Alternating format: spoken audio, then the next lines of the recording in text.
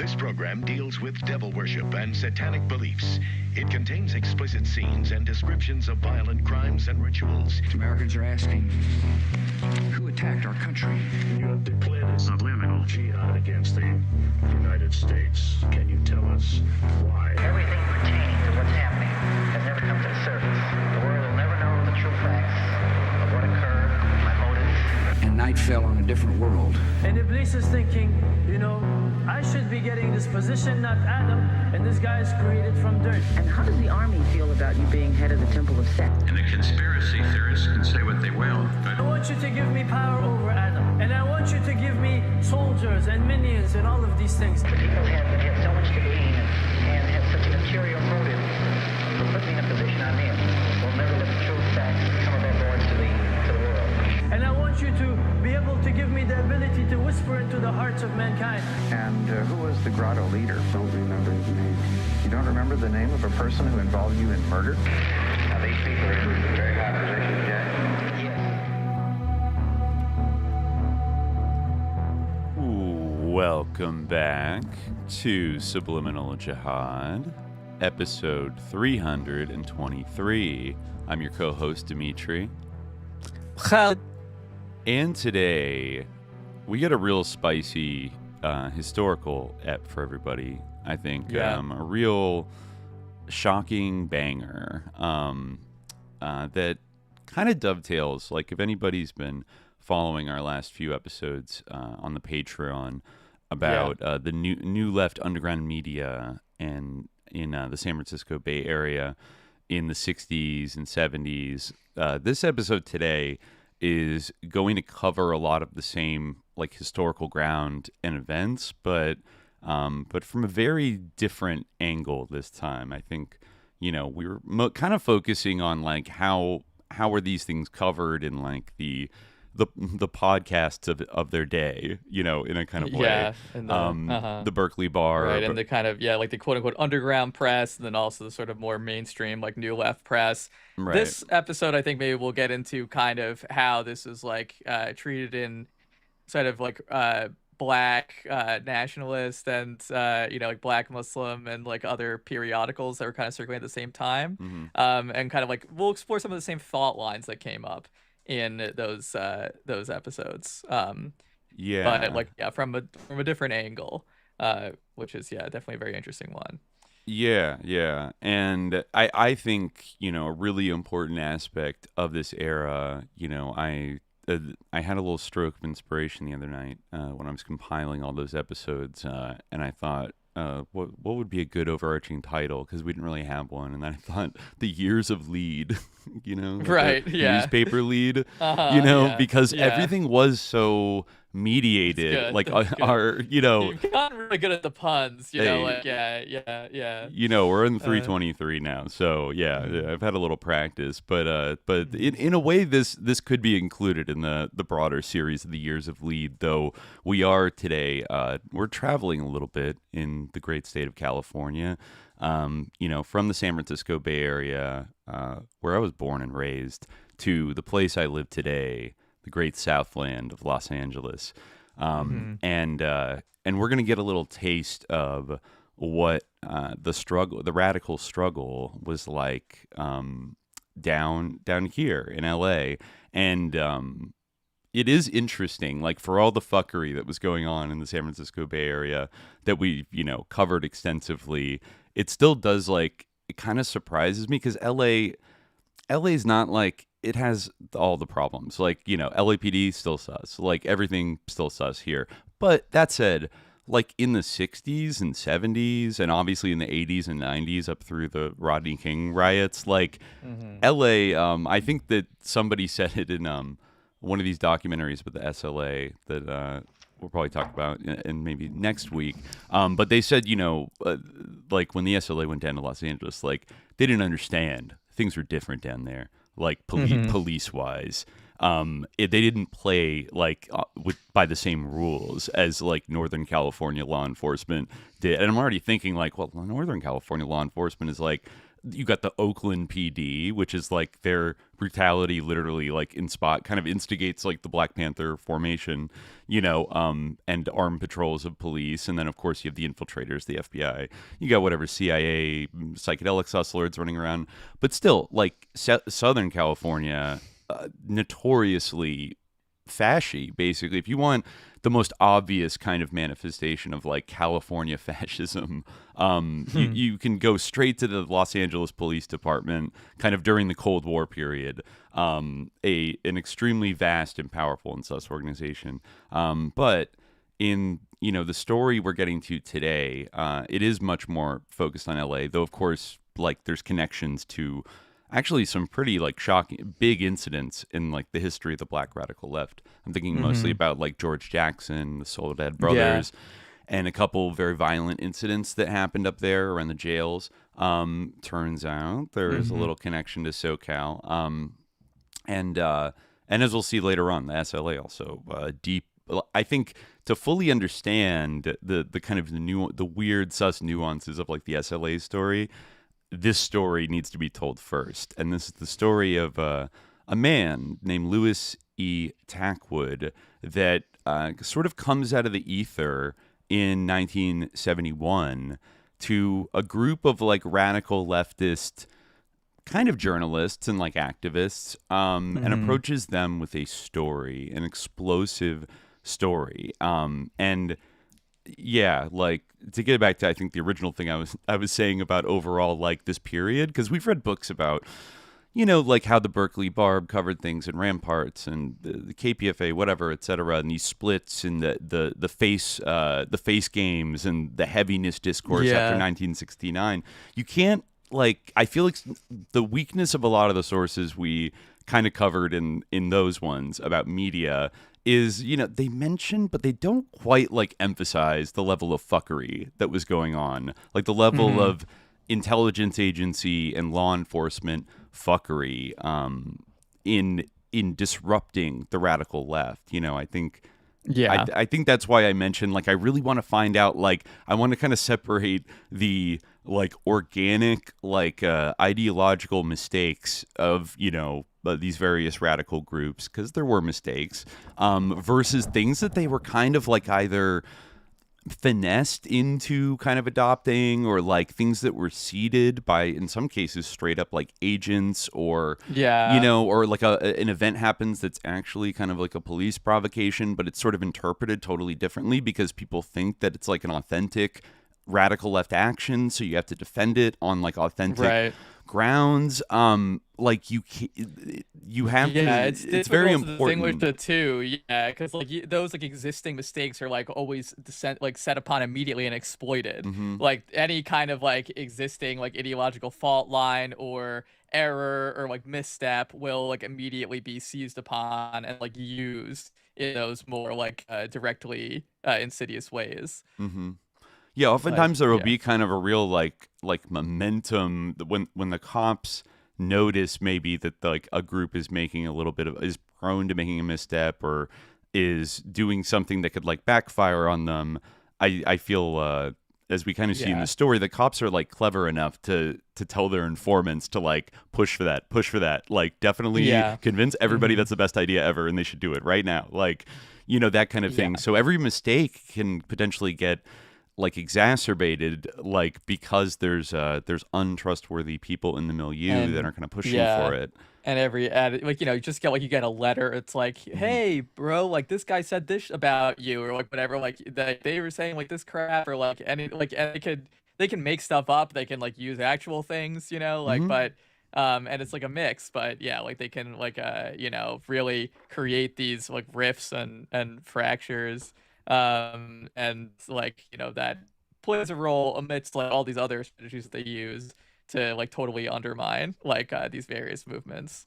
And I think it also it underscores like the importance of this stuff, underscores the like that you have to consider like the aspects of like kind of organized conspiracy by the ruling class and its agents, the pigs, the police structure, Right. which yeah, I'm back leaning more into pig positive territory.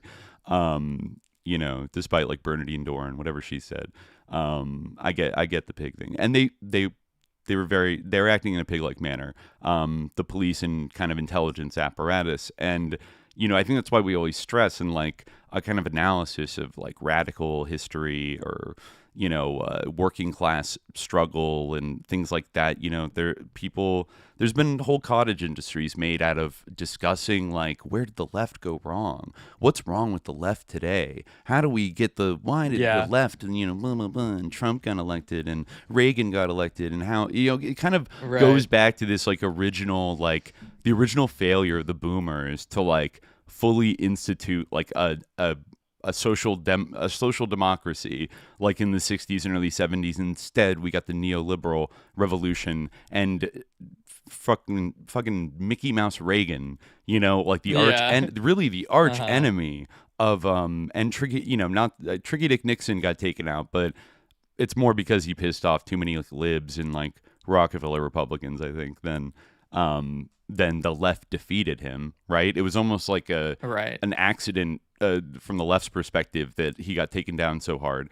But then, Ronald Reagan is the true kind of revenge of like fascist pig California that comes back in the 80s. And, it's like it is really dispiriting that so much of these radical leftists in the 70s who were really right on. I mean, some of them were killed, some of them were driven into exile or put into prison, but a lot of them weren't. And I don't know, I mean, some of them kept up like the good fight and whatever throughout the 80s, but it's like you would have thought that 1980 Reagan gets elected and starts doing all this psycho shit, that this would be another resurgence point for like the radical left that had been fighting him for decades at this point, but like they're kind of nowhere to be found in the 80s.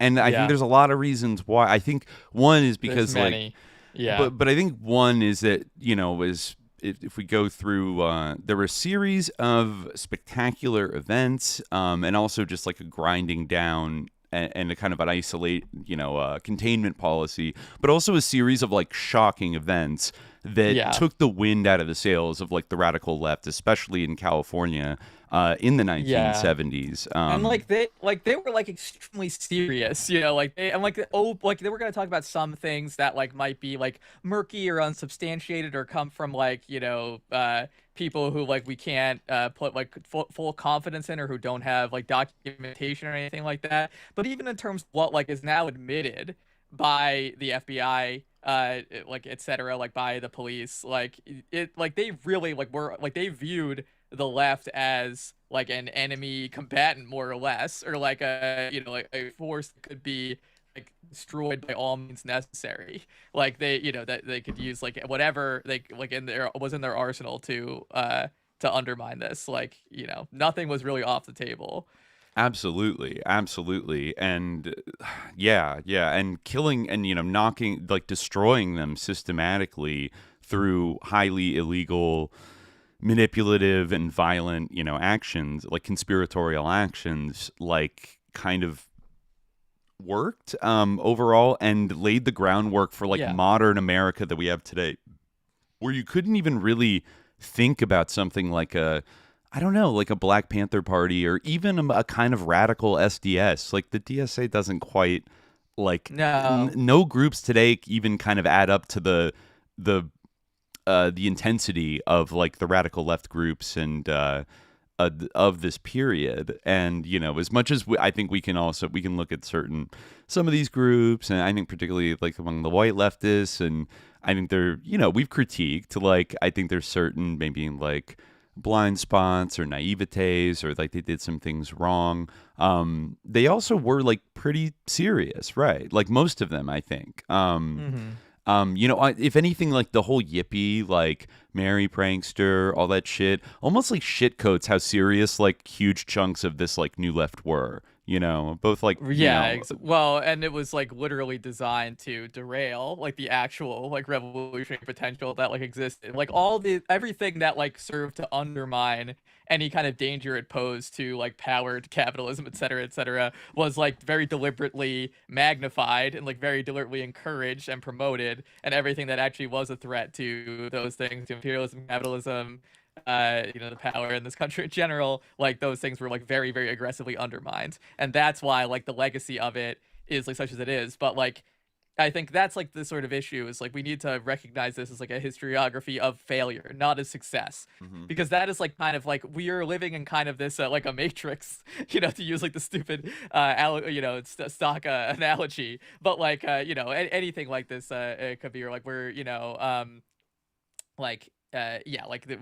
we have like a false narrative that is like so ubiquitous, where like this the 60s or radicalism like was a great success and we made all these achievements, and now look, we can even have someone like Hillary Clinton running for president, and it's like, what, like this is kind of opposite world. It's kind of like the Man in the High Castle or something, to use another pop culture illusion, right? Like it's like we like have this totally false understanding, when really this should be about like how like that whatever was positive about that movement, and really what that movement was in any kind of like essential way, if you could talk about that, then it would have to be about this movement being totally crushed and destroyed, in a small, in some way co-opted, but and very like much repressed. And at the same time, I do want to emphasize, because like I said, there's been so much discourse last like 50 years and still to today about like this kind of navel gazy, like, oh, like what did we do? Like we didn't, was it because we were too strident, because they used too much heavy language? Was it because they were too woke, because they're too feminist, because they didn't focus on the hard hat worker enough, or like all these different things? The number one is like they were annihilated in a brutal class war program, like by like the ruling class of capital conspired extensively and used this opportunity to destroy the radical left as like a kind of an excuse and like an opportunity to build the first like nation like interlinked, kind of like an interweb or an internet of law enforcement. I think what kind of really strikes me about this book, which I'll get into the intro in a second, is the amount of times the LAPD, infiltrator Louis E. Tackwood like keeps talking about like, you don't understand, man. There's a building downtown with a big computer. It's got everybody's name in it, and like any other police department can like look it up in 5 seconds, and like you'll never have there's no chance to start over again in America. If your phone's bugged, it's only because they want you to know that your phone's bugged. They want to start a situation, and like freak you out. But he's talking about shit like this is right after like ARPANET goes online in Los Angeles in the Bay Area. In I think 1969, like the first kind of academic research, like internet network is activated, and at the same time it might have worked a little bit like differently. They might have been using older computers, but like the police departments of America were in the process, like in partnership kind of with the FBI, of like linking all of their intelligence databases and their files into like a national database, which I think would eventually, I think like by like the 80s it would be fully operational. And now we don't even think about it, like one, they just have like the internet. Of course they could do that, right? But like this was presented as like, it made me think about, I think what we're going to talk about next week, like Palantir, their dominance in the world. And this is the America we live in now. Like this book has a very chilling thing about like kind of like Californian technocratic fascism. Like there's a type of techno-fascism that is being developed in California, not just in Silicon Valley, but in the halls of the LAPD, in these like secret intelligence units. Yes. And actually he claims that California was like chosen, and LA specifically was chosen to be like the pilot city for this national system that like would be built, and it would be able to track like all radical subversive elements, anybody who's a communist, and that way they could move to another state, you could still grab them easily.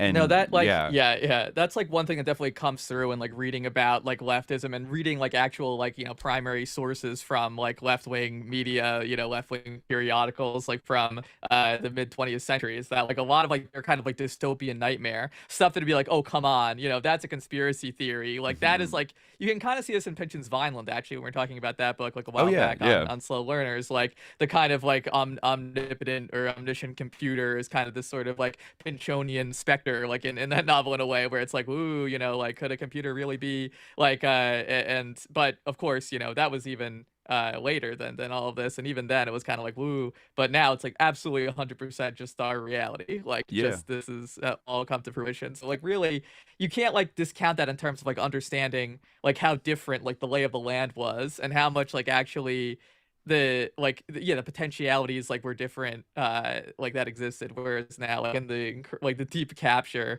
that we currently exist in, I mean like I'm looking at myself like in this little box like saying this on my stupid screen, and I'm just like, God, you know everything is now filtered kind of automatically through surveillance systems. I mean, the other thing that really jumps out at me is like whenever any of these books or journalism from this period talk about the NSA, it's like nobody's ever heard of this before. They're like there was somebody from the National Security Agency, a highly secretive and like mostly unknown thing, and like they don't even know what it does. Like in the 70s, it wasn't like acknowledged to exist until like relatively recently. No like such agency is what they called it. No such agency. Right. And I think now it'd be like, they do cryptography and computer stuff, obviously. But like, I mean, we live in like a post-Snowden. I feel like even before Snowden, we like kind of knew vaguely what the NSA like did. But like in this era, it was very, very secretive. And it sounds like they had a lot of field agents that weren't just doing like computer code breaking, but were like out. It was kind of like if you needed some real deep state motherfuckers to go out and like do some shady shit, like send out some NSA people. There were domestic spying operations like by the NSA like during this time. I remember like there was one like targeting the Nation of Islam and Malcolm X and like people around him, like that was run by the NSA. It seemed that just like with Ramparts getting investigated by MH Chaos, it seemed like the modus operandi was to make the excuse that you were investigating foreign backing of any radical group that you didn't like, and then that gave them basically like legal carte blanche to wiretap them, bug them, surveil them, whatever, and like fuck with them because, we got to find out if, but then of course when they would find out, like in the case of Ramparts, that they weren't getting money from Cuba or Vietnam or the Soviet Union, whatever, they still found ways to fuck with them. And then in this period, specifically, the first term of Nixon, you do see a kind of, it's hard not to be reminded a little bit of what we're going through right now, where Nixon, like obviously COINTELPRO was going on, like in the 50s and 60s. And there was fuckery. There's MH Chaos going on in the late 60s. But Nixon even throws aside kind of the light kind of regulations that were put in place by Attorney General Ramsey Clark under LBJ, and just starts making the argument that like the FBI can literally wiretap like anybody because like national security, and just like almost like the way the Trump administration now is like just throwing away any kind of like legalistic pretext for like what they're doing. And just being like, we're the executive, fuck you. Like, we can do it. And I think that, that's like, it's different degrees of the same thing. But it also there was this very kind of scary, like, nexus around Richard Nixon in the early 70s, almost comparable to what you would see, and it's probably the same nexus that honestly was around Governor Ronald Reagan at the time as well, right? You couldn't have a more friendlier, fashy asset in the governor's mansion, during this exact period, right? Than Mickey Mouse Reagan, and so I think eventually, just like we touched on as well, I think there was even a little bit of an intra-elite like class dispute over some of this stuff. I think even some of the old kind of waspy Republicans who kind of got frozen out by the Nixon White House because, like John Ehrlichman didn't like, the chair of the RNC and whatever, like they kind of got a little frustrated with Nixon. I think then even maybe his super right-wing supporters in his second term, when he opened up to China and kind of made a peace agreement to like pull out of Vietnam and things like that, they might have been like, hey, bro, what the fuck? Like, you're supposed to be our anti-communist warrior. Like, what the fuck? And I don't know, like, Nixon's such a murky a personality. I mean, a little bit insane, knew where all the skeletons were buried, kind of thing. I almost feel like, he came out the gate in his first term hot and was fully on board with crushing the left by all of these dirty methods, like full endorsement, total, epic fury, like destroy them by any means necessary. And then maybe on the international scene, he was like, maybe he was influenced by Kissinger or whatnot, and believed in like realpolitik and like détente, opening up to China and playing a little more delicate, a game that you would expect like the Northeastern establishment to play. Like, let's become friends with China, and then like subtly use them to like undermine Soviet support and blah blah blah. But I don't know, and maybe these things kind of caught up with him. In fact, the Nixon thing, like even Watergate, like weaves through this story of Louis Tackwood in ways that I was actually shocked that I had never really like heard about. You could even, some people kind of make the claim later. I listened to some later coverage, I think on KPFK, Pacifica Radio in Los Angeles, with one of the authors who worked on this book we're going to talk about. I think it was Donald Freed. Honestly, kind of a, I don't say this often, but I feel like Donald Freed, pretty based, holds up pretty well from this era. He did a lot of like investigative work on like both the JFK assassination. He was part of the group, the Friends of the Panthers, kind of like white supporters of the Black Panthers. Was very close with Huey Newton, etc. But I think he said that that the something about how the Watergate break-in, like the fact that they got caught, disrupted a terrifying plot that like Tackwood was trying to warn people about, that like might have happened at the Republican National Convention in 1972. Yeah, right. A Reichstag fire. Yeah, yes, exactly. That's actually a big part of it, because this comes out in 1971. Like the late 1971 is when Tackwood goes to these people, and it's like that's one of kind of the impetuses for him wanting to like come clean about what's going on, is he claims to have information on like a Reichstag fire type like false flag terrorist attack on the Republican National Convention that will trigger martial law and like an excuse for Nixon to like cancel the 1972 elections and round up all the hippies and radicals and Black Panther type people into like concentration camps. And it's just interesting. I mean, we'll revisit that later. I think it was even called by some people Operation Gemstone was like the name of this thing. But there are some really like creepy, weird connections between a lot of the Watergate personalities and like some of the people that Tackwood was kind of like aware of, and that kind of shit. But anyways, maybe I'll read. Let me see if I can bring it up here real quick for y'all. This book, I would highly recommend this book. It's a little bit tricky to find like a good copy. There's a copy of it on archive.org, but it's like a really crunchy scan that is hard to read. But I think if you go to, there's that like Polish website like documen.pub or something. Like you type in Glasshouse tapes, you could find a good PDF scan of the paperback. The book came out in 1973, but the allegations contained in it were released to the press in late 1971, and they were, I'll give credit to where it's due. They were broadcast on a press conference at KPFK Radio, Pacifica Radio Los Angeles. It was simulcast on WBAI in New York and KPFA in Berkeley. And the book does credit, I'll say up the front, like KPFA or KPFK and the Black Muslim newspaper Muhammad Speaks were like the two like news outlets that covered this story with the satisfactorily, according to the authors. Right, Whereas yes. like the mainstream ones, like it varied from kind of arming it outright. I mean, like, you can't trust this guy, to kind of like, yeah, oh, interesting story, but who can really say, that kind of shit.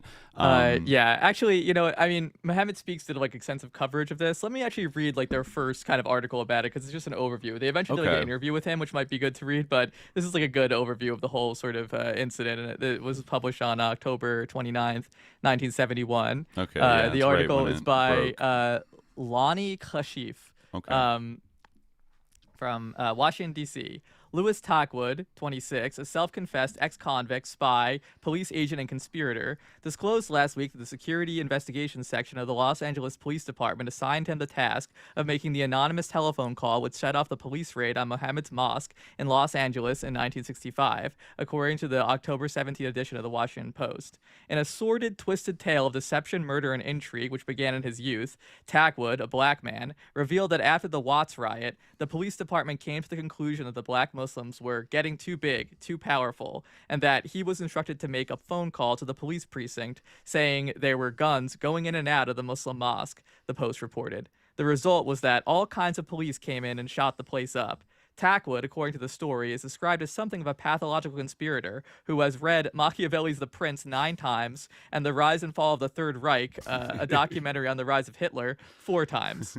While the Post story focused romantically upon the conspiratorial profile of Tackwood, this vicious web of government-ordered assassinations, plots, and counterplots is more worthy of horror than romance. Tackwood, quoted as calling himself the master of conspiracy, is reported now to be broke, without a job, and hated by the people on whom he informed, his main stock in trade. His fate now, according to the story, is in the hands of a leftist radical group operating out of Venice, which reportedly arranged for the Free Press in Los Angeles to publish his activities in a book on police intelligence and activities. Claiming to have infiltrated several groups, including the Black Panthers, Tackwood boasted intimate involvement in activity ranging from informant to negotiation of killing the Black Panthers by, quote, U.S., a group led by Ron Karenga, or us, it's probably called us, on the orders of SIS, the police spy unit. Tackwood said he frequently brought money to Karenga and told him to that is kill, Panthers, the Post reported. Tackwood, whose spy activity included such things as buying arms and dynamite to protect his quote-unquote cover, was recruited by LA police in 1962 after he was arrested for auto theft.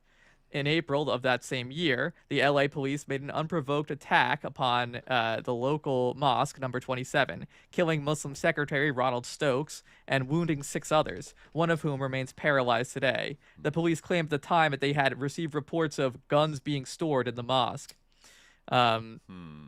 He goes on. For the cooperation, Tackwood reportedly told reporters he was granted immunity from prosecution. He was arrested at least a dozen times in the 9 years following his initial complicity with the police, but spent little time in jail. I had a free hand to do what I wanted. Anything I did was okay. Like saying, go out and commit all the crimes you want, and if you get busted, they'll pull you out, he was quoted as saying.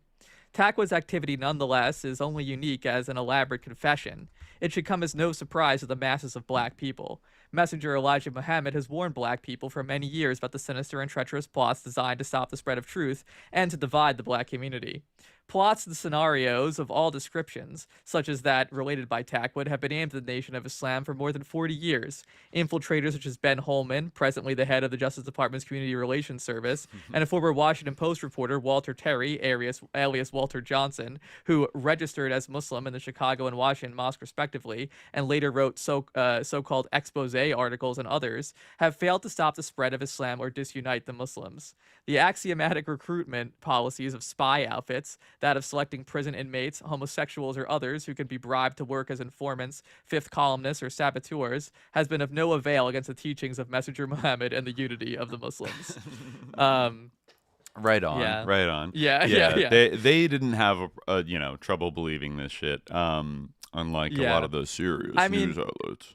Well, I mean, say what you will about Muhammad Speaks, but they definitely had a good geopolitical perspective. Oh, yeah. Unlike Ramparts, their take on Israel was very principled, and they understood the situation perfectly. I mean, literally right under that article is an article criticizing Reza Pahlavi and talking about U.S. imperialism in Iran. I saw that. Yeah. That was a pretty righteous issue. And Yeah. Flipping around some Black Panther newspapers as well, I was actually really like struck by the quality of like their like global political analysis, and like, you know, it's written in a bit of a hip, like punchy style, but it's very serious. Like it's not like, you know, sometimes like these books we read where I sometimes worry that like they're cherry picking too much. Like, yeah, Eldridge said once, like, kill a pig today. Like, but like that wasn't like the normal output of the Black Panthers, nor was it like the Black Muslims like doing crazy, like, oh, we gotta go kill Whitey, whatever. Like, you know, that like I think that it was a little more. It wasn't quite as ubiquitous as some of these authors like to paint it, but Well, I think like this is something that I wanted to mention before, like when you were talking about like, oh, you know, where did we go wrong? Were we to this? Were we to that? Like, did we rhetorically, like misstep in one way or another? A lot of that, like actual, like kind of like hemming and hawing and that kind of, wrangling over that type of thing was like also like encouraged by like the FBI and by, these like intelligence agencies. Like they like wanted to discredit these groups and portray them as crazy or unreasonable or unserious or criminal. Like they like that was like a huge part of what they were doing. To bait them into a shootout so that they feel pressured to like be hard and like be heavy, and then they do something and then it triggers a police crackdown. It's not a new strategy, by the way. It's one of the things I like about the Glasshouse Tapes book is it goes back into the history of the LAPD and actually ties it. You know, it's very concerned with his idea of like the informer, the agent provocateur, which Louis Tackwood was, and how there's like a pretty long history of that, happening in American history. I mean, if you want a really good example, go back to last year, our episodes about the Molly Maguires, and that was Irish immigrant coal miners in the late 1800s in Pennsylvania, but like via the Pinkerton Agency, you can see a kind of like a similarity, but certain similarities between the personalities of James McParland, the Irish spy sent in, who then became the heaviest of the heavy, didn't he? Right? Yeah, right. Of like just running down a hill with 2 fucking guns, like drunk and fighting people all the time, and like it's time to do action. We got to kill these mind bodies, like that kind of shit. And then he walks into court and gets all these guys hanged, and confesses he was an agent, or more contemporary to this example, crazy Tom Mosher. I meant to go back and listen to our episode on that. That was like episode 99 that we did, but I think there might even be literal overlaps between Louis Tackwood and Tom Mosher, because I remember in that there was a lot of talk, a lot of fuzzy talk about Black Panthers were in the Santa Cruz Mountains training people with explosives, right? Mm-hmm. And like Tom Mosher was kind of involved in like roping people into like going there and stuff and trying to get like some kind of bombing plot to happen. And, he was an FBI informant the entire time, but he also was this tough white boy from the streets of Chicago, a little punk rocker, fucking fuck you, like up against the wall, motherfucker, just like a little bad boy. And was constantly kind of like flexing on anybody that wasn't as hardcore as he was. And then it turns out he's like a fucking FBI guy the entire time. So, I think the only thing I'm convinced of in terms of like, was the left to this or not enough that or this or what, the only thing I could say confidently is like they could have been more noited, and a lot of them were, but like in general, like you almost couldn't be noited enough in this era. Like, you really couldn't, because like being noited like also was like a tactic that was like, or maybe like I don't know, vigilant. Like, maybe vigilant being is vigilant, the best thing. Yeah. Like they wanted to like encourage paranoia. They wanted everyone to be pointing fingers at each other. Well, yeah. Yeah. As we always do, I think critical paranoia is better than just like freewheeling paranoia. Right. I mean, there's definitely cause to be paranoid, but people also like kind of allow themselves to be manipulated. So maybe vigilance is the better word. Like very, very vigilant. And I do want to say, like, given that like Pacifica Radio was one of the organizations that like covered the Louis Tackwood story pretty heavily, that it's not like some of these media outlets that we might have seen as like a little bit I don't know, compromised or something like that. like they did do a pretty good job for a while, like in the 70s, of airing out these quote unquote conspiracy things. I mean, they would have Mae Brussell on, they would have Donald Freed, one of the people on this committee, to talk about these things. It just like it didn't like stick. Like eventually, I don't know, like something happened throughout the rest of the 70s where I'm actually like impressed by how kind of like noited and like vigilant people are being in like 1971 to like 1975. Like they're on a lot of issues, like they, you know, and then like the church committees came out, and then Watergate happened, which is like even normies had to like admit that all these like terrible, weird, illegal things were happening in the halls of power. But it's like crazy that like then 5 years later, Ronald Reagan gets elected in a landslide and like is actually like, actually that was good, and then everyone just goes along with it. Like it's mine, and you can't blame that, I guess, like solely on like, oh, the left, but I would say that like there's almost been like a lost legacy of even the people that participated in this era. Like some of them went on to be like vigilant for life, you know, and were like didn't, you know, lib out or whatever. But like a lot of people did kind of lib out and check out and kind of just become like yuppies and like liberal yuppies who lived in the fucking Bay Area and were like, oh, and then we're like susceptible to getting psyoped by like fucking Stuart Brand and whatever bozos were left, whatever bozo icons were left standing from the counterculture to like promise them the internet's going to be like bring utopia and blah, blah. And like, we should just vote for Democrats and it'll be fine, et cetera, et cetera. Like there, you know, like you hate to see it. So I think for like leftists today, like I'd like to reconnect us to the history where like everybody, even if you're, you know, KPFA getting Ford Foundation money, you were like being noited to some degree and like taking this stuff seriously. And you know, maybe even like the influence of like the high esteem that that the white leftists in like Berkeley and San Francisco held for like the Black Panthers, I think in a lot of ways is like productive because they were willing to take the Black Panthers seriously when they were, or you know, the Black Muslims seriously when they were saying like, no, this shit is going on. You know, it's like, wow, we have to like, and maybe we can tie it to other like crazy kind of deep events that like are happening. You know, Peter Dale Scott was on the radio, like the alternative press and everything during this period. The Berkeley Barb actually printed a pretty good coverage of the Louis Tackwood story that I forget, it was like a reprint of one of the LA Underground Press articles that also was like the writers of this book thought it was like a pretty good, you know, coverage. So like the Berkeley Barb, you know, they were being with it and everything. And then just like, yeah, like it still felt like people's consciousness was being raised in this period. But then, you know, then we look back and read some of these books today and it's like, oh yeah, the left was totally like annihilated and like, you know, disorganized and a non-entity by like 1974, you know, or something like that. Like by the time Watergate, you know, hit and the Vietnam War ended.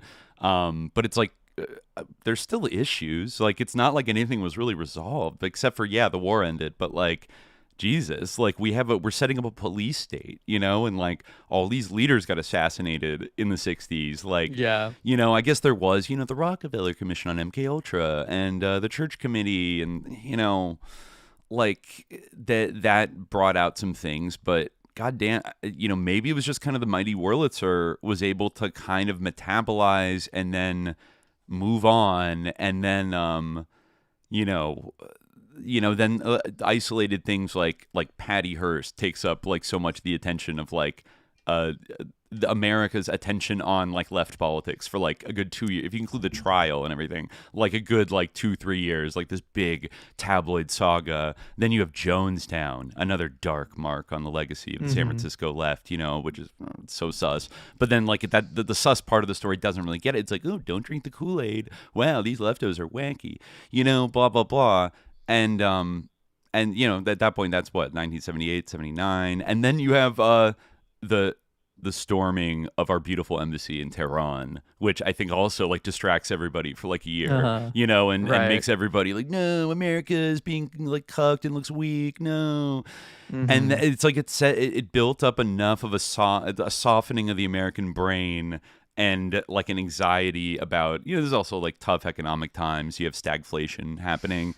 high oil prices, all this stuff. Yeah. Somehow, like they're able to slide back in. I liked this article that you dug up on JSTOR by Gary T. Marks. Thoughts on an elected category of social movement participant: the agent provocateur and the informant. Oh yeah, which is like kind of like an interesting, like it's like a sociological analysis of like the role of informants and agent provocateurs in social movements, kind of arguing that like the role of such people is like not adequately taken into account by the discipline of sociology.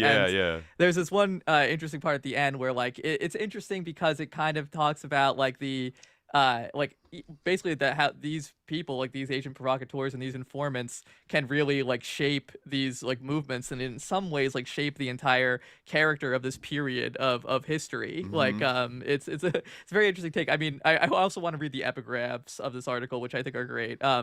We shall provoke you to acts of terror and then crush you. ZB Zubatov, Tsarist police director. Oh yeah, that's that's actually the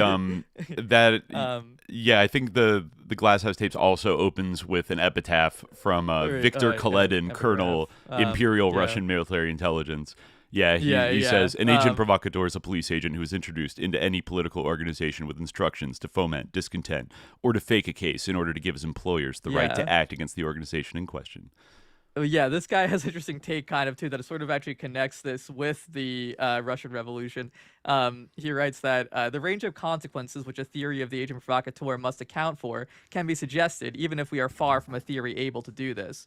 The movement may sometimes benefit from the presence of an agent. Specious activists may help perpetuate a protest group by offering the kinds of resources and moral support that are often in short supply among those who take highly unpopular positions and engage in illegal actions. Because of their need to be accepted, agents often work very hard and are often very successful at gaining new recruits for the movement, and even at starting new branches of a movement. Even acts of violence provoked or committed by agents may have consequences quite different from those desired by authorities. Given the dynamics of social movements, it is sometimes a risky business, from their perspective, for status quo elements to go around provoking protest. In an atmosphere of intense grievances, such as early 20th century Russia, such actions may backfire. And the footnote says, the case of the Russian police-sponsored labor unions, some of which got out of hand and joined the 1903 general strike, and of Malinovsky, a police agent, close colleague of Lenin, leader of the Bolsheviks inside Russia, and a Duma deputy, are examples. According to Wolff, both police and Bolsheviks set to work with great energy to secure their candidates. Duma election, the whole machinery of the Department of Interior and its police were mobilized to further Malinovsky's for fortunes. Yeah, there's no hyphen. Yeah. All the more popular of his potential rivals were eliminated by the simple expedient of throwing them into jail. Malinovsky's actions were a crucial factor in the split between the Mensheviks and the Bolsheviks, a split desired by both police and Lenin, which may have aided the revolution. But returning to the body, the strategic consequences envisioned by radicals may prove more correct than those envisioned by authorities. Organizations may profit from dramatic events that serve as example and inspiration to others. The subsequent repression of the group may create martyrs and sympathy for it and help to publicize its cause. The exposure of the role of the agent provocateur may further reduce the legitimacy of the government. Yet, the negative effects are more apparent and, on balance, more damaging. Discovery of an agent, and even perpetuation of the myth of the agent, may lead to feelings of demoralization, helplessness, cynicism, and immobilizing paranoia, and can serve to disintegrate a movement, particularly if it is loosely structured, as was the case with many movements during the 1960s. When he is not discovered, the agent may encourage internal divisiveness and lines of action that are self-defeating or not in the best interest of the organization. A democratic organizational form may be made impossible. Agents who rise to positions of leadership within the movement may have an important effect in shaping policy. The agent may directly or indirectly contribute to the violence and illegality associated with the group by the actions he takes to gain access to and to maintain credibility, through his efforts to entrap others in illegal activity, through the often violent response of activists to his presence when he is discovered, and the subsequent counter-response from authorities, and through the various self-fulfilling effects noted throughout this paper. This can serve to stigmatize the movement as violent, alienate it from its potential constituency, and focus attention away from the basic issues. Its leadership may be decimated through imprisonment, and all the movement's resources and energy may have to be put into security, self-defense, and legal needs, even if activists are often not convicted. The role of authorities in a democratic society in driving groups underground and making them revolutionary, or more revolutionary sooner than they might have been, by denying them the opportunity to retain the reformist stance they so often begin with, has been noted before. The Panthers, for example, started as a local reform-oriented self-defense group that became increasingly revolutionary and violent in self-defense or retaliation. Their subsequent development was certainly a response, in part, to their internal ideology and the characteristics and wishes of members. But it is as certain the killing of Panthers by police, raids of questioned legality on their offices, extensive surveillance and use of undercover agents, denial of basic civil liberties such as the right to make political speeches and distribute their literature, excessive stops for traffic offenses, general harassment, and their stigmatization by national political leaders had an important effect on their subsequent ideology and behavior and helped, to some extent, make true the original police assessments of them as a violent revolutionary group. The FBI, with agents on both sides, apparently played an important role in the split that occurred in the Black Panthers between Huey Newton and Eldridge Cleaver factions. It is only through studying the interaction between the Panthers and social control agencies that the development can be understood. Yeah, absolutely. Yeah. I would like to read one day. I didn't have time this time, but Huey P. Newton eventually got a PhD in in the history of consciousness program at UC Santa Cruz. Oh, hey, yeah. Which probably had some sus people connected with it, I would imagine. UC Santa Cruz is kind of a funky place, but it was actually advised by Donald Freed, and it was called War Against the Panthers: A Study of Repression in America. So I imagine he probably has a lot of information in that about, especially looking back from 1980, what was happening. There would definitely be agents that were uncovered throughout this heightened period of the late 60s, early 70s, that actually got into some pretty high places in the Black Panther Party. And this book does discuss it, but yeah, maybe we should get into the informant himself, Louis E. Tackwood, and I guess the intro in this book here, I'll bring it up. Will also tell us a little bit about the group that he approached, and actually, I think I get a lot of respect, I guess, for this group. I think this group was a group of pretty heavy hitters and straight shooters, all things considered, in this era. This is the Citizens Research and Investigation Committee, or CRIC, based out of Venice, California.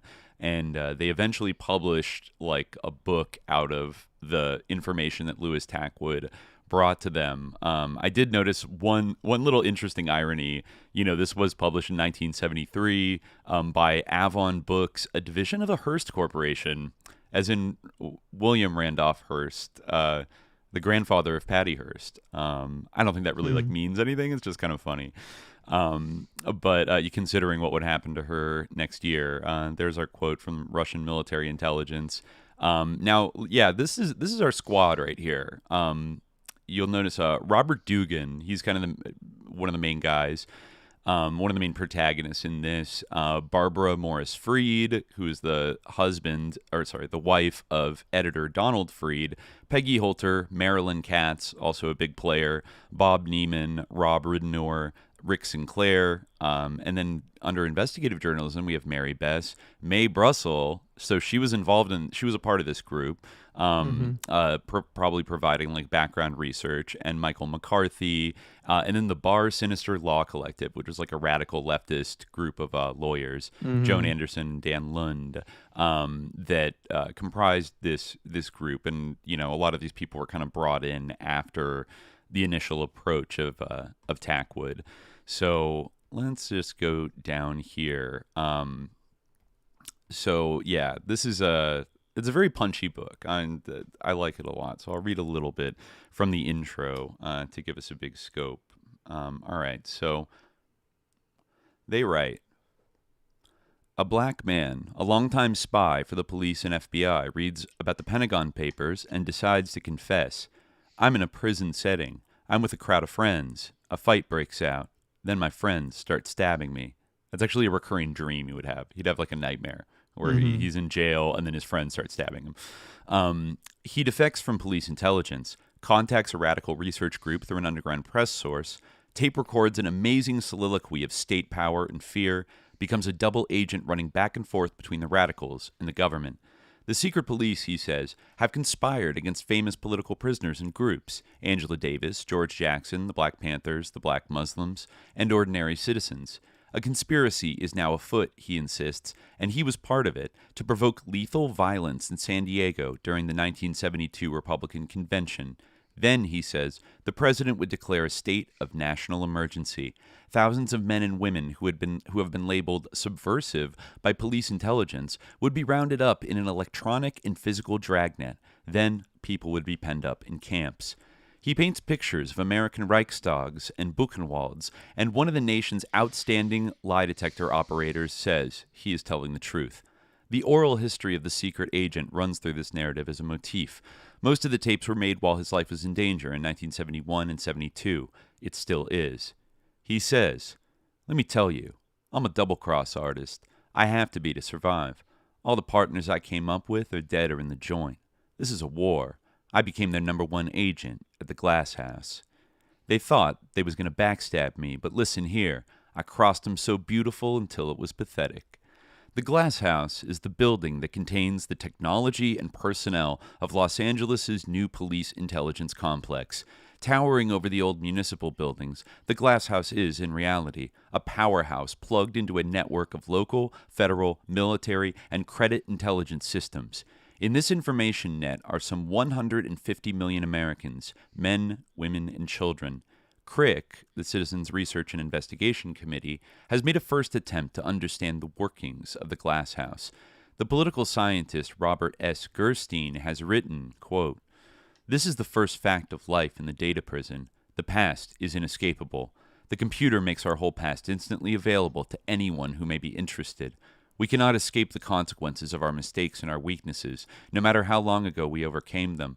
Our capacity to create ourselves anew, to be what we choose to be without regard to what we may have been, will constantly be limited by the persistence of the image preserved in the computer."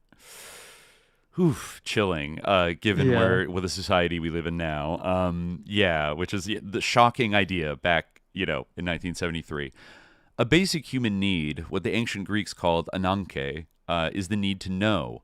Our Constitution gives us the right to know. Now the question is simply, whose need to know is greater, the few people with power or the many excluded from and deprived of power? CRIC is a function of this need of the people to know and to understand those secret forces and official conspiracies that deny most of us the autonomy of our lives and control of our institutions under the guise of law and order, national security, top secret eyes only, and always need to know. In a state of shock from the dizzying speed of change in our time, it is we who need to know, literally, to survive. Louis Tackwood is a creature of the Glass House. He is merely the restless figure in the foreground against the overpowering background of the state, but his lie, through propaganda, becomes our truth, his nightmare, our dream. All right, that was by Donald Freed and CRIC, and let's go down to part one. I think this is Robert Dugan and Marilyn Katz. These are the people that came into contact with Louis Tackwood. I guess, they were living in Venice. Robert Dugan had just returned from a trip to Latin America. Part of his deep lingering compulsion to be close to the Latin American revolutionary movement, he was in Chile when the first Marxist to be peacefully elected president of a country anywhere in the world was inaugurated. He danced in the streets with the thousands of people the night Allende was elected, witnessed their mirth, applauded their militancy. He was glad to be home. Venice was home to Dugan, even though there was no family to return to, no building he called his home, just a feeling that could not be duplicated anywhere else. Yeah, people forget now that Venice is bougie again. It was kind of run down and funky in like the 1960s and 70s, kind of a beatnik enclave, if you will. It also says that Venice is one of the selected areas of the city where the Metro Squad of the LAPD carries out its dry run riot training. So I guess they'd stomp around on like Venice Beach and do like riot exercises, and arrest people as like part of the practicing. Kind of messed up. But anyways, the telephone in Dugan's apartment shook with a ring. An unfamiliar voice identified itself as Mike McCarthy. "Look, I have an important story under my wing, and I want to talk to someone I can trust. We have a mutual friend who recommended you to me. He told me that you were interested in what I just came across. It's urgent that we meet immediately." Christ, what is it this time? Dugan wondered.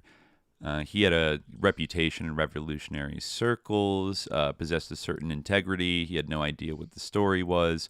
So he left the apartment and plunged into a story that assaulted the imagination with an imagery that stood in the twilight between fiction and nonfiction, the world of the professional secret police spy. The setting for the meeting with McCarthy was incongruous. The house sat on a half-acre of land in an exclusive section of Pacific Palisades, a piece of ostentatious colonial architecture in the $100,000 price range. I guess that'd be the multi-million-dollar house today. The old mansion was complete with plush carpeting and high ceilings. Yeah, it is odd. I guess McCarthy owned this like mansion in the Pacific Palace. It's never explained like whose mansion is this. But I guess maybe it was the LA Free Press writer Michael McCarthy. He was a staff writer on political affairs for the largest underground weekly in the country, LA Free Press. He recited the story of a man who approached him earlier in the week and who claimed he was an undercover agent for the criminal conspiracy section of the LAPD. McCarthy said he talked of police conspiracies and frame-ups that the police were organizing against militants. McCarthy then began talking about his own background and how he himself had only recently gotten out of San Quentin, where he had been a friend of the Black revolutionaries, George Jackson and Huey P. Newton, and had known Eldridge Cleaver before Cleaver had been granted parole. Wow. So this guy goes pretty deep. He had met them during a 7-year period in prison behind a robbery of $7 worth of gasoline in a gas station. He had pulled the robbery out of pure desperation in order to get state aid for psychiatric care. It was an idle gesture. He was given an indeterminate sentence in the state pen. He came out a revolutionary. Much of what this police informer had to tell him corresponded to what McCarthy knew to be the mode of operation of snitches in the joint. McCarthy was thus in a unique position to judge the accuracy of parts of the informer's story. So I guess McCarthy was not, he was an ex-con, like he wasn't a rich guy. So I don't know why he's at a rich guy's mansion. Anyways, it was one of the few things in this book that like nagged at me. I'm like, why is he hanging out at this mansion in the Palisades? But anyways, the bizarre logic of random coincidence brought together for a brief period the three disparate lives of Robert Eugene Dugan, Michael McCarthy, and Louis C. Tackwood. As the days and weeks of late summer slipped past, Tackwood's revelations would affect an ever larger circle of people. As McCarthy began to unfold the story, the first thoughts that came to Dugan's mind dwelt on a setup. It was possible. Only months before, he had narrowly escaped being entrapped by a police undercover agent, James Jarrett. This is funny. Jarrett was an ex-Green Beret who had joined the LAPD intelligence squad and was assigned to infiltrate leftist political parties. His conception of the left was theatrical, borrowed from the I Led 3 Lives vision of the 50s, and mixed with a little of the modern Mission Impossible. Jarrett even covered his masquerade with a costume. He was never seen without his wraparound dark glasses, his field combat boots, and he always sported a jungle camouflage windbreaker. You always expected the green beanie to leave a meeting by helicopter and to arrive accompanied by a squad in assault formation. It's funny that this guy chose this look to go in to infiltrate the left, of just being like an operator. This Graham Plattner ass motherfucker is like, hey everybody, like I'm a leftist. Anyways, Jarrett set up a meeting between himself, Dugan, and the author Donald Freed, which became the pretext to plant hand grenades on Freed and actress-activist Shirley Douglas Sutherland, the daughter of a famous Canadian political leader. Dugan missed inclusion in the conspiracy only by being out of town. So that's actually funny. Shirley Douglas Sutherland at the time was the wife of Donald Sutherland and was also the daughter of, I think, one of the top politicians in the the New Democratic Party, the New Democrat Party in the NDP in Canada. So, somebody from a high perch herself, but, it kind of explains why Donald Sutherland played like Mr. X in JFK. He was actually kind of down with like the Panthers and and his wife at the time. They were mixed up in some of this, but damn, they tried to, frame all of them with hand grenades, right? Dugan had learned something since then. The thought of a new entrapment made him wary and toned his reflexes for suspicious patterns. Trying to detect any possible flaw, he listened carefully to McCarthy's story. The risks were obvious: conspiracy to receive stolen documents, bribery, and solicitation of confidential police information. But there was no crime in listening to a police informer tell the story of his life or describe the nature of his work. He felt he had to go ahead. McCarthy ran through the possibilities. Quote, Tackwood could just be fishing. You have to remember that when he came to us with his story, he hadn't been on an assignment for the LAPD or the FBI since the Berkeley councilman's campaign. More on that in a bit. It's possible that he's just fishing for a case to give them, but to go fishing blind doesn't make much sense. He had no way of knowing who he would be speaking to. So that doesn't jibe. Maybe it's just money, Dugan wondered. McCarthy said Tackwood had told him, I don't want no thousands. Just give me what you think it's worth.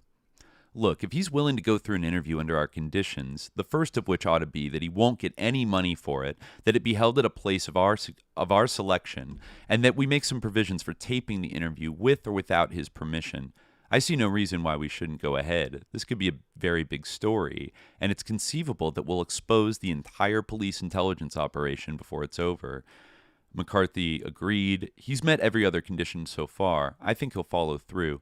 The thing I'm worried about is security. We have to find a secure place. We need a camera with a telephoto lens so that we can get his picture without him knowing it. He thinks, he gets a little panicked. He's thought to himself, what do you suppose they would do to us if they discovered we were meeting with one of their key agents provocateurs? He told McCarthy, look, we will need to get 2 tape recorders in a house with 2 phones in case he objects to having the conversation taped. You could conduct the interview while I sat in another room with a telephone and a recorder hooked up to it. I don't want to meet this guy in any case until we can make some assessment of his credibility. So they set up kind of a DIY wiretap. Let's go down here. So, it says, not since the La Follette Committee investigation in the 30s on the right of labor to organize had there been an exposure of domestic police intelligence surveillance and the infiltration of political organizations. Let's see. Yeah, he thought about who he should recruit for this. He thought about Marilyn Katz. She was an SDS organizer, I think, from Chicago. And the Chicago Red Squad, which was infamous, absolutely hated her. Then he thought about Joan Anderson. She was like a radical lawyer. I think Dan Lund. They both belonged to the Bar Sinister Law Collective. And then also thought, of course, of Donald Freed, a social anthropologist and author. He had a dramatic, creative sensibility quite different from the political worldview of the other members of the group. Freed was capable of mobilizing a variety of human resources. He could orchestrate skillfully, drawing out and clarifying the drama, farce, and tragedy as it unfolded. Even though he was not to meet Tackwood until after the public learned the story, Freed's ideas and criticisms were to come into full play in the months of contact with him. Yeah, Freed, kind of a cool guy. He wrote, I think he wrote the book that the movie Executive Action was based on. I think maybe Dalton Trumbo wrote the screen adaptation for it. But did you ever? I don't know if we talked about it before. That came out in 1973. It's I think you can watch it on YouTube, and it might have Burt Lancaster in it, but it's basically just an extremely straight up movie about the America's top intelligence agents and industrialists very matter-of-factly meeting up we need to kill JFK, and then going through every step of the process of how to do the cover-up, how to plant evidence that implicates Oswald and make him look like a communist, and a million. It's just it's kind of a very funny just maniacally straightforward movie about the executive action to kill the president. So in terms of we've seen a lot of discourse, I don't know if you've seen it this week, about whether you can make a communist movie in Hollywood with a bunch of Ellison money. Oh right, I did see this. Boots Riley. It was Boots Riley, right? And he was I need to do this because Engels owned a factory or whatever. It's dude, I don't know. He was criticizing those anonymous pseudo-revolutionaries who were critiquing him. Kind of sad. I Boots remember Riley, he had some kind of really incoherent account for why it was okay to work with Ellison, Larry Ellison. You gotta, he got very defensive. You kind of hate to see it. Boots, of course, is a. And what movie is this? What project is this that he's doing? I forget the name of it right now, but it's It's got some big people in it. It's got some big stars in it, and it's got a name that sounded kind of potentially annoying to me. But I can't remember it right now. I'm sure you could Google it. Yeah. But you kind of hate to see it because Boots, grew up in Oakland, where the Black Panther Party was founded. He was a a radical left wing rapper in the group The Coup in the '90s. Also, I remember. Some may remember him from his extremely Dracula album cover that I think was supposed to be released on September 11th. 2001, which features him like posing in front of the World Trade Center exploding. That was done before 9/11. I don't know, man. It's just weird. Yeah. Like if I were Boots, I'd be spooked out by that. But he partnered with Annapurna Pictures to make his next movie. Did you see what it was called? I can't find. I looked him up on Wikipedia. It's called I Love Boosters. Okay, what does that mean? It comes out in May. A group of shoplifters. Oh, I see. It's like it's not a vaccine movie. It's like work together. Oh yeah, right. Oh yeah. No, it's like it has Demi Moore, Kiki Palmer, Naomi Aki, Taylor Page, Poppy Lou, Eiza Gonzalez, Don Cheadle as, I guess, an epic group of shoplifters who and he was saying my work getting out there is so much more important. Like if I can get this out through Amazon or whatever, that is so much more important than anything else that I could do. He's saying it could raise class consciousness. Exactly. Yeah, I highly doubt it. Yeah. I think it's an interesting debate. Obviously, it would flooded my X timeline for 5 days. I could see nothing but people fighting about this and oh well, I guess we just can't create any art because it's not perfect enough for you Marxists or whatever. And I think that there's some deep conversations about the political economy, I don't know, the economics of filmmaking itself, the way it's constructed. It's probably the most capital and labor intensive of any art form, which makes it kind of uniquely challenging to do in a DIY thing. That said, I feel there's maybe not been enough effort to, with the technology we have today, find a way to break through the fact that a movie has to cost $20 or $30 million to make. Yeah. It just has to. And then people go, oh, what? You don't want the IATSE people and the grips to make a living wage? I don't know. I feel there should be, we have the technological capabilities to do guerrilla style filmmaking, real indie filmmaking. Totally. More so 100%. than ever before. But people like this, they end up doing kind of studio light productions that get called indie, and then it's oftentimes an audition to getting a Marvel movie or, at least it was for the last decade. That's what indie movies became. It's something that might get nominated for some Oscars and gets you a Marvel job or a Star Wars job. Yes, it's totally true. Yeah, whereas, true. I don't know, I feel a lot of the independent, I took a whole class on independent film when I was in college in the 2000s and went through the whole history and that was a real category that was scruffy and not necessarily designed to get you a big Hollywood job, at the end of the day. That's where you would get a lot of weird, quirky, I mean, I was just the other day, just last night, I went to a performance by Bread and Puppet. Have you ever seen anything by them? Probably not, because you're on the West Coast. They probably don't come out there, but they came out of the 60s. They're founded by it's probably a kind of a culty group in some ways, but it's a weird theater collective set up by this guy Peter Schumann, who I think has to be in his 90s now. It's it's almost, it's a time capsule in certain ways, because they have these giant kind of puppets and everything, and it's very kind of didactic. The politics are pretty good, pro-Palestine, anti-war, anti-capitalist, anti-imperialist in general. But they it's very broad and very much it does feel kind of 60 years out of date in a way, where they have a big giant puppet of the Statue of Liberty and a big giant puppet of a fat capitalist with a cigar, and they're oh, let's kiss and stuff like that. It's and thus the American people are subjugated, and we unless we take our revolution out into the streets, we this will be ineffective. We are under the banner of the Palestinian poppy. It's stuff it's all right. But I mean, I appreciate the values and everything, but it's like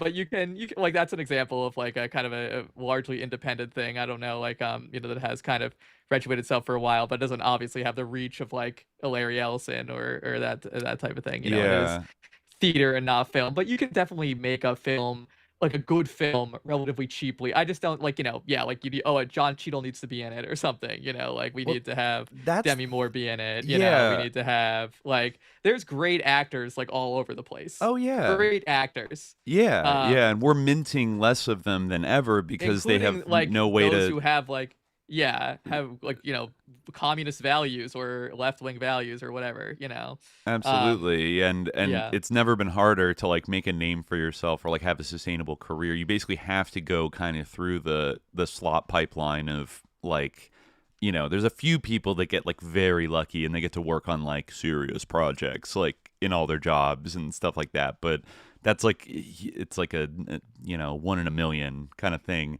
And there's not like so many of the good new Hollywood kind of actors, people like Dustin Hoffman, Al Pacino, whatever, like came up out of kind of like radical like theaters and theater groups in New York and like acting studios that were, I forget what methods they were using, but they were experimenting with stuff and doing more like naturalistic acting, and they didn't have the traditional Cassavetes, like like where is the modern, all we get is this like dime square slop or like corporate indie that like pretends to be not a studio film but like it's still pretty much like a studio film or financed by the Ellisons or something.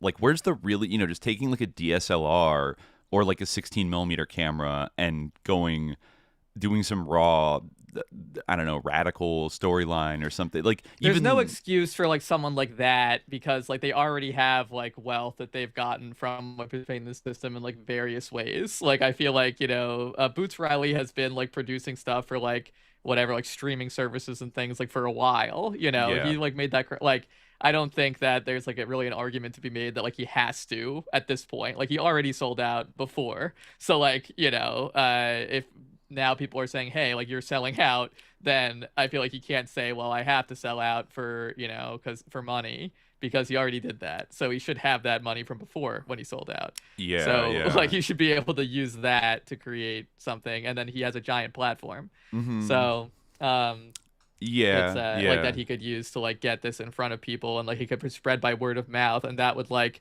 actually enhance the message of it, because like it would be like, oh, look at this like film that wasn't made like by like with the support of one of the most evil people in the world, right and one of the most poisonous industries and collectivities on the planet.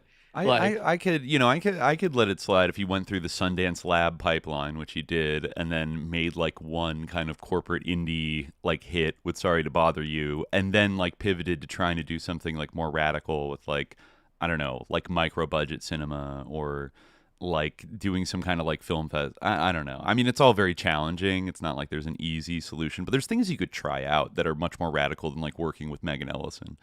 You know what I mean? Yeah. Like it's like not trying that hard. And then, a movie about like epic freaking like shoplifters to combating capitalism. All right, like that doesn't sound super radical to me. You know what I mean? Like it sounds like Abby Hoffman, like steal this book, like, just kind of like it's performative. Also kind of like, well, I mean, it kind of reminds me almost of the Star Wars episode, that we did. It's like where George Lucas being like, they're the Viet Cong. It's like, okay, great, sure, they're the Viet Cong, and like this has definitely like improved American society. Like I'm glad that you have those values or whatever, where you're like critical of the Vietnam War back in the 70s, but like the fact that like you channeled that into creating this like a abominable film that has like only like increased every negative aspect of our society, that is not like something that you can applaud yourself for. I'm sorry. Like it's just not like actually helping to it doesn't absolve what you found objectionable. It doesn't absolve the entire like impact of Star Wars to say that like the first one, he kind of had an idea that like they were the Viet Cong, which is like not really expressly underlined in the movie. No, in fact, it's not it's pretty clear. ambiguous.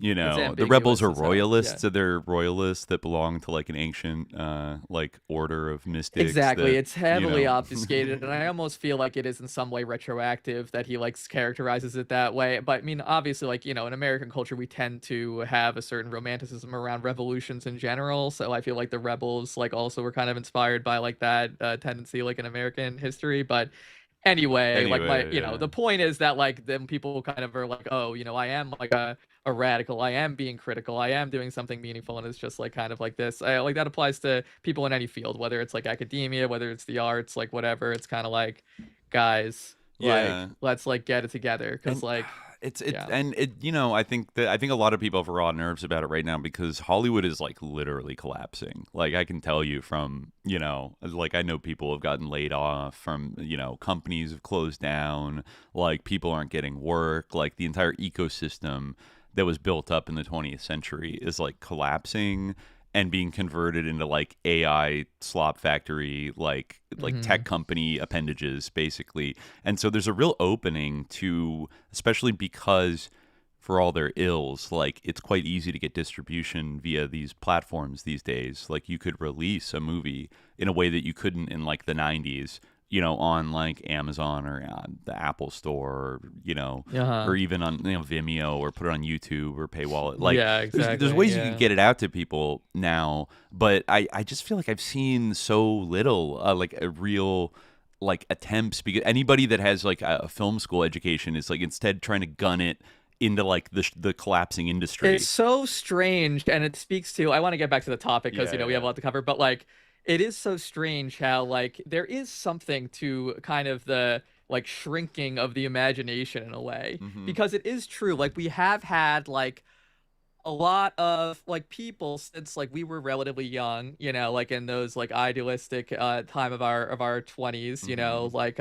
and like I think like we're not necessarily exempt from this. I think like we had to like keep working to like produce something and like contribute like more than we have, as helpful and as valuable as I hope the show is. But like it is strange how like there are these kind of like we have people like at a much higher level than us who have been able to kind of make a career out of like commentary like from the left, like as socialists, sort of like a commentary on world events or what have you, like socialist intelligentsia, if you want to call it that, or commentariat or something like, right, who have done pretty well, right, and like kind of are totally comfortable, can buy multiple houses, property, etc. Never have to worry about money for the rest of their lives, and yet it is odd like how little of like and these are like seemingly like kind of smart, creative people. Is shocking how little like has been built by like the what passes for the left in this country, like whether it is like artistic stuff, which those people tend to be have a disproportionate interest in relative to other fields, but which is not meaningless. Maybe it shouldn't be the primary emphasis. This actually is an interesting debate that kind of comes up with regard to this stuff, but that we're talking about. But either way, like I think it in any domain, it is amazing how little like the last 10 years of like the heckin' left in the U.S. has to show for itself. You mean like in terms of any kind of like bleeding into artistic output, as opposed to like criticism output or like commentary, institutional output. Yeah, exactly. Yeah. Like I feel like it's just like one big reaction video almost. Like it's just this like endless like reaction, like fundamentally reactive, fundamentally based on commentary, or just like kind of like responsive, but there isn't like neither in the domain of art or in any other domain, right? Like has anything like no like kind of like critique of political economy, no like great like theoretical work, no institution, right? What like the DSA, like that it first of all existed, and second of all is like bullshit.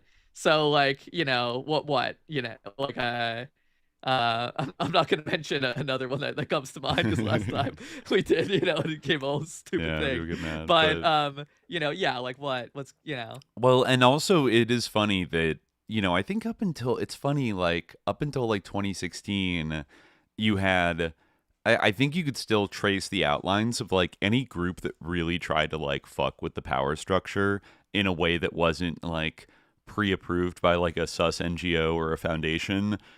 Still kind of faced like getting messed with like in a pretty heavy way. Like remember all the original Black Lives Matter like local leaders in Ferguson, right? You know, like a lot of them got mysteriously killed in like the couple years following those protests in like weird incidents that kind of recall stuff that like Louis Tackwood is talking about, like these kind of, you know, like Red Squad type, you know, a police intelligence gangs like going around and shit like that. Or even, you know, as sus as some of it was, like the kind of WikiLeaks thing, or like the hackers, you know, or like Barrett Brown, like going after like HB Gary and Palantir back in the, like the Obama administration was like, oh, fuck that. Like, exactly. no, you're going to get crushed. You can criticize, like, you know, there's like, it's never like this thing, like they like the first person to like emerge who's like, you know, gonna be leader or the first movement, then they gets crushed, then another one comes along. It's kind of like the Muslims and the Panthers in a way, where it's like first it was the Muslims, it's like, oh, this is scary, then it's the Black Panthers, and that's like, okay, well, you know, maybe this isn't as scary in certain ways, but this is still kind of scary, you know, this is maybe weaker, maybe like, you know, the fewer people are, but this is still scary, that needs to be crushed. No, I think that was more scary because it went national and was like rapidly growing and well, I think that's true of the NOI as well, for sure. It was, but like, let's be real. I think the Black Panthers, according to J. Edgar Hoover, Black Panthers became public enemy number one. You know, I think. Well, by that time, obviously. Yeah, I'm not downplaying the Black Muslims were also heavily targeted, but I'm just saying, like. Well, before, like, the Black Panthers only came to exist, like, you know, after really the era of the NOI was basically over. After the death of Malcolm X, like, it was basically moribund. But prior to that, totally. No, they went after that. And there would be no Black Panthers without the Black Muslims. Oh, of course, like Huey acknowledges that they were all extremely inspired by Malcolm X, and like that, a lot of them read Lenin because they heard that, you know, Malcolm X talked about reading Lenin, and then they kind of came to Marxism actually through that, you know. I definitely, I think I stand by my original statement that the figure of Malcolm X, you know, like, as when he was in the nation, and then, like, you know, in the short period of time that he was out of the nation, was like the scariest thing that they had to deal with, and hence, you know, what happened. But I think he had obviously they still, like, you know, didn't feel that like everything was copacetic, and they had to continue to suppress this. Of course. And I think the two things that like Malcolm X at the end of his life and the Black Panthers shared in common, which according to this book, we'll get into it, like seemed to really freak out the pig power structure, was this kind of like creating like radical alliances with other radical groups like outside of the Black community, with like Chicanos and radical white people. You can see that both with like, that was a direction like Malcolm, and, you know, in his own way, in his own like Islamic way, was kind of like going for a more universalist kind of like framework, and the Black Panthers also kind of like adopted that as well, you know. And we've said, like, despite their very rootedness, like very explicit rootedness in the Black community, and they were all Black organization, they were very much about making alliances with other radical groups. And there's like, you know, testimony in here that was like, you know, around like 1969, that was seen as like, oh shit, no, like that's the scariest thing possible. We need to split these groups up. And, you know, some other people talk about, you know, a big parallel to that. You could say like a pilot program for that type of counterinsurgency approach, I think was pioneered in California's prisons, right? And it's even, like, shockingly, it's still a thing today, right? Where there's pretty much like, you get like split into racial groups if you go to prison. I think it's kind of spread like nationwide now, where you have Black groups, and then you have Black gangs, and then you have Latino gangs, and then you have Nazis. Like, and those are the three groups, and they're all like, they're sort of pitted against each other very explicitly, and also segregated, and like made to like all like fear and hate each other, and like all this stuff as a way, because having all the prisoners unite, which some of the people, like, you know, George Jackson, some of these Panthers who were in jail and were doing activism, were kind of advocating, like, that is the biggest, like, no, that's bad. You know, we need to drive wedges between all these people and make them hate each other. And you can almost see that taken out of the prison and then applied out in the streets, like with the different radical groups, to trip them up and make them hate each other, as well as causing like white groups to distrust other white groups, black groups to distrust other black groups, like so that they want to just like insert cleavages at like any possible opportunity to divide and conquer. It's classic strategy. Yeah. So yeah, I mean, like even this book it also talks about the Folsom prison riots and like these which like black Muslims. It's still kind of a stereotype about prisons, right? That they like people convert to Islam in prison, and that has like it's Malcolm X of course did so, and that has its like they started that actually in the California prisons in the early '60s. Right. Yeah, the black Muslims. It reminds me of like the thing that kind of came up in some of the coverage of Ramparts, that like the left kind of shifted its revolutionary subject from being like the white worker to being the black prisoner, which is kind of interesting in a way, and it certainly is true that like the black prisoner, like the archetypal black prisoner, like political black prisoner, was like a Muslim. That's like who the like that kind of organized these people originally, right? Yeah. Like everyone eventually like got into it. Yes. And like so you can kind of see that like it is like kind of like interesting to trace the lineage from the NOI, like for all, and again, like I don't want to, like obviously like Malcolm X eventually was critical of the NOI, right? And I think like the NOI had a lot of problems, and obviously like I'm not one of these apparently who exists, like people non-black people who are like still upholding Elijah Muhammad, even though I think like there's some positive things to be said for him as well, like but like I think certainly like this was something that was like very deliberately like repressed and like attacked, like 100%. It is it's I mean it's always been interesting to me that that early NSA spying program, which did target people of like targeted Martin Luther King, targeted like leftists, like spied on people of all sorts who were critical of the Vietnam War or any express any kind of a opinion like this, like was called Project Minaret. Oh yeah. Like it's but this was like this like it's like part of that that lineage, and I think it's interesting to kind of trace a figure who kind of starts to loom large in Louis Tackwood's accounts, and looms largely kind of in this history in general, and definitely has come up on the show before, was Ron Karenga. Oh yeah. Right, like it's interesting to kind of see how we sort of transition from the NOI, the politicization of black prisoners by that group, to kind of like Karenga's whole deal, because it's cultural nationalism. Yeah, I was saying to you before we started recording, like I didn't realize to what, like the degree to which like the sort of hard like accusations against Karenga like come from Tackwood.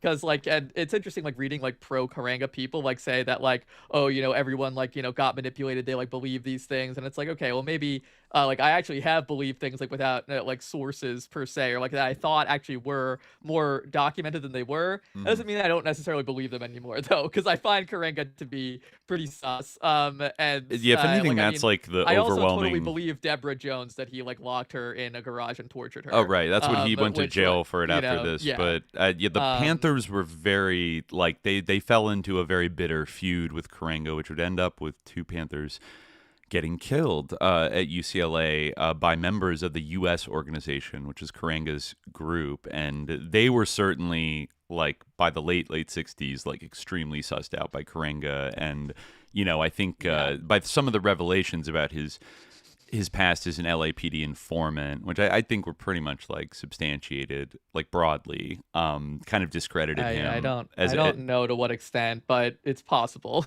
Yeah. No, I think it's pretty well. I think it's like pretty well established he was snitching. Like he had a relationship with the, like maybe not every single fine point that was alleged about him is like true, but the fact that he was like working with the LAPD to some extent, I think is pretty well established. I don't think it was just a poison pen, though there was that too, and there could have even been specific lies about Karenga to like whip up an imminent confrontation with him and the Panthers. There is definitely documentation. Well, that definitely did happen. Like that's with other like, groups well, too, and so within the Black Panthers. Like there is like documented, like the FBI at least documented that their efforts to kind of stoke friction between these groups, right, which originally kind of were able to work together to an extent or had collaborated on certain things. That is us and the Black Panthers. But I'm not sure of like his activities, like, or of like any kind of like a snitching on the part of Karenga to like be actually documented, but like certainly heavily alleged. And he also like, I mean, first of all, like his kind of seeming amphetamine addiction plus his like torturing two women, which is like photographically documented and like attested by like, pretty reliable witnesses, like the women who suffered it. Like it's kind of attests to this guy's like personality may have some problems, but yeah, I mean, like, and part of the thing, we were kind of alluding to this before, part of the reason why the FBI was able to, or part of what the FBI exploited to kind of stoke the tensions between these groups, right, was like kind of a legitimate like concern that some had about Karenga's whole line with the the cultural nationalism, as you said, right, and like anti-communism as well. Yeah. He was very he was anti-communist. Like actually, there's this newspaper from this started around this time. It eventually was renamed Unity and Struggle. It was connected with the whole Newark network of Kawaii people like Amir Baraka. In fact, I think it might have been founded. I think the newspaper might have been founded by Amir Baraka. But like there was this interesting kind of article like written in 1974. Like obviously this is kind of like a pro Karenga like propaganda magazine, so like everything that they say should be taken with a grain of salt. And I think that their big takeaway is like very wrong, but like it does illuminate kind of like the nature of like hearing it from like their own the mouth of their own followers kind of illuminates like the sort of nature of the conflict and Karenga's like kind of a position on these things. Here it is. It's 6. All right. This is Milano Karenga discusses U.S. Panther conflict and the Tackwood distortions. This is from June, which is spelled Junie. I guess maybe that's supposed to be like a Africanization of it. For 1974. Milano Ron Karenga discusses U.S. Panther conflict and us Panther conflict and the Tackwood distortions. The Panthers and the left were correct when they argued against our ideological insularity, against exaggerated exoticism, and our tendency to talk of revolution from the partial perceptions of culture, instead of from lessons learned from global history and struggle. But they were incorrect in their assessment and underestimation of the role of culture in the preparation and very process of revolution.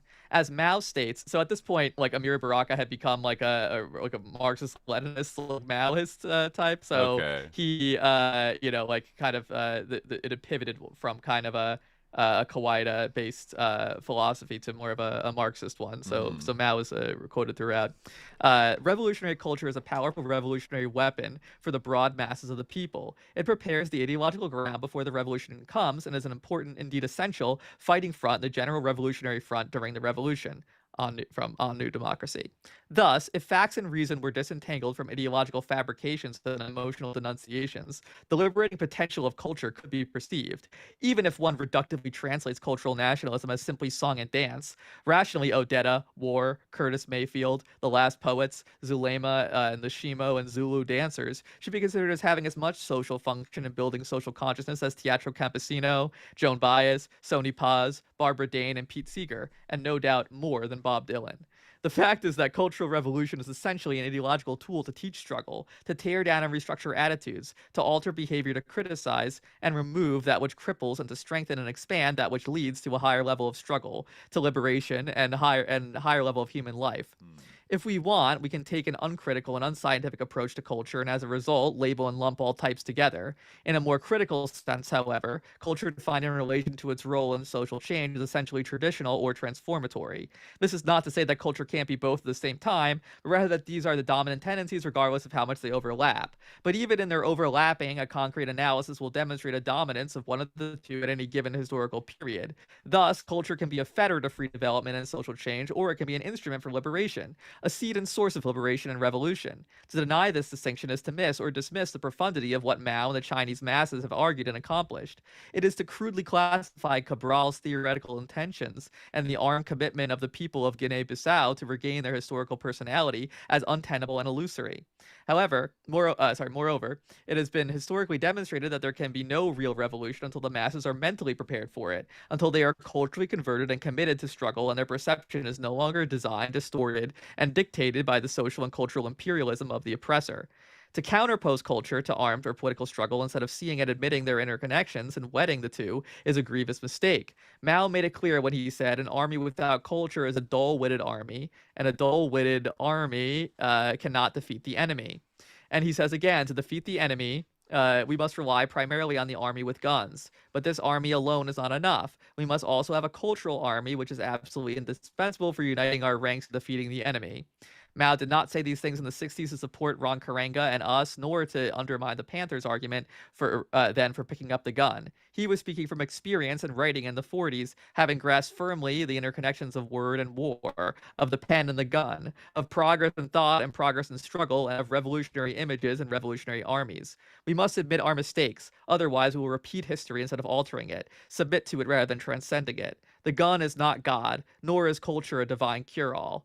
A culture that resists and restricts social change does not teach and support struggle, but conflicts with the needs of the people, and the struggle is invalid, detrimental, and must be condemned. Picking up the gun without a correct understanding of its use, limitations, and target can lead to a more destructive kind of aggression turned inward, more deadly internal conflicts. I mean, I think like they make some good points with the wisdom of hindsight, but you can also kind of see like what they're trying to sort of account for. I mean, this, again, like I said, has kind of gone through a little bit of transformation by this point, you know, from what year like, is this article coming 1974. Oh, okay. So it's a little later. Yeah, it's like it has the benefit of hindsight, right? And they're even kind of saying like we did make mistakes. Basically, what he means is like we weren't like Maoist enough, we weren't communist enough. Like I think, you know, and that we were too kind of focused on culture. And you know, in a sort of a provincial way, and sort of a like a exoticist, like self-orientalizing or self-exoticizing way or something. But you know, their take, I think, like is you know, this is actually interesting. Maybe it's good to juxtapose this with like Muhammad Speaks, Tackwood's own account of it in Muhammad Speaks a few years earlier, because you know, they say in part 2, I'll just read this opening sentence. This question of the role and relevance of cultural revolution and the gun went on campus in early '69 and turned into a terrible tragedy. The UCLA tragedy was not an assassination, but a shootout, a violent end to a year-old argument about revolutionary priorities, about who was best able and equipped to lead the masses and carry on armed struggle against the oppressor. It was a destructive and divisive group rivalry, a carryover of the days when many members of both groups belonged to gangs and fought each other regularly. So that's, you know, one perspective on the nature of that. One little spin on it. Yeah, I guess. Right, exactly. Yeah. So Tackwood, I think it's good to juxtapose this with what Tackwood says about it, because it's, you know, this is from the Muhammad Speaks article of, what is this?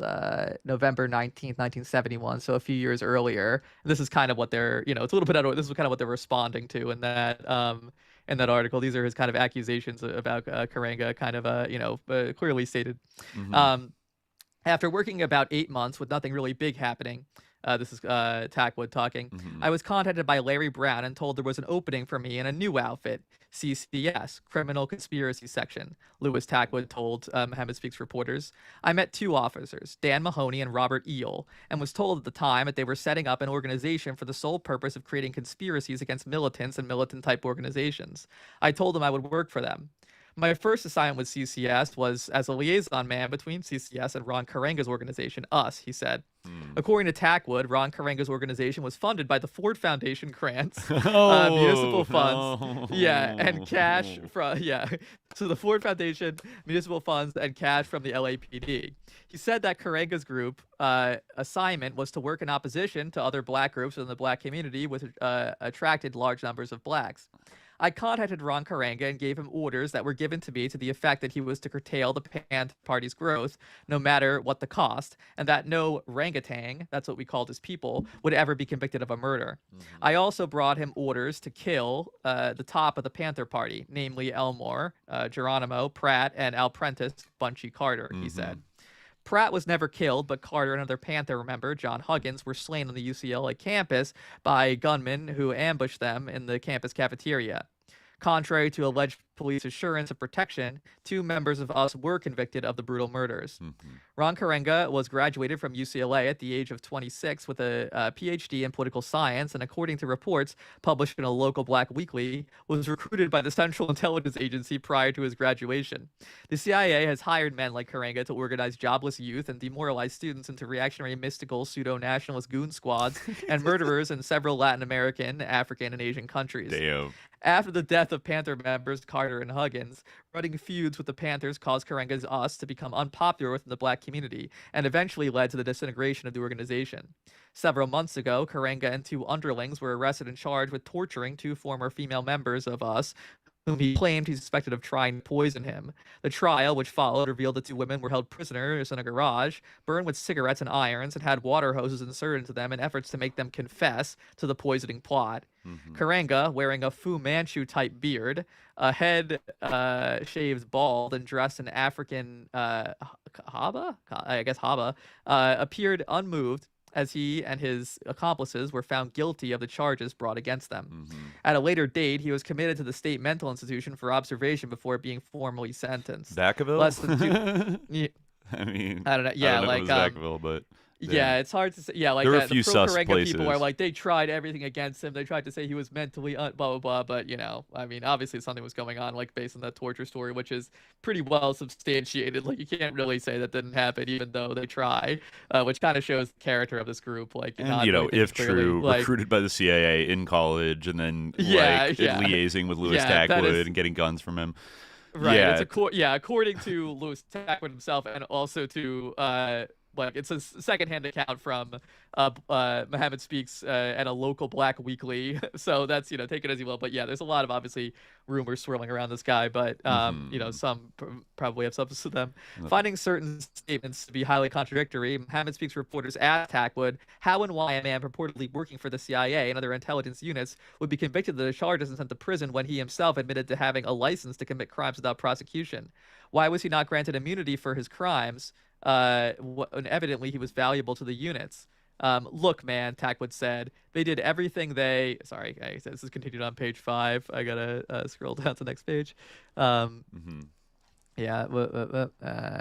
Going to page 5 here, sorry. They did everything they could to squash it, but the girl's parents raised an outcry and they had to make it look good. Why do you think they tried to get him in the nut house instead of prison? He was given 1 to 10 with an X number. This means that after everything cools down, the judge can call him back into court and cut him loose. I mean, that did actually happen. Wow. Yeah, it did actually Amazing. happen. He did kind of get out in 1975. I mean, I guess, it was for several years, but still. Except for the endless chain smoking and the tight security, Tackwood appeared completely at ease as he continued to discuss his life of intrigue.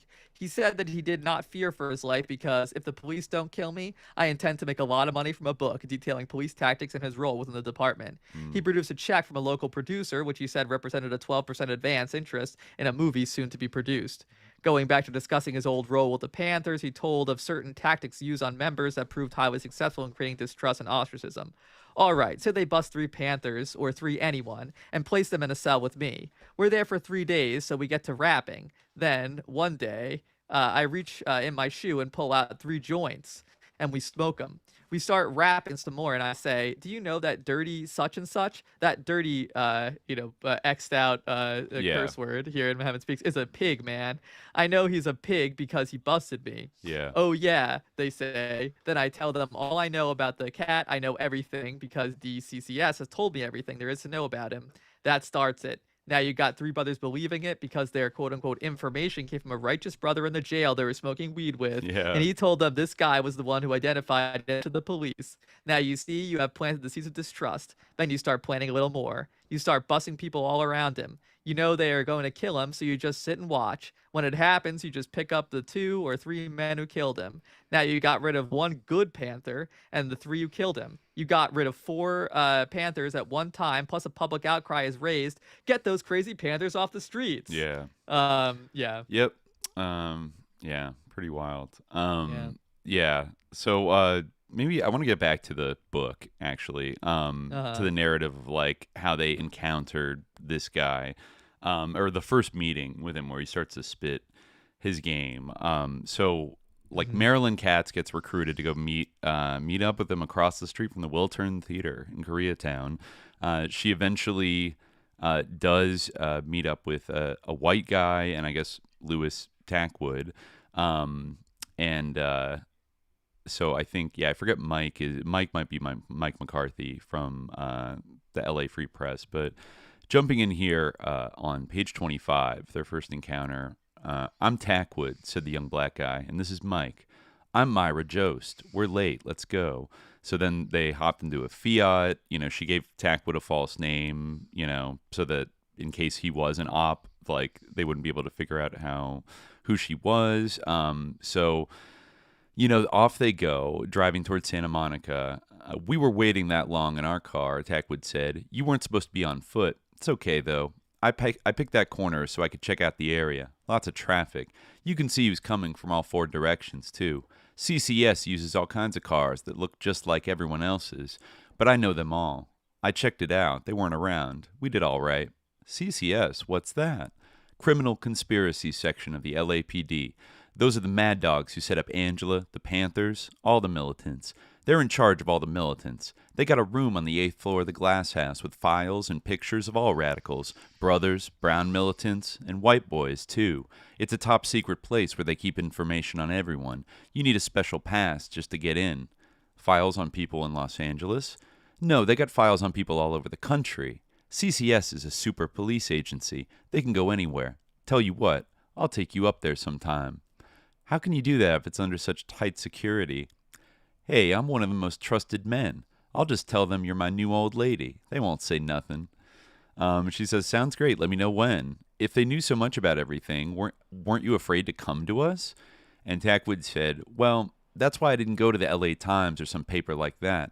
That would just be like going to the cops about the cops. I'd get killed. Like Ellsberg. He trusted that dude from the New York Times not to mention his name when he gave him the Pentagon stuff. Yeah, there you go. That's Sidney Zion, I think. Oh, right? Oh, yeah, he's talking about Sidney. Good job, Sidney Zion. Yeah. He should have known better. I figured the free press was different, that you were my kind of people and would know what I was talking about. You could print the story anonymously, or something like you did that list of narcos last year. Besides, after the Angela set up by CCS, I couldn't take it anymore. She was a good sister. So I decided to try to help you people after all the things I've done against the movement. Kind of like paying you back. Anyway, look at Ellsberg. They can't convict him. He's got too much support now. The stuff I've got is even better than his. It's about what's coming down now, not 3 years ago. It'll blow the lid off Police Chief Davis and all those mad dog fools running around up there. If they don't blow us away first, Kat said, we've got to be more careful about contact from now on. It's insane for you to call the Freep. The phone is bugged for sure. Right on. CCS bugs hundreds of phones, especially out here, he said, as they turned off the freeway into Venice. They think everybody out this way is militant. She sets him up like with a different number, leave a message for Myra and say Charlie called. They get to the house. I guess they have like a cameraman staked out to like take pictures of him.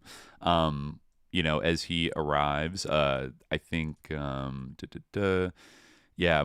McCarthy was waiting for him inside. So they set up that phone kind of thing where they like leave a phone off the hook and like kind of record it. So then then they start recording what he's talking about for the first time. Let me bring it up here for y'all. Tackwood picked up the receiver. Upstairs in the extension, Dugan answered, "Hello, are you ready?" "Yeah."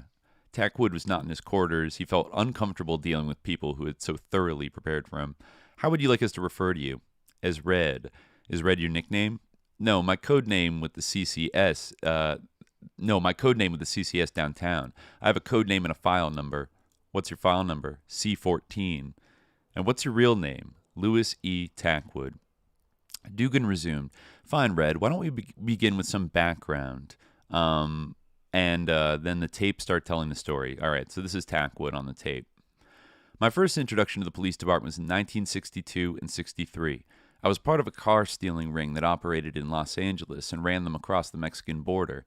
In late 1962, I was busted in a stolen car. The arresting officer took me aside and offered me a deal to work with the police. He said that if I would help them catch another car ring, I could continue walking the streets. In fact, he promised that if I cooperated fully with the department, I could continue operating without fear of arrest. In exchange for my freedom, though, I had to name my two partners. So they were arrested and convicted of car theft. Then I was asked to help break up another car ring as part of my agreement. My second job for the LAPD came in 1963 when I was asked to get evidence on a big narcotics pusher who lived on 111th and Avalon. I knew most of the people he knew, so I was asked to get an agent close to him. I was supplied with some narcotics, which I used in a number of sales to members of the narc ring. Then I made contact for the ring with the narc agent, who made some large purchases. Afterwards, all members of the gang were busted. In 1964, I was still operating in a car ring when I was busted along with some of my partners. I was taken to University Police Station where Williams got very pushy and threatened to convict me behind this latest car syndicate bust. After hours of arguing, Williams brought in Sergeant Eddie Watkins and Larry Brown. Watkins and Brown proposed that I go to work for them full-time.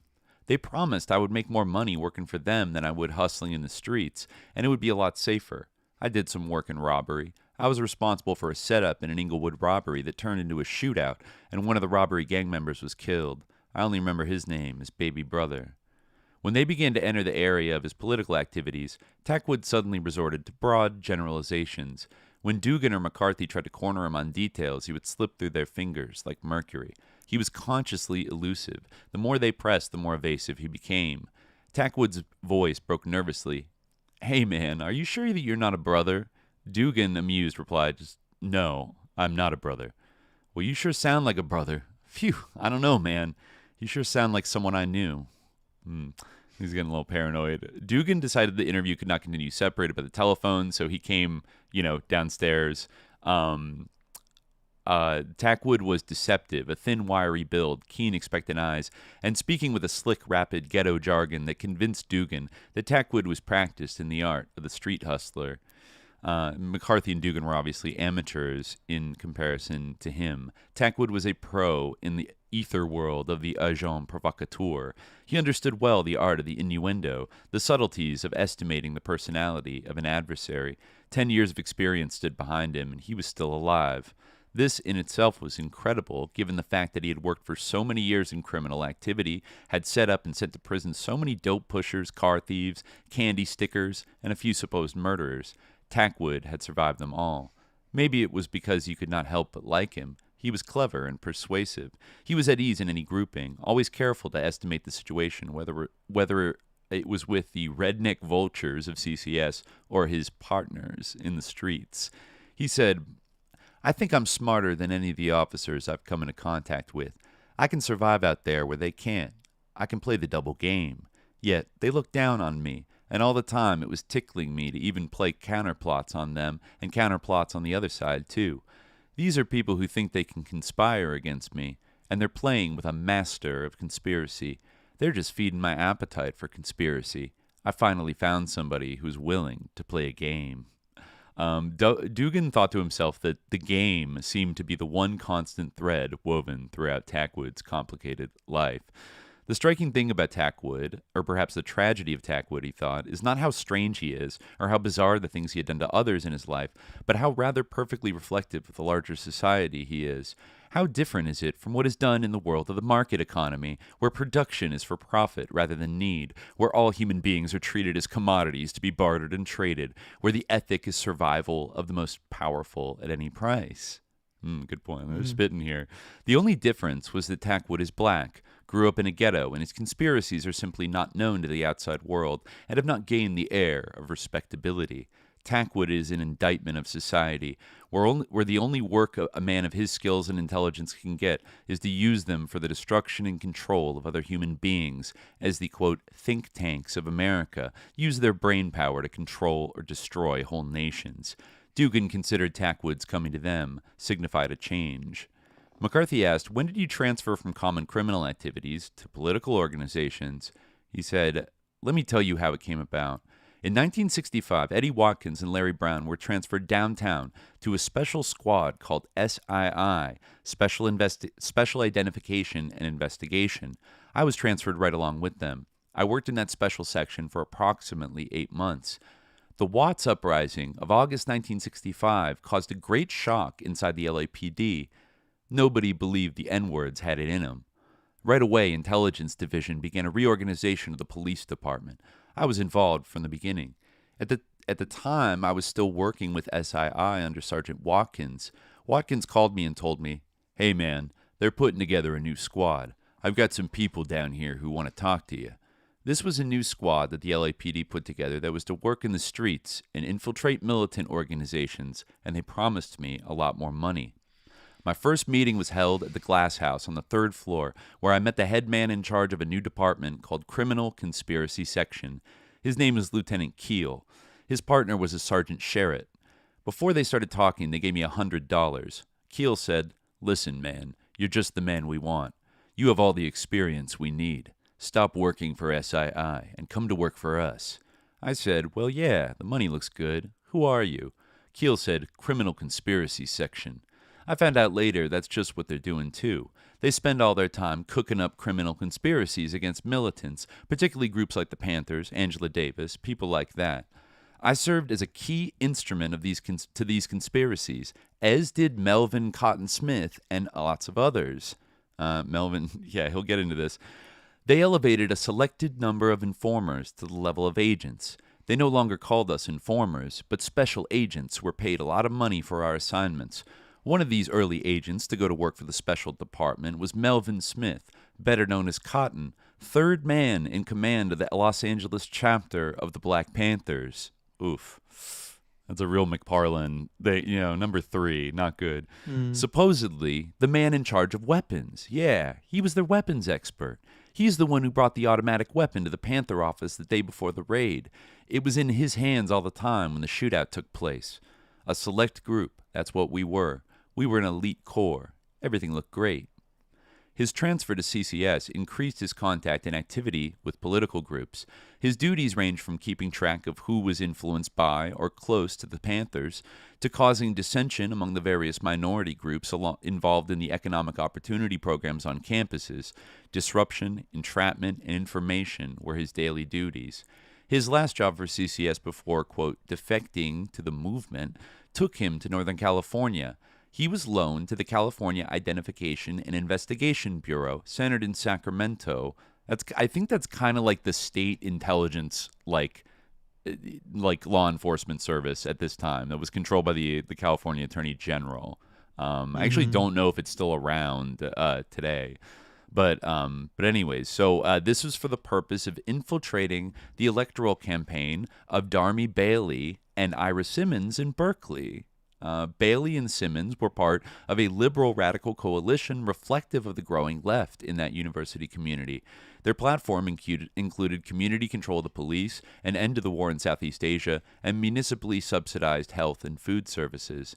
So yeah, I guess I'm sure that the Berkeley Bar, KPFA, Ramparts all covered this, the campaigns by Bailey and Simmons, which I think were successful. But it was literally infiltrated, according to according to Tackwood here.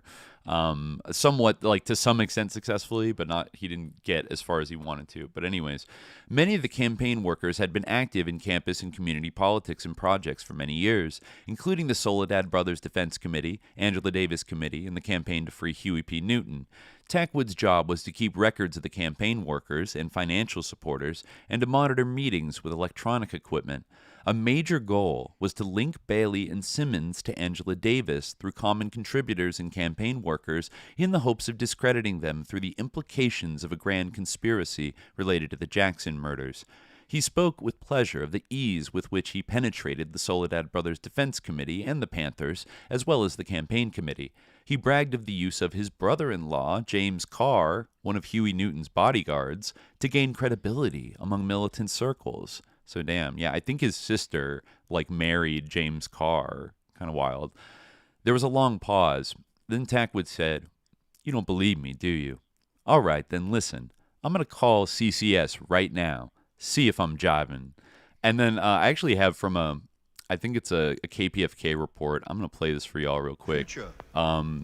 It opens with this phone call where, like, Louis Tackwood cold calls the criminal conspiracy section of the LAPD to, like, prove that he has a relationship with them. And I'll play the audio of it so you can get the sense of, like, how friendly they are. And you can judge for yourself.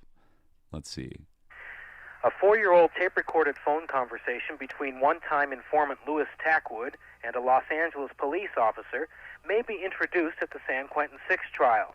The phone conversation was recorded in Los Angeles in 1971 by members of the Citizens Research and Investigation Committee, the group Tackwood contacted when he decided to stop working for the LA Police Department.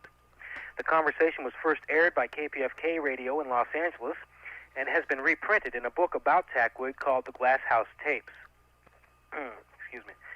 Although the LA police say they had very little to do with Tackwood, Tackwood himself claims that he was a paid police informant for over 10 years and was involved in espionage against the Black Panther Party in California.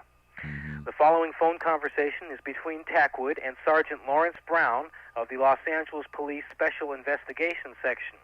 It's a surprisingly frank conversation in which Tackwood and Sergeant Brown discuss a criminal conspiracy officer named Dan Mahoney, the purchasing of dynamite, killing someone named James, presumably James Carr, an ex-convict and close friend of George Jackson, his who brother-in-law, was murdered in San Jose several months after this conversation was recorded. The tape also discusses Tackwood's financial problems in dealing with CI&I, that's the State Criminal Identification and Investigation Department. What is most revealing is Tackwood's instant rapport with Sergeant Brown. Tackwood phones up, tells Brown, "I hope the heat kills you," and Brown immediately replies, "Hey, what's happening?" Here then is that phone conversation. All right, here we go. Tackwood and Brown. Good afternoon, Special Investigation Section Sergeant Brown. May I help you? Yeah, I hope the heat kill you. Hey, what's happening? What it is, buddy? What's happening? Oh, nothing much. I just got my times. I ain't been able to get a hold of nobody. I'll tell you every now and then. What you been doing? Well, I've just been sitting here perspiring and sweating. Oh, yeah? Waiting to go on my vacation. When your vacation I'm starts? starting Friday. Good Lord. That's why I'm not getting involved in anything. Look out. Hey, I talked to Mahoney yesterday. Yeah, he mentioned this morning, just in passing, that you'd called. Yeah, he told me what Austin said. Who? You remember when I went out and bought the dynamite? Oh, yeah. And they What did he say? He told me, "Hey, man, you got a man on the force named Tackwood working for you." Is that right? Yeah, that sure is kind of hurt me. They should have busted him when I got the dynamite. Yeah. And then I'm going to tell you, when went up to see James. Oh, yeah? Yeah. You know something, though, man? They should have killed him, though. Oh, James? Yeah. Well, the only way you're going to stop him. They should have killed him when they had a chance to in Los Angeles. I don't know what they was bullshitting around about, because I'm going to tell you, he's dangerous, man. And he would be mysteriously murdered months later. What I wanted to ask you, oh, good buddy, is, when you going to be, you going to leave Friday? Actually, I start Friday. I won't even be here. I'll be here about half day Thursday, and that's the end of it. Oh, yeah? I got down there before Thursday to see you, then, Yeah. What's up? I'm going to tell you before you go on vacation, I won't see you. I got an old 25-year-old Scotch I was going to give you. Oh, yeah, I had a case of it. Ambassador Royal, I'll bring you old 25-year-old fifth. Where'd you get it, man? Man, you know me. I know everybody in town. Huh? I know everybody in town. When you give me another case to work on? Well, hey, you're out there, man. Give us one to work on. Well, you know, I'm gonna tell you. Hey, can I ask you one thing? Sure. And I got good reason to be kind of mad about not working right now. How bad did CII fuck over me on the Angela Davis thing up north? Twice, man, twice on the money. Is that right? You know, the first time I went up there, you remember to get down there, they fucked over me, right? Yeah. On the money. Then I come back down here. I cried to come back, remember? Yeah. And then I came back, and when oh yeah, well that's the deal. You see, I don't like that shit. Because of what you were doing, I had to let those people upstairs know about it. I don't believe in bringing in another agency. Yeah. You know that. Fuck them. I don't talk to anybody else. Yeah, well that was bad. Then they all get together talking about, no, they ain't gonna fuck over you. Call me. They ain't gonna fuck over you no more. We'll give you the money when you go. Yeah. I go back up there and what happened? Same thing. I'm gonna tell you. Got all kind of good information. Yeah, but you remember when you dealt with me directly, you didn't get fucked people. over. Yeah, you know, I ain't never blamed you for it either. Yeah. I ain't never blamed you for it. Hey, look here. So I come in tomorrow. Tomorrow, in the morning. Okay. And I bring a 24-year-old. Hey, connect me with the old goon upstairs. You know, the madman upstairs. Okay, hold on. Okay. All right. So, yeah, connect me with the old goon squad. You mean the madman upstairs? Okay, hold on. Yeah. So, I mean, you could judge for yourself there what the tone of that conversation, you know, like they're pretty buddy, right? He's like, I'm going to bring you some old scotch I picked up. And he's like, woo, you know, like before you go on vacation. Awesome. You know, they casually talk about how they're going to have to murder James Carr because he's crazy, etc. You know what I'm saying? Mm-hmm. Like, yeah. So I think, you know, he's coming. I mean, these people are still a little bit sussed out. They have reasons to be vigilant, but he is, you know, cutting a pretty authentic figure. Let me just read here. And did this come from like the KPFA? Were these the people who were contacted by? This is like, from CRIC. Like CRIC recorded that phone call. Like, so that's when he had his first meeting with them where they were recording his testimony. And in the middle of it, he's like, you don't believe me, huh? Well, give me that phone. I'm going to call CCS right now. And he called up Sergeant Brown and they just start like bantering. And like, when are you going to give me another assignment? It's like, I don't know, man. You're out there. Like, go get us one. You know, like they're clearly like buddy. They know each other. He's not totally pulling this out of his ass. That was just a report on the CRIC. Like, yeah, they just obtained it from that. Yeah. Later on, I think between like 1971 when they did the original press conference and like 73 and maybe up to 75, like KPFK did like a few different segments on CRIC and Tackwood. And they had Donald Freed on at like various points to discuss it. It kind of came up again like after Watergate.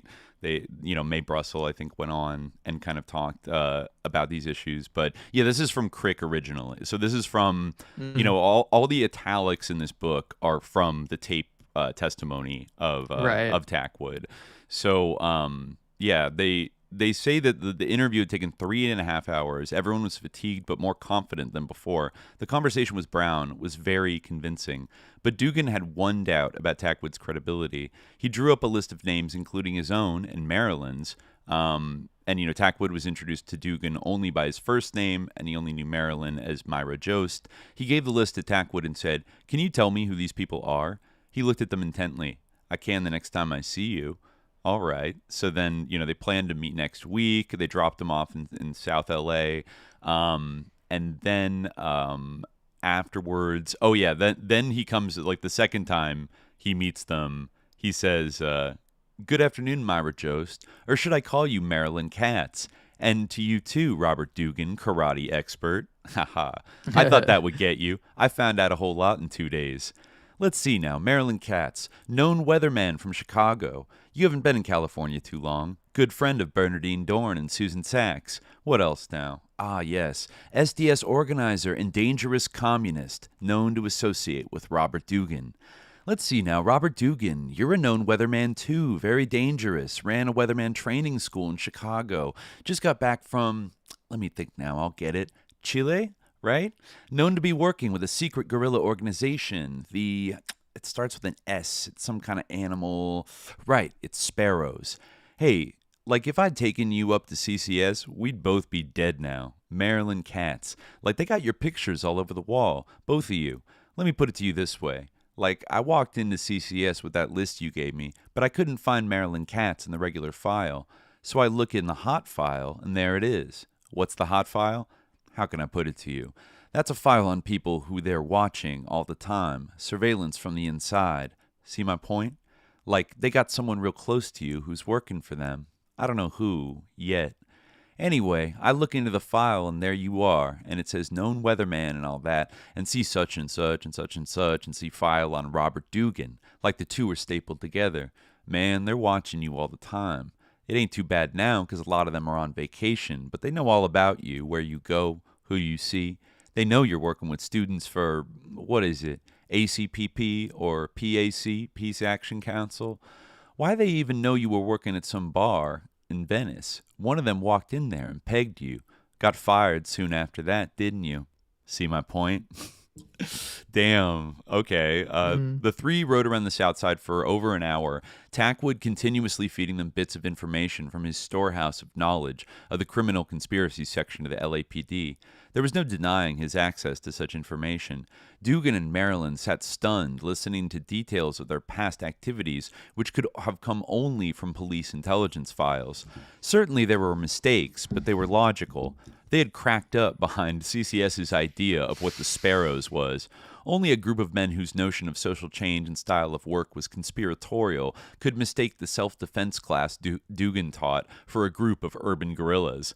Similarly, because CCS was more interested in eliminating political opposition than in comprehending their politics, it was understandable that they lumped all revolutionaries in the weatherman category.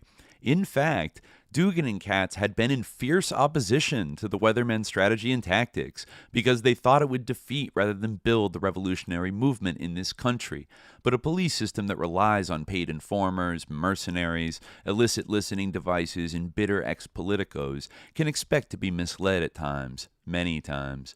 And that's an interesting thing to note, is that they were sort of shit-coded in police files as part of Weatherman, and they're dangerous, terroristic, communist, but this, their main evidence is this guy teaches a karate class, right, sort of leftist karate class, for kids or something, and so he's doing a dangerous guerrilla school. But they were actually fierce critics of Stick a Fork in a Piggy, Bernadine Dorn, and thought that her strategy was sus and bad, but it shows you how even the kind of the preening posturing of the Weatherman ended up shitcoding even their fierce opponents and kind of created this feverish justification, among the police themselves. The causality might be kind of reversed, because they would have seen any, and actually did see any group that was in any way revolutionary or opposed to the police or to the Vietnam War or anything like that as a dangerous revolutionary group. True. Like the Weathermen. True.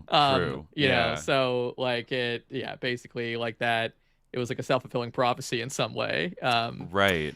Yeah, the existence of Weatherman just confirmed their most paranoid, conception of kind of like is. Kind of like how Antifa works today. There's probably a million different groups that may or may not be under the umbrella of Antifa or something, but and some probably are more violent than others. Yeah, it's true, but they get everybody gets branded Antifa by exactly. the DHS. At this point, there was a recent thing where it's you feel wear there's some crazy suit where a trial or a conviction of Antifa people. I forget where it was, but I remember reading about it. Do you remember this? There was something about wearing a hoodie and a mask. Yeah. If you wear all black and a face mask, you're Antifa, and that should be illegal. There was something where one guy had a gun or something, but a lot of people were just kind of caught up in this prosecution because they had hoodies or something like that, right? So it's and to what extent are they even identifying as Antifa? It's this type of thing. You can even see when people post this stuff on social media. It's here's Antifa headquarters. They have an anarchist symbol on the wall or something. It's just a bunch of kids hanging out. Germany or something. Yeah, exactly. Yeah, it's all right. Yeah, exactly. Yeah. their headquarters. Yeah, right. Antifa Central Command. Yeah, the Antifa Super Soldier Command, exactly. But yeah, so they weren't actually like weatherman people, but some of these people were associated with like the CPUSA and like other maybe the Revolutionary Youth Movement up in the Bay and stuff like that. So they definitely were kind of like socialists overall. I think Donald Fried described himself as a Marxist humanist. More of a literary guy, I guess. Okay, he's a playwright. Yeah. So, but still, like, I think pretty good politics. Like overall, was pretty like vigilant about, especially about like conspiracy stuff. Like this group was definitely pilled, I think, in the right way. So, they talk about visiting the Bar Sinister Law Collective, whose walls were postered with this generation's heroes, Che Guevara, Ho Chi Minh, Malcolm X. The table was littered with a random pile of Ramparts, yellowing issues of the Black Panther newspapers, and a few frayed paperbacks like John Hersey's The Algiers Motel Incident. So these are like, radical lawyers, etc. They were kind of discussing the possibility that Tackwood could be a police plant, like meant to kind of entrap them into taking like secret files or something. Dugan said at this office, "Listen, our biggest problem is the possibility that Charlie is a police plant. Although he had no way of knowing that he was going to be talking to Marilyn or I, he is an agent after all. Charlie is a strange fellow. He takes," this is their code name, by the way, Charlie for Louis Tackwood. "He takes great professional pride in his conviction record. He said to us this morning, 'I have a buddy I would go to hell and back for, but I still set him up, got him convicted on a dope sale.'" Katz interjected, "He told us one of these days, after these radical mad dogs at CCS take over and all black people are in concentration camps, they're going to need someone like me to administer them. People like me always survive. God, I believe him too. He'll out-survive us all." Yeah, a little bit fascinated with a certain period of German history, I would say. One of the strangest things about Louis Tackwood. So, like Joan, the lawyer, said, "The risks are obvious. CCS knows you both well and will certainly try to set you up if it's possible. In the end, there's no way of knowing whether Charlie is working with you or against you, but it's clear you must not accept any documents, files, or papers of any kind from him. He could give you a roll of toilet paper and they could convict you for receiving confidential police information. But it's worth it. If Charlie is telling the truth, it means we could break the Panther 13 trial wide open. The state's whole case stands on the evidence of Cotton Smith. They're saying he's turning state's evidence, but if we could prove that Smith had been an undercover agent for intelligence before he joined the Panthers, we could expose the entire plot to destroy them. Remember, the raid on the LA Panthers occurred within a few days of the attack on the Chicago chapter when they killed Fred Hampton. That might convince a lot of liberals. The best possible thing would be to have Charlie up on the stand himself." But Katz said, "We can't do that. We have to protect his identity." Going down here a little bit, the meeting broke up. They had been sobered, but the ground rules were firmly established, and they had an early warning system that would telegraph every maneuver Charlie might make in a possible police conspiracy against Marilyn and Bob. It was also clear that if Tackwood was not a police plant, that he ran an even greater risk than the others. He had told them of several incidents in which CCS or some other branch of intelligence had carried out executions of former or useless agents. The big LA Panther raid had been one such incident. Tackwood believed that CCS planned to kill their own agent, Melvin Smith, on the December 1969 raid on the Panther headquarters, along with every other top leader of the chapter. There had been 2 attempts on his own life already. Once while he was working to set up a friend for the hijacking of a truck at a Packard Bell plant, and once when he had worked with 2 SII officers to steal $240,000 in negotiable bonds. They took the money. He kept his life. Tackwood had also said, quote, "Then, like the dynamite deal, you don't..." Okay, actually, wait. This isn't really, expanded on, but just clocking it here. He says, "Then, like the dynamite deal, you don't know, but there's a devil worship cult in Pasadena. Actually, in Altadena. They are definitely on the LAPD payroll, because that's how we set a cat up. The cat with the dynamite. He was kind of leery, but I take him up to the temple, and these crazy-looking cats come out, and they say we're going to blow this up, and he's scared to death. We shook him so, it was pathetic. And then how you do it is, from this taxi, that car, and this car to that car, and there's a mystic thing about it, and they go for it every time. I don't care if they're the leader of the Weathermen. If you catch them right, they fall for it. If you could show them, like, if I caught the leader of the Weatherman clique, and I had a lot of bread and guns, and I showed them how they could rip off $1 million in gold, and there wasn't going to be anyone there, I could march a squad in there with enough money and enough guns, and if you lay it on right and show him how easy it is, he's going to march right in there and get all shot up. First thing is, he'll look at your money and run a few names down to a cat. Do you know such and such and such? Because every time I go somewhere, they run a few names down to me that I run down to them. Because people don't like to be ignorant. Like I might say, I'm from back east. Do you know so-and-so? And the cat will say, I know him. And I just made up a name. And then I'll run down a name I want to know. And he'll say, yeah, I know him. And then I'll say, well, you're all right people then. And then we get to rapping from there. It's human nature that fucks him up. He's ice cold. Dugan sat in the Freed's apartment, leafing through a manuscript the author had just finished. Dugan and Freed had discussed Charlie several times before, and he had given Freed information that would affect the Panther 13 trial that had just begun. Our biggest worry at this point, Dugan repeated, is the threat of a conspiracy set up around stealing information or bribery. Let's write a book, Freed said with utter self-confidence. We can formalize the relationship with a contract, and all the information Tackwood gives us will become material for the book. Then we're simply recorders of a story given to us by an undercover agent, recounting his life. Let him collect money from the royalties. Instead of just doing like a press, like underground press thing. So then they set up like basically, a bunch of different conversations and recordings over the next few weeks with Tackwood, and he loves the book idea, et cetera, et cetera. They didn't really, he never attempted to pass documents to them and never accepted money. And his signing of the book contract excluded the possibility of framing them with a bribery charge. A strange level of trust and friendship developed between the three. So then, interestingly, they decided like they needed a rationale to invent that would explain why they're meeting up. So Dugan and Katz thought they would bait CCS using themselves. It was the only plausible argument. Tackwood would have to tell CCS that he was talking to a Marilyn Katz and a Bob Dugan. The story was not very elaborate. Tackwood had met these two militants at a party, had a few drinks with them, and talked to a number of mutual friends in the movement. CCS showed a keen interest in his new friends. They directed him to follow it up right now. Tackwood now had an assignment. There was finally a cover for his calling and meetings. They no longer needed to meet in the dark alleyways of Watts. They could meet in Charlie's apartment. Tackwood was talking now. This is interesting. Quote, let me tell you, there are 3 things needed to win a revolution of any type. First of all, you need a cause that everyone believes in, for unity. Second of all, you need a song. I don't know why, but you need a song. A song, I'll tell you, that's how Hitler got so popular. The marching song of the Republic in the Civil War is what kept everybody going. And in World War II, it was, the stars forever, stars and stripes forever. You need a motto and a flag. Now this gives people 3 things to look up to. The song they can sing, the motto they can always say. Like King, he had a hell of a motto, we shall overcome, and everybody really believed it too. He had people marching in front of fire hydrants, dogs, bullets, and they wasn't going to do no violence on him. He came up with that motto, we shall overcome, and they had a song, right? Now these 3 things people can relate to.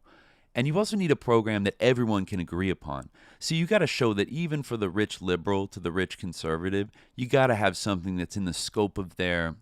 You got to promise business something. You got to promise poor people something. You got to backstab over here, backstab over there. How can I put it? It's all reality. You need a strong police force, not this type of police you know.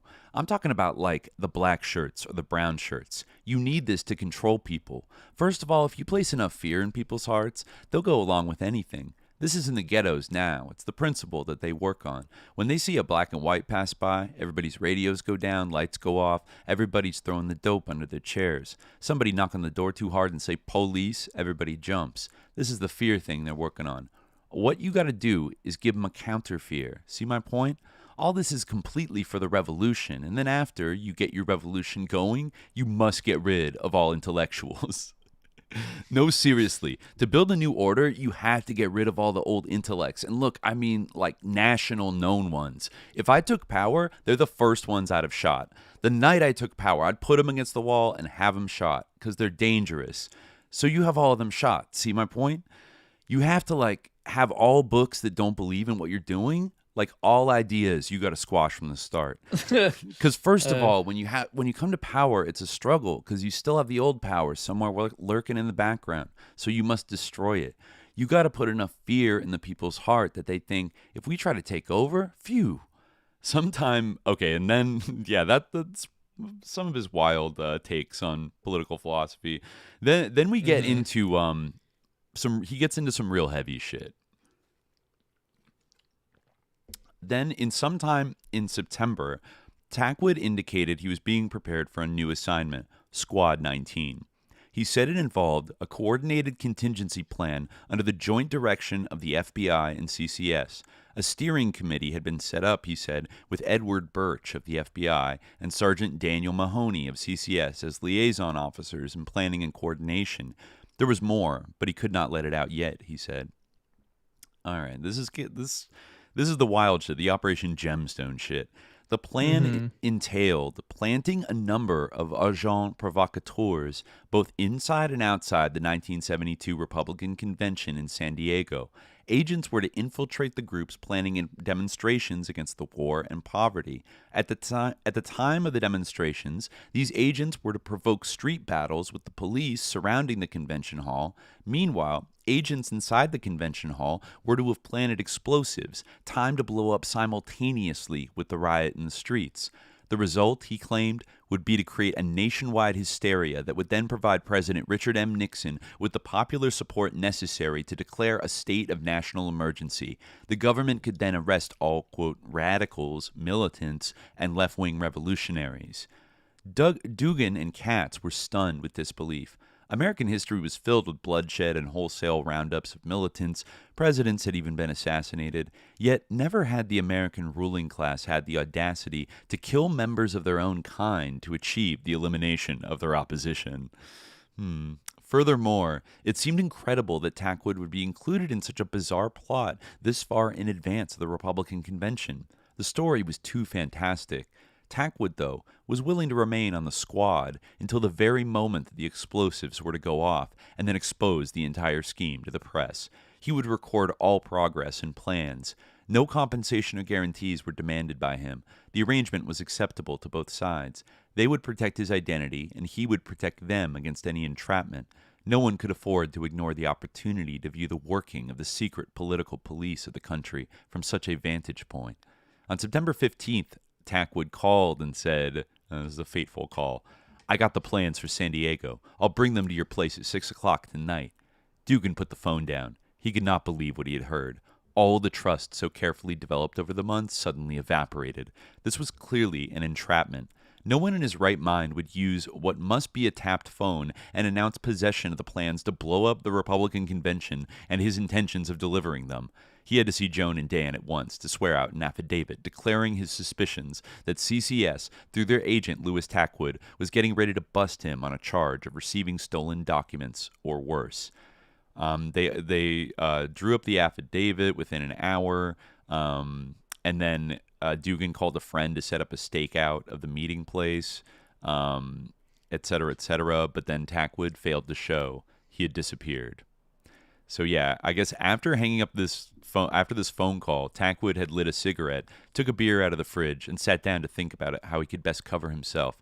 If he gave Dugan everything he knew, his usefulness to him might be over. If he didn't, well, he didn't know what to expect. Dugan knowing all that karate. From the next room, he could hear his wife Gwen arguing with her mother about when she and Louis would move out.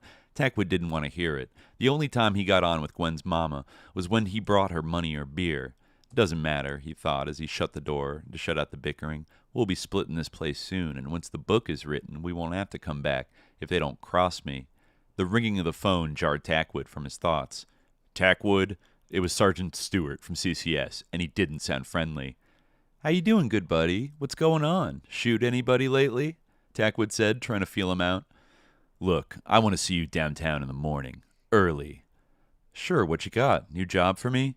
"Just be down here." What's on that dude's mind? Sounds like trouble, he thought. There had been none of the usual shared jokes or camaraderie in that call. His fantasies about a setup seemed to have some reality. Maybe that was the reason Dugan was so jumpy. Maybe Dugan was crossing him. There was no use in panicking, he decided. I'll check it out in the morning. Before going to the glass house, he picked up his grandma. If there was trouble, he'd need money, and he could always count on Grandma for that. Look, Mama, before I take you home, I got to stop by the glass house about a little business. You ain't messing around with those policemen again, are you? You know they ain't going to get you in anything but trouble. No, Mama, I just got to do a little business in the building. Somebody stole some money from me. That's all, he lied. He parked across from Parker Center, left his grandma in the car, and started to walk in. Maybe I'd better call up there first. No use asking for trouble. Hello, this is Red. Is Sergeant Stewart there? 1 minute, hold on. Hey, Stewart, it's Tackwood. Hey, Stewart, it's Tackwood. Through the muffled receiver, he heard Stewart reply, That double-crossing son of a bitch, tell him to wait. Tackwood hung up quickly. He had heard all he needed to know. Somehow, they found out about him. His suspicion that Dugan was crossing him was steadily taking shape. He got in the car, drove to his mama's, got some money, and rushed home. Glenn, we got to get out the house. They crossed us. Forget your clothes and get them later. We can go to Shirley's for a while. So, yeah, I guess he goes over to, I guess their friend Shirley's house, and Lewis takes Shirley to the market to get some meat. But then when he comes out of the store, Dugan happens to, find him and, track him down, I guess. And he thinks the only way he could have known that is because the police, told him. And so they meet up. Hey, man, how you doing? I got hung up this morning. Mad Dog's downtown wanted to see me. I got to go back this afternoon. Looks like a big job. Think it has to do with the convention. Could be some important stuff. I'll call you later. Dugan wasn't sure what to do. He had come across Tackwood's car by chance while looking for him when he didn't show up. If he let him go now, he might never see him again. Was this the setup? Or were there no papers at all? No matter what, there was only one way to find out. Play Tackwood's game. Okay, so he says, all right, cool. Is everything all right? Sure, better than ever. I'll call this afternoon. No, tonight, when I get back. Dugan drove off, feeling powerless, not sure what was happening. Tackwood was now sure it was a double cross. Dugan's jumpiness last night on the phone call to CCS that morning, now Dugan's appearance at a place he couldn't have known about without the help of the police and their omnipresent eyes. But he felt he had won this round, gained some time, and he didn't think Dugan knew about Shirley or where she lived. He would have time to think in a safe place. When Sergeants Rudy and Stewart showed up at Shirley's house the next morning, his suspicions tripled. There was only one person who knew where they were, Gwen's mama. Crosses are coming down all over, he thought. You can't trust nobody. They took him downtown. He sat nervously in a chair in the familiar room on the 8th floor of the glass house, where he'd seen many others forced to confess to things they hadn't done or didn't want to admit to. They let him know they knew everything. Now they would, quote, handle him again, they promised grimly. We have a little plan, drawled Rudy. Tackwood left, glad to be in one piece, but not knowing what to think. They sure knew a lot, but it wasn't Dugan and Katz who crossed him. He didn't know who was giving them information. He had been an informer long enough to know that it was not brilliant police work that solved crimes or gave the police facts. Rather, it was informers and double-crossers like himself that gave the police 80% of their information. He was part of the oil that kept the machine working. Without them, it would break down. Wherever the cross was, Tackwood knew he had only one road to take. He had to lay low and see what moves the cops and Dugan and Katz would make. He didn't have to wait long, as he later revealed. Quote, on the 21st, that's when they really started pushing on my ass. Metropolitan gave me a ticket for driving without a license. They stopped me for some jive-ass thing. So then, on the 22nd, CCS picked me up on some humbug and took me down to Newton Street and kept me there for 3 days. We just want you to hold him for a few days, Mahoney says to the desk sergeant. He needs a little time to think. What's the charge? Anything you like, just hold him. They just let me sit there and think. It was a thought thing. They were just saying, think about it, Tackwood. You're in here now, and we can get you all the way to the pen if we want to. I didn't think about it much, though. I stayed loaded for 3 days. They never even bothered to search me. I'm not sure what he means by that. You had weed with him? 3 days later, they let me out. That's when they popped me. What they were trying to do was clean up. They wanted me to say I stole some papers to sell to Dugan, Katz, Freed, a whole list of people. Get it? Conspiring to buy stolen documents. Not the San Diego papers, but a list of police officers they were going to supposedly murder. There was this black dude they wanted to get too, a pimp. They were in touch with some people he ran with. They were to bust him, saying that he stole my briefcase with the papers and some money. Next day they'd arrest a couple of his friends on the same thing. One of them would come up with the papers. Good plan, huh? We had it all set up. Mahoney, Beasley, and I drove up the house in the afternoon with a note for Roy. The note gave him till 10 o'clock that night to have the girl bring the papers to Newton Street. We knew we couldn't bring him there because he didn't have them, but this would look good in court. You know, we gave the dude a chance to come on his own, etc. That night, at about 11, CCS dropped me off at Newton Street. This is kind of interesting. He does another twist here. There were only a few people there that time of night. I walked in and tell the cat I work for CCS, give my code name, the whole shot, and I needed some money. The guy goes through all the motions, calls CCS, everything. They tell him to give me everything I need. No matter what it took, they should go out and arrest these people. Man, the dude snapped to attention when he heard that. There were 6 cops there just bullshitting on a coffee break. He broke in and told them, hey, go with this man.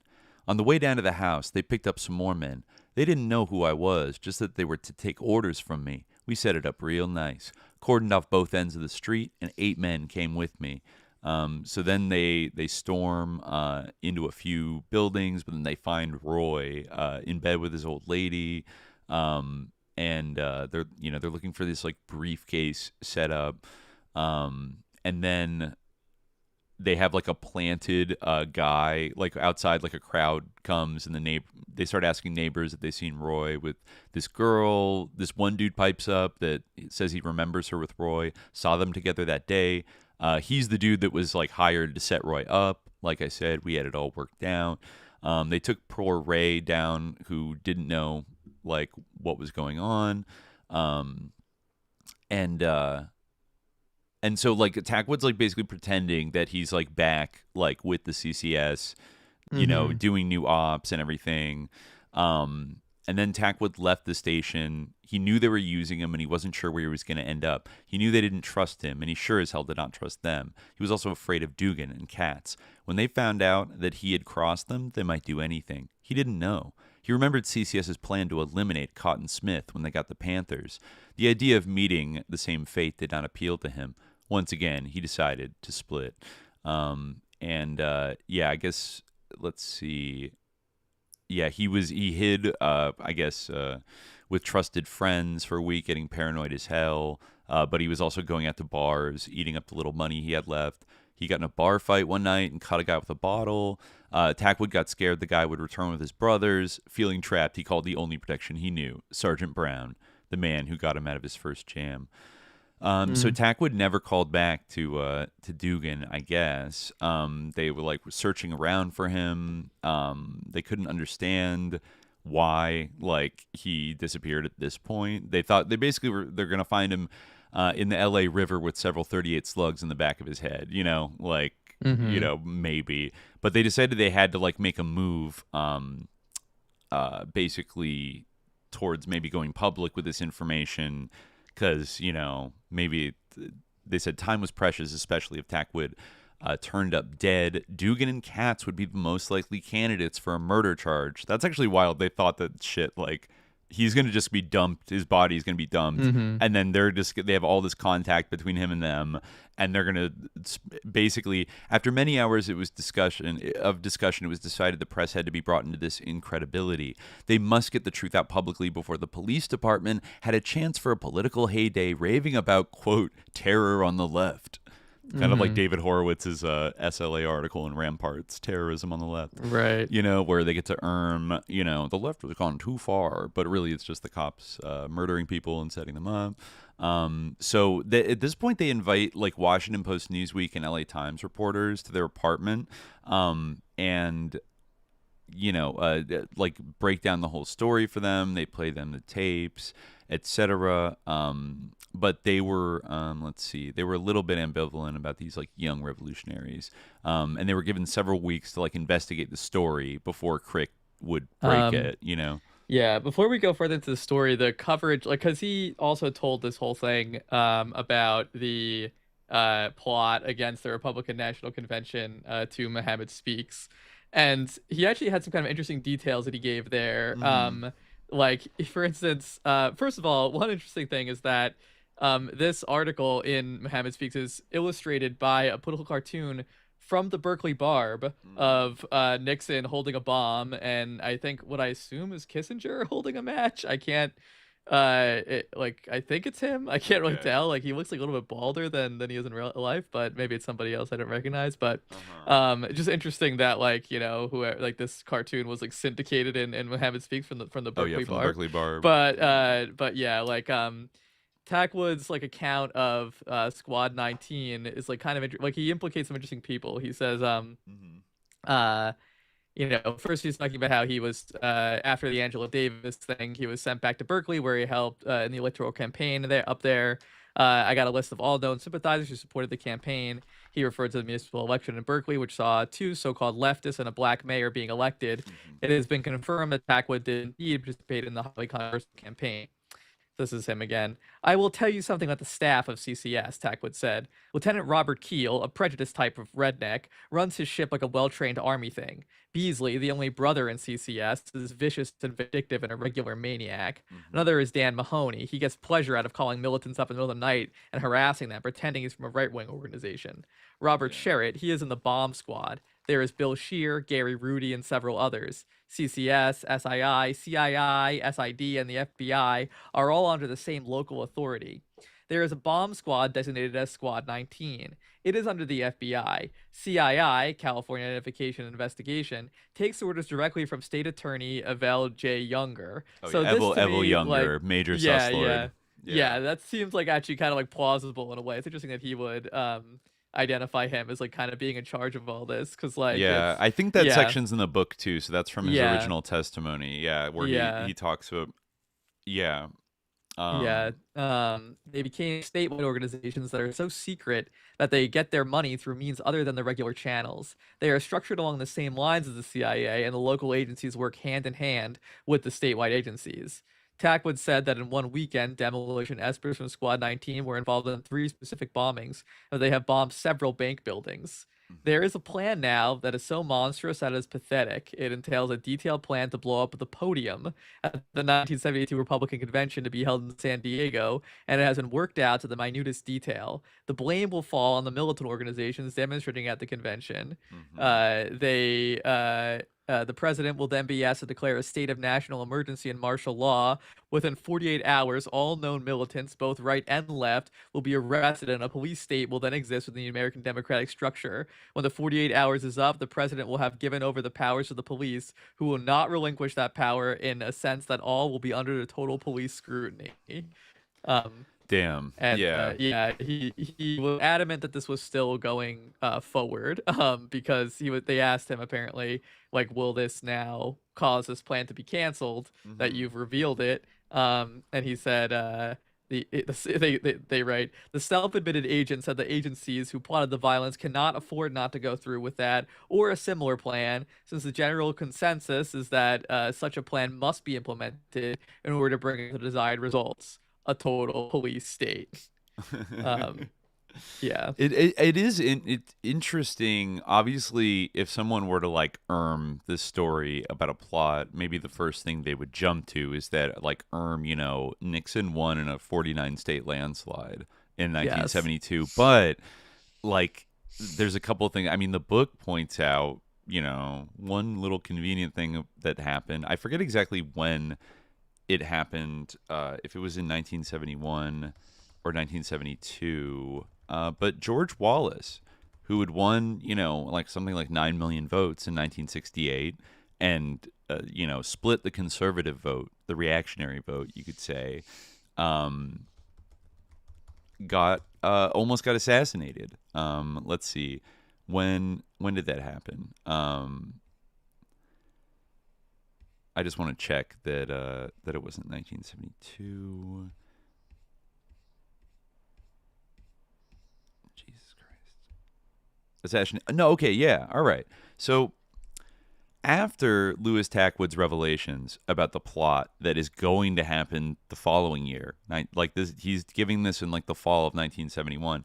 On May 15th, 1972, Wallace was shot 4 times in a crowd by a deluded lone gunman, and basically was like, I think he ended up paralyzed, but like survived, but like basically had to drop out of the campaign, which was like a huge game changer, because I think, the Wallace, if anything, was going to pull maybe do better than he did in 1968. And then you would have a three-way race that basically disrupts the Southern strategy that Nixon was like going for at this time, right? That he was going to try to flip all these like conservative Dixiecrats, right? Like the kind of pro-segregationist Democrats, and sweep the South with that. But if Wallace was like the champion of those people, so he would have taken a big chunk, and then you might have ended up with much more like an even three-way race where you have George McGovern, Richard Nixon, and George Wallace. Well, a deluded gunman, shot Wallace. No love for Wallace. He's a sicko. But, like, you can see what, the objective result of that was. It massively boosted Nixon's chances to win. And I think even the Watergate break-in was also in May 72. The infamous, where the guys were arrested. Yeah, and there definitely were. I mean, there was no, successful... It is actually interesting. You remember the Gainesville 8, right? Wasn't their whole thing that they had received information? I don't know if they were referring to this, but they were under the impression, I forget how they accounted for having heard this or why they believed it, but they were under the impression that there was going to be some kind of Reichstag fire, false flag type of thing, right? And that was why that was kind of the basis of their whole arrest, and the idea that they were planning militancy or violence was that they were actually planning to defend against this supposed Reichstag fire type plan that would be executed at the convention. This is interesting. Yeah, this was one group that actually was prosecuted on charges of conspiracy to do something like what was basically violently disrupt the convention, the RNC convention in 72, which is eventually, I forget, I think it might have had something to do with the ITT scandal, but it was moved to Miami eventually. It was going to be in San Diego, right in the heart of reactionary California. And then was moved to, also reactionary Miami.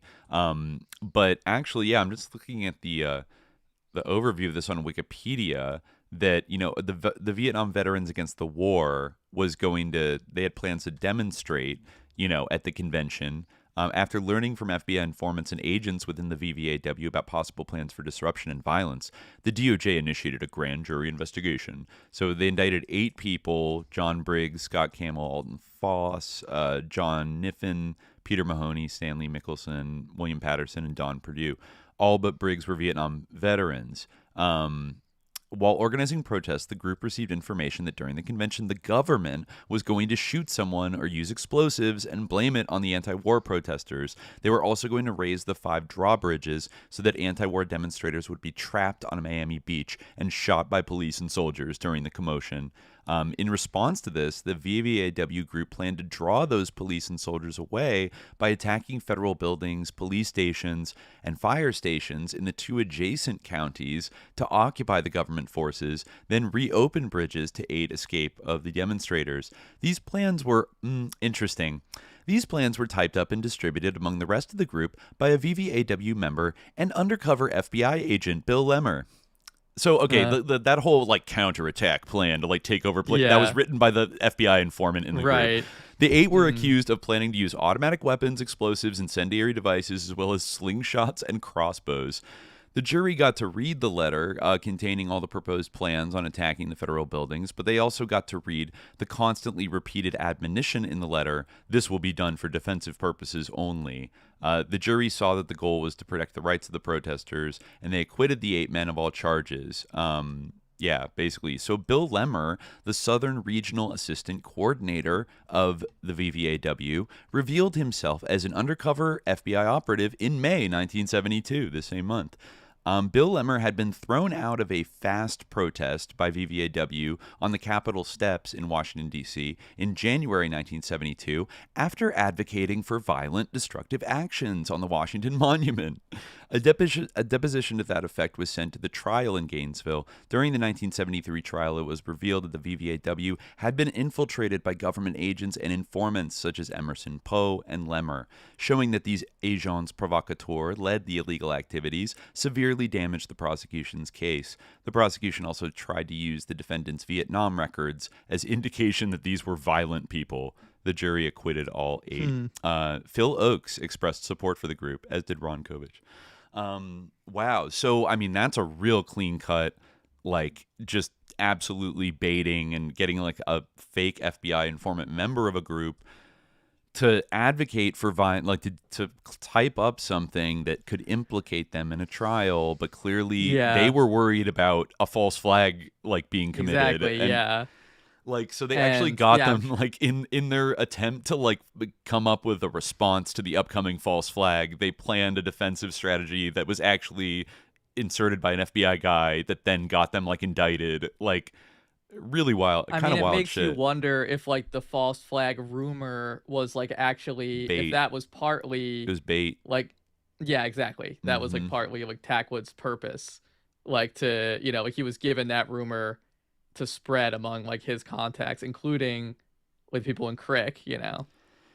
It's interesting. It's the one time that I feel like the book doesn't really explain, like, why did he call them up on the phone and be like, I got the San Diego documents, I'm coming over, when he totally knew that based on the story he'd been feeding to his to the cops, that they probably were bugged and being listened to. He said the reason why he chose to like come clean or like go public with this stuff was that he found his phone was bugged.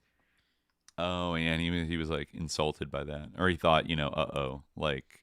I guess, yeah. I mean, that's what he said in his Mohammed Speaks interview. Anyway, he said that like he, asked what prompted him to reveal his role with the various agencies. He said, in September, I discovered that there was an extension hooked to my phone, with the other phone being in the Newton police station. Remembering that all the agents and almost everyone connected to the Kennedy assassination had been killed over a short period of time, I decided to run. I hid out with some friends for a short time on Avalon Boulevard and then made contacts with a group of political activists in nearby Venice who were working on a book detailing the methods of police entrapping militants. I agreed to furnish them with information and secure documents from the files, which I had easy access to. So, yeah, I mean, that also is kind of like implicating him in like stealing documents, but whatever. Yeah. But then the police learned of his defection, he says, and he was forced to go into hiding again. Then I think they kind of smoke him out. I forget if he tries to get in contact with them or if they smoke him out, but then they basically tell him, you need to come to the DA's office. And so he decides to go along with it, and then they lead him into a room and with the DA, and they pull out a letter that Dugan and Katz had sent to the DA's office charging CCS with kidnapping, because they like picked him up eventually, and it went over all the things I told them about CCS. Brown says to me, now Tackwood, you're in a little trouble, and there are some people who want to talk to you, but don't worry, just listen to us and it'll be all right. Understand? I understood real well. It was too late to deny anything. The only way to save my ass was to go along with them for a while. The plan was this. Brown would say, Mr. Tackwood, did you ever make any tapes with Robert Dugan and Marilyn Katz? I would say no. He'd say, is it true that you told them that CCS blam to blam blam? And I'd say no, for over and over for each part of the statement, just like a kind of play. So they march, they're basically doing a show trial. Like, they're literally just like, go, basically do, like, they march me in a room filled with people I don't know. They hold up the paper, read it off section by section, and every section they say, now, Mr. Tackwood, is anything in this statement true? And I say right on cue, no, it is not. And it goes on and on. And they ask, do you know Robert Dugan and Marilyn Katz? I say, yes. And they say, do you know what these people are involved in? And like clockwork, I say, yeah, buying information so they can carry out their plan to kill police. They are part of a conspiracy to do this around the country. Then they call the police photographer, and he takes all sorts of pictures, like me pointing to the statement and shaking my head no. See my point? And one with us, Brown and me, with our arms around each other, to show them alive, and we're all real friendly like. See my point? Tackwood was back. He had survived again. His performance at the DA's office was a complete fabrication, under CCS direction for sure, but a command performance nonetheless. The entire charade was put on for the exclusive benefit of one reporter, Jerry Cohen of the LA Times.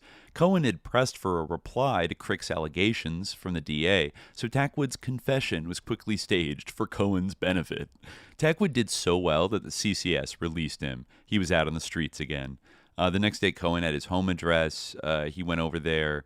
They convinced Tackwood actually that they knew the declarations given to the DA were false, and said they wanted to hear his version of the story. So then they took Tackwood to the LA Times, building, and I think at this point they set him up with this expert polygrapher, Chris Gugus, in Hollywood, who I guess was an ex-sheriff's deputy and had a framed picture of J. Edgar Hoover like shaking hands with him on his wall.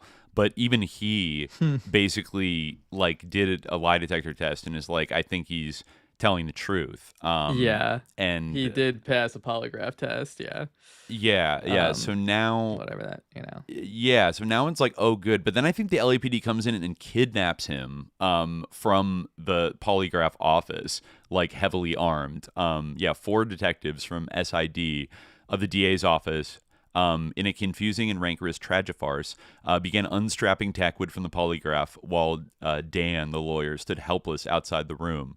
And then they just the polygrapher Gugus was crouched shivering behind his desks, and everyone else was like, "What the fuck?" So he basically just got kidnapped by the DA's goons, and then he was taken to the office and had to sign all kinds of bullshit statements that CRIC had kidnapped him, and that they were engaged in a conspiracy to receive stolen documents, and he was promised immunity.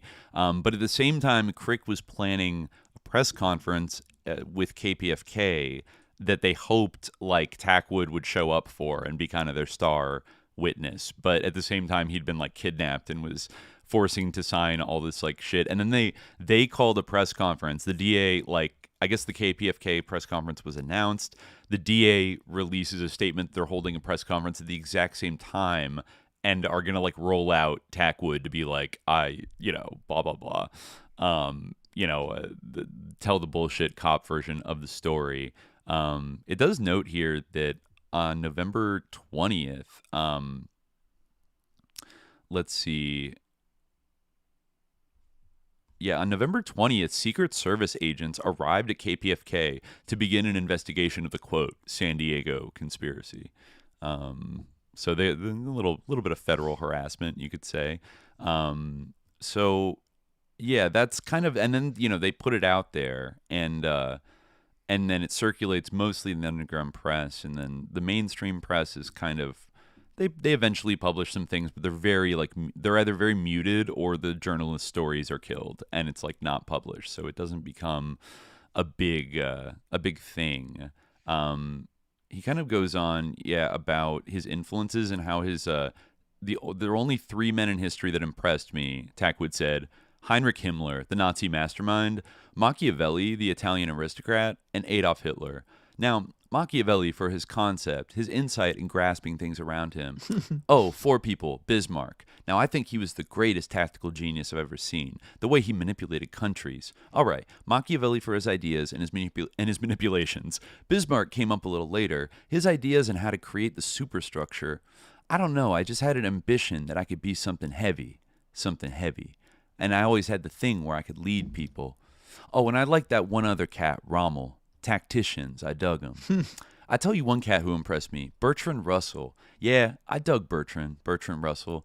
Yeah, Bertrand Russell was a hell of an influence on me because I dug his concepts on a lot of things. People called him communistic and radical in a lot of things, but the cat was righteously heavy. Oh, I tell you, I tell you a cat I dug. I guess he forgets who he was talking about. He's got a lot of interesting lines about the whole black system, the whole system is pimping. It's more than petty capitalism. It's capitalism in its truest form. Raw capitalism. A pound of flesh. Damn. He is kind of spitting there. Let's see, a little further down, I think he sheds a little more light on Ron Karenga. Let me see, maybe on page 93 here. Let me see. Here we go. Yeah, okay. Yeah, he says that, prejudice type redneck, Robert Keel, they should all be locked in padded cell. My first assignment with CCS was liaison between CCS and Ron Karenga's organization, US. My second assignment was to watch and help create conspiracies on Panthers. Yeah. This is consciousness, blah, blah, blah. Talks about the histories of like black radicalism and, you know, the racism of the, obviously, of the LAPD. Here's one test. Oh yeah, let's see. One testimony talking about the racism and how the most viable organized force within the black community to emerge from the new consciousness, like kind of civil rights consciousness, was the Black Panther Party. A system of patrol cars, of course, was established to trail police armed with both guns and law books, you know, etc. As the party attracted support, it began to expand its activities, you know, free breakfast for children, free medical clinics, and they were intended to give people an alternative vision as to how problems could be solved on the basis of need rather than for private profit. Although these programs could not ultimately solve the problems faced by people under the existing system, the Panthers' aim was to build a base for revolution. The party became a national organization and continued to grow. Demagogic attacks from politicians, from the president on down, also grew. However, while the politicians launched verbal assaults against the Panthers for their alleged violence, the police throughout the nation initiated a wave of actual violence against the Panthers, the vehemence of which has not been seen in this country since the police attacks on labor at the return of the century. Yeah, and in Donald Fried's book, you all can see right here, this is just 1968 and 69, the violent police attacks and arrests of Black Panther leaders. You know, it talks obviously about Cleaver. April 6th, Bobby Hutton is killed. Cleaver goes to jail. Bobby Seale is charged with conspiracy to murder. Denver police arrest 7 juveniles and 3 Panthers. Denver police arrest 1 Panther and kill another for alleged sniping. Colorado chairman of the Black Panther Party is arrested for arson. No evidence offered. 8 Panthers arrested on charges of shooting at police. 1 is charged with the robbery of a service station in San Francisco, depicted in the Panther movie as a setup. Panther headquarters in Jersey City is firebombed by 2 white men wearing police-style uniforms. Then in 1969, of course, 21 persons identified police as Panthers are arrested in New York for conspiracy to blow up the botanical gardens and department stores. No overt act is charged. 1971, they were all acquitted. San Francisco police using tear gas raid Black Panther Party headquarters and arrest 16. LAPD raid LA Black Panther Party headquarters, seize weapons, and arrest 11. They got in a long shootout there, and that's the one that Cotton Smith, they said, was kind of in on, but also might have been like they tried to murder him for it. Then, let's see, FBI in Chicago raid Black Panther Party headquarters, confiscating shit. Denver police raid Black Panther Party headquarters again, twice. Let's see, Sacramento tear gas in search of an alleged sniper. Chicago is raided. San Diego is raided. Black Panther Walter Trey Pope is killed by 2 LA policemen who claim he fired on them. And then David Hilliard, the only Panther leader left alive and free, arrested for threatening the life of President Nixon when Hilliard said in a public speech, "Well, we will kill Richard Nixon. We will kill any motherfucker that stands in the way of our freedom." Yeah, so it was, obviously very clear a concerted national effort was underway to destroy the Black Panthers by developing a program which struck at the heart of the capitalistic system. The Panthers had become a greater threat than any previous organization of blacks. To meet this threat, the system had to escalate its response. So, of course, they killed Fred Hampton in Chicago, and it tied everybody up into... legal cases. Ramsey Clark was involved in the Independent Commission of Inquiry into the Black Panthers and law enforcement. They, said the Fred Hampton raid was basically murder. And I think this is, I don't know if this is back to Tackwood, but it might actually be Roy Wilkins or Ramsey Clark. Quote, I know for a fact that the number one witness for the state in the LA Panther trial has been a member of my form of occupation for years. Yeah, this is Tackwood, before I was. He helped create the conspiracy that got them all convicted in LA. In other words, he was paid specifically to become a member, and he was paid specifically to create incidences where they would have criminal conspiracies on these people. Now, this Cotton Smith, his name is Melvin Smith, was the number 3 man in the Panthers in LA, is the same thing as I am, from way back. I'll tell you, Melvin Cotton, before he was anything, little old half-wit, he had a coke habit, freak, and he had fucked around there with those little girls, and somebody gave him up. I don't know if that means he's like a pedo, but wouldn't be the first time a black-mailed pedo becomes a sinister individual. He started sales of narcotics for them, and so they hooked this thing up with CCS, and Cotton knew the same things that I did. He was there first, and that's all. So they put Cotton in there, gave him carte blanche. Cotton was working for intelligence. Actually, CCS didn't get hold of Cotton until 2 months before the big blowout over there. The Panthers had a stash of guns in Compton, which they were moving down to L.A. Before that, they had a big meeting. See where I'm coming from? Cotton helped instigate the idea. Let's shoot 'em out, baby. Oh, here we go again. Gotta pick up the gun, be an edgelord.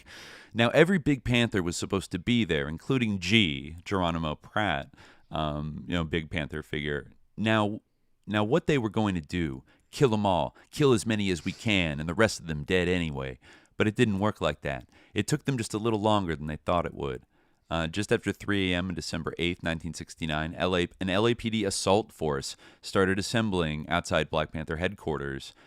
This was the notorious, this is actually one of the first appearances. The members of the assault force were armed with AR-15 automatic rifles, just like Vietnam, and were wearing bulletproof military-type flak vests. This was the all-white SWAT squad. Special Weapons and Tactics. I think LA was the pioneer. It might have been after the Watts riots that they instituted this all-white, commando force that is, then become a model for the whole country. Police with sniper rifles, a tank-like National Guard, armored personnel carrier was waiting nearby. 40 police were to participate in the original assault. And there were no press or media on the scene, and it was 5:30 a.m., so nobody was awake. The attack began when 4 officers smashed through the front door of the headquarters with a battering ram. And keep in mind, this was only 4 days after Fred Hampton was basically murdered. So the LA Panthers basically felt like, oh, they're coming to murder us. Like, we're gonna fight to the death. Fuck it. You know what I mean? So they got into like a huge shootout. 3 police were wounded. And there was a 4-hour siege. They fired tear gas in the building and tried to blow holes in the roof with dynamite, and rake the building with gunfire. Helicopters surveyed the scene, to make sure no reinforcements arrived. They eventually came out with a white flag. 6 Panthers were wounded and none were killed. When the surrender finally came, 13 persons, 3 women and 10 men, some still half-dressed, emerged from the building and were arrested. Among those arrested was Melvin Cotton Smith, a 42-year-old ex-con who was to play a critical role as the case moved into trial. Tackwood says, I tell you, Cotton and I, there was a long table. I was sitting next to Cotton, and Cotton with a pair of scissors and cardboard. We were at CCS. They got pictures. Cotton's cutting up cardboard and make this building, and he's putting little dolls with names on them, and he said, yeah, I'm not scared. But they used him pretty bad. They had no more use for him. They were getting ready to destroy the Panthers. They would not be a functional organization when they got through with them. So then, this is some real Molly Maguire shit. During the trial, there was a surprise development. Melvin Cotton Smith turned up as star witness for the prosecution. So they basically were like, he was arrested and we kind of leaned on him, and then he decided to flip, completely covering up that he was an agent the entire time. But then I think it actually was this was in 1971. But Louis Tackwood's revelations cast more doubt on Smith's credibility, particularly the credibility of his last-minute switch to the prosecution side, etc. So on November 22nd, 1971, Tackwood testified under oath in the trial of the LA Panther 13.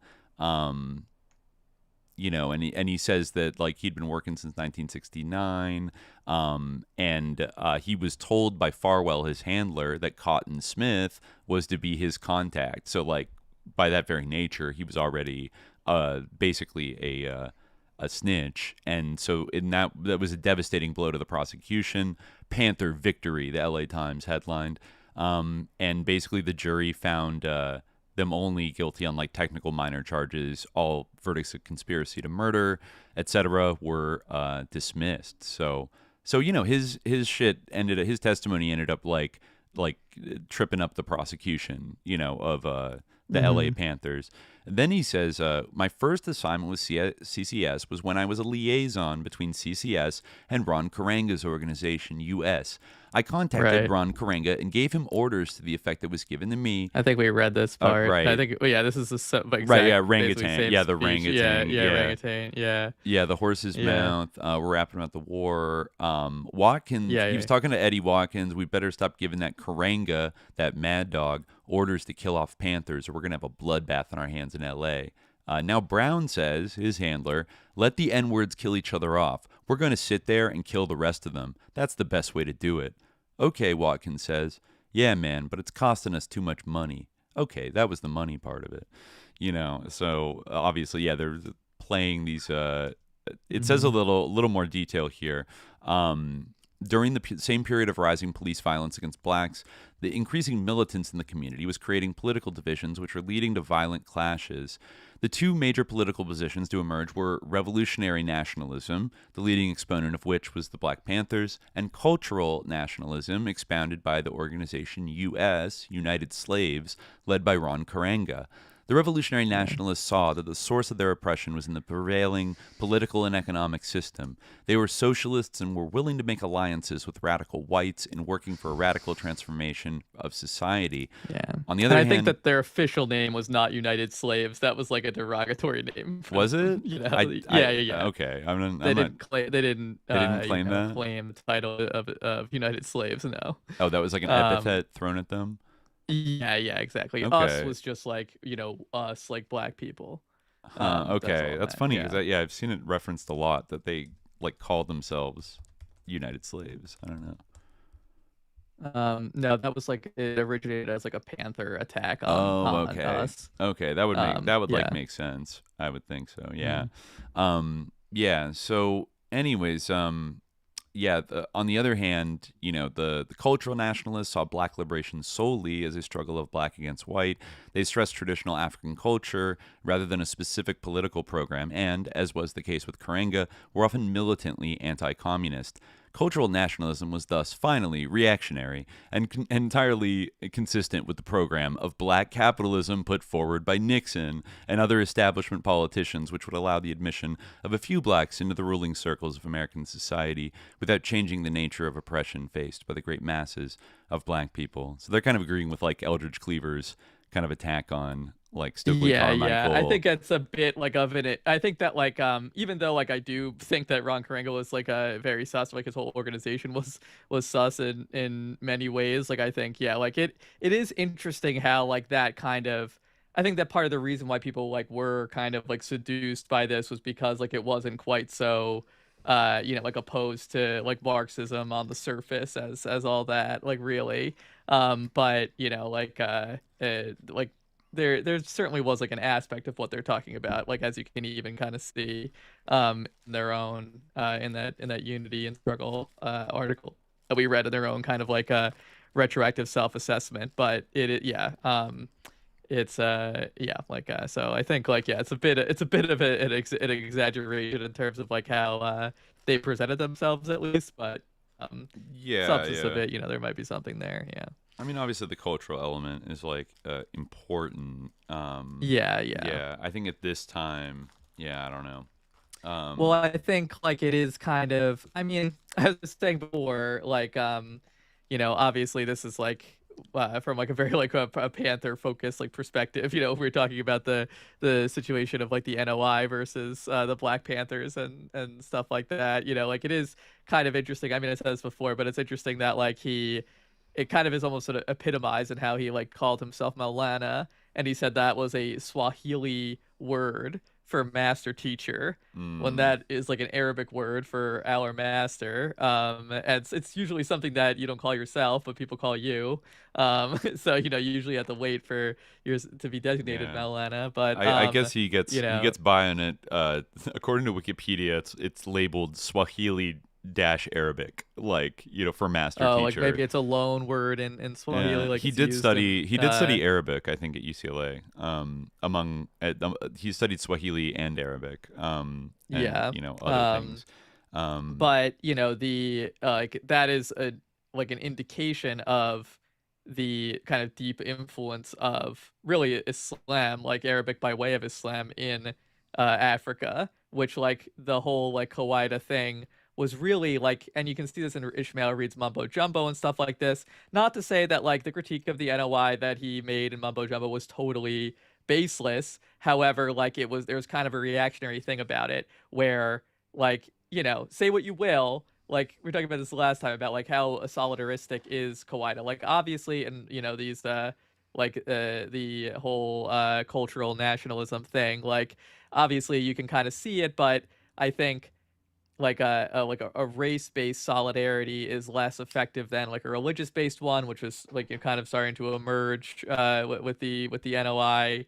And there's also you talked about a political solidarity. So there's and also within the kind of cultural nationalism, we're a nation, we are a nation without a material land and stuff like this, right? But we are a nation in a cultural sense. That can become complicated because different people can have different cultural roots. Africa is a whole continent. It's not a small place that has a single culture, right? Yeah, exactly. So trying to root things in African culture is a little bit can become kind of a the weeds there, especially when it's this kind of academic framework. I mean, you see things with Kwanzaa, a holiday that's not that is not very commonly celebrated. That's right. But I remember in the 90s, kind of a hodgepodge. I don't know if it had a kind of resurgence when I was a kid or because I was in the Bay Area, but I do remember Kwanzaa kind of being included alongside Christmas, Hanukkah. And I the remember December having holidays. to sing Kwanzaa songs in our concerts in elementary school, our holiday concerts. We had to sing Kwanzaa songs as well as Hanukkah and Christmas songs. Yeah. No, I mean, maybe I didn't technically because I went to Catholic school. You went to Catholic school, so you didn't have to sing Hanukkah songs at all. No, we actually did have Hanukkah. We had that's interesting. We had a little. It was somebody in our class their mom was Jewish, and so she come in and give us dreidels and tell us the story of Hanukkah and stuff like that, kind of thing. But yeah, Kwanzaa is I remember discovering for the first time it's it was created by this guy who's basically an FBI informant. Yeah. No, at my public school we had to sing songs for Christmas, obviously. It's interesting, actually. We kind of sang mostly snow-based songs, then some Hanukkah songs, Sure. maybe one or two Christmassy songs, or Christianity-focused songs, maybe, but not super heavy on the we sang Alleluia or something, I think. Oh yeah, which kind of is vague. but... It's another language, etc., etc. And then we sang this one song that was about Kwanzaa. I can almost remember it was we work together and play together in unity. It was very, it was interesting. But yeah, I mean that's kind of it is it's interesting that I mean one of the only people, I don't even know if this is true, but one of the only people I know of who celebrated Kwanzaa is Kamala Harris. So she claimed, which I almost could believe based on who her parents were. It almost makes sense. Jamaican that Marxist academic father and Kwanzaa. her Indian mother would celebrate Kwanzaa. Yeah, in a secular humanist kind of way. A hyper intellectual kind of, growing up in the Bay Area in the 80s yeah, and stuff. in California, exactly. Yeah. That almost would it's almost plausible. I mean, maybe she made up that she celebrated Kwanzaa, but it's a weird thing to make up, honestly. But anyway, because like, is that gonna actually, are people gonna be like, yeah, like the Kwanzaa demographic, like you're trying to curry favor? I mean, who knows what's going through their minds? But it's like, kind of like this phantom. There always was kind of a meme about it that like black people don't actually, much less in Africa, where because it was invented in America, like, but like even African Americans like don't really like celebrate I used to, Kwanzaa that much. My roommate, I used to troll her. My older roommate, I used to troll her by wishing her a happy Kwanzaa. She get mad. But yeah, like she was kind of like, same thing basically. Like, no one actually celebrates it. But it has a kind of like Ford Foundation gloss like on it, that it's got this like Ford Foundation vibe that I'm sure like the people of the Ford Foundation thought it like rocked. Well, it's interesting because like it has no like real, as far as I know, I don't actually know like what Kwanzaa is like made out of, but obviously like it's kind of a an invented holiday. It doesn't really have like any kind of like historical basis, right? And it's kind of based on this like it's a kind of like a Pan-Africanist holiday. It's like an Esperanto holiday kind of, but like, and you can kind of see how like that is. I mean, like obviously like I mean, I think like it's the popularity that it has kind of speaks for itself in a way, but like it's kind of this like say what you will about. I mean, obviously the nation took it in like certain directions that like are were kind of innovated by Elijah Muhammad to various extents, like calling himself a prophet, calling Fard God, and all of these things, right? But like even if you look at like Muhammad Speaks, like, and you see like what their creed is, like it's basically like not so different from the basic principles of Islam, like belief in one God, like and such things.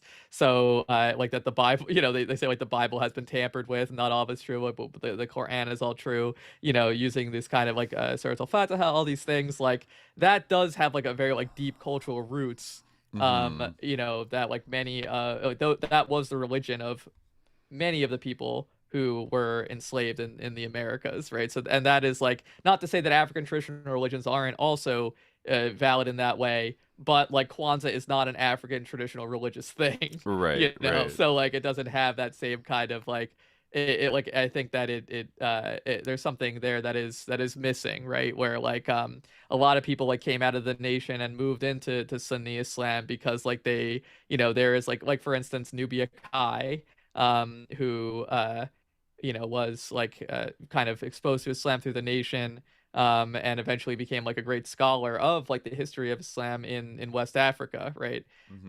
So like you like, because and that is there to discover, whereas like not to say that there isn't like like traditions that predate Islam in Africa, like in in the further past, right? And countries that were or areas of Africa that were not Islamized until much later in their history. Like certainly those obviously like there's also have like rich cultural traditions for sure, but none of them really have much to do with Kwanzaa, and it's kind of a there's something that is sort of like muddied about the cultural national. But I do think that even by the early 70s, you did kind of see the sort of pivoting over to like a Marxian analysis from the Karenga people, even though I think in the radical circles it was kind of ascendant by maybe 73. But or even earlier.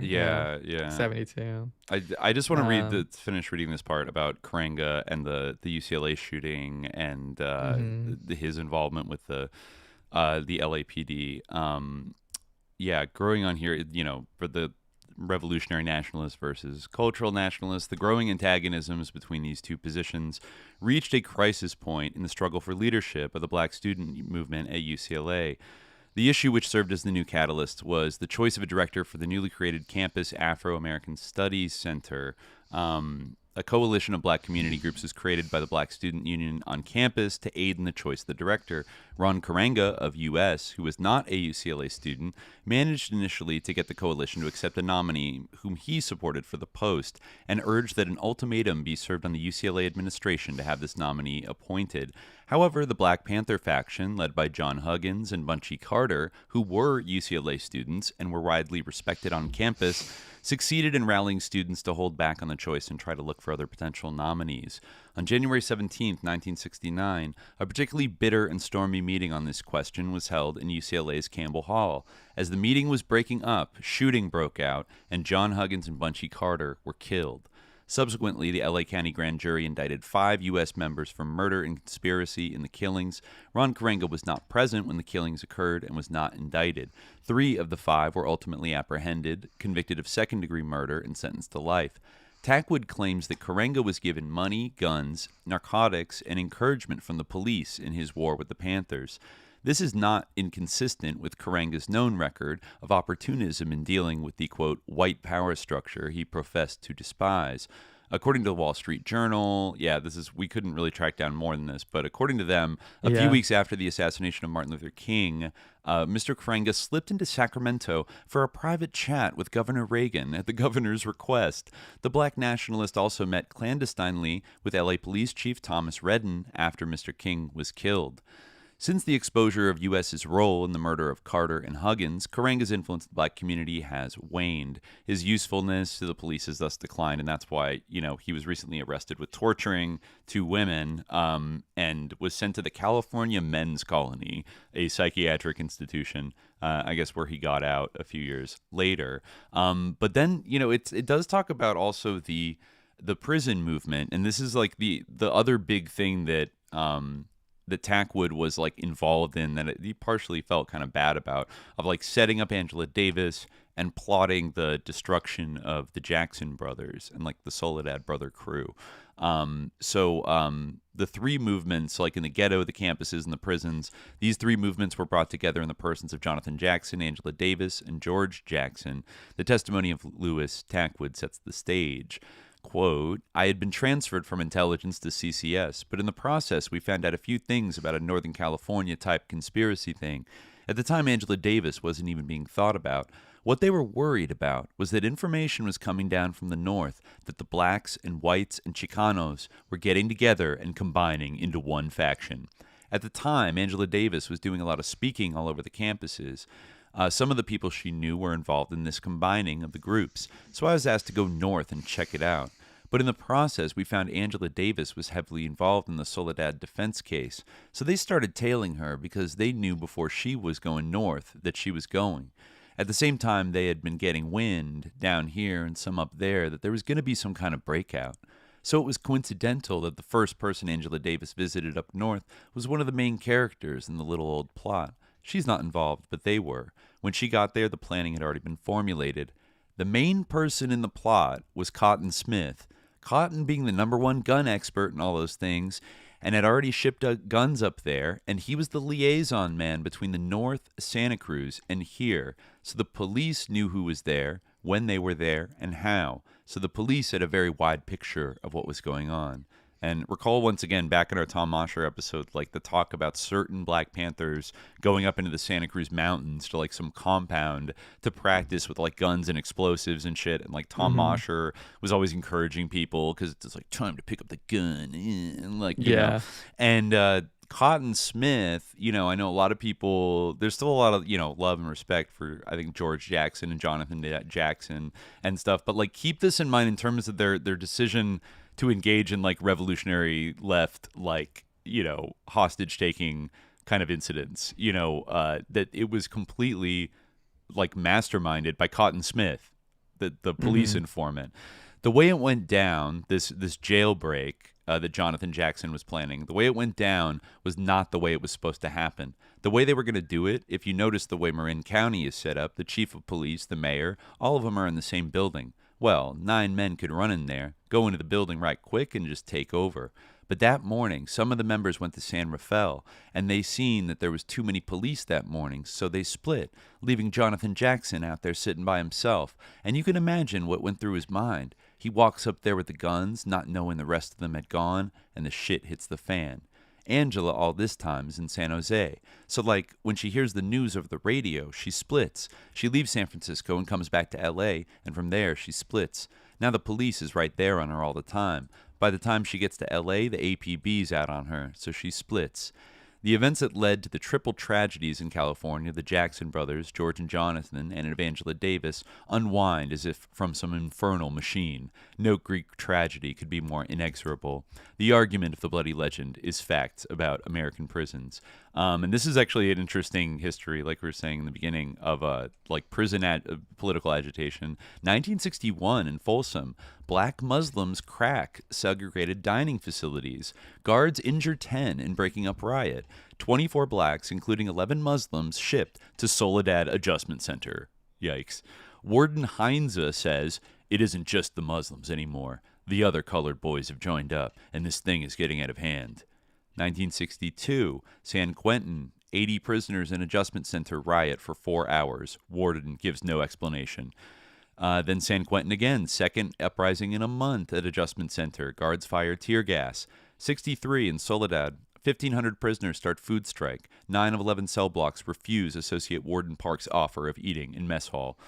1964, rioting leaves 1 prisoner dead and 16 injured in Soledad. 29 prisoners sent to other prisons to break up a number of pressure groups. 1965, Soledad, prisoners working in clothing factories strike in protest against pay scale, 30 cents a day.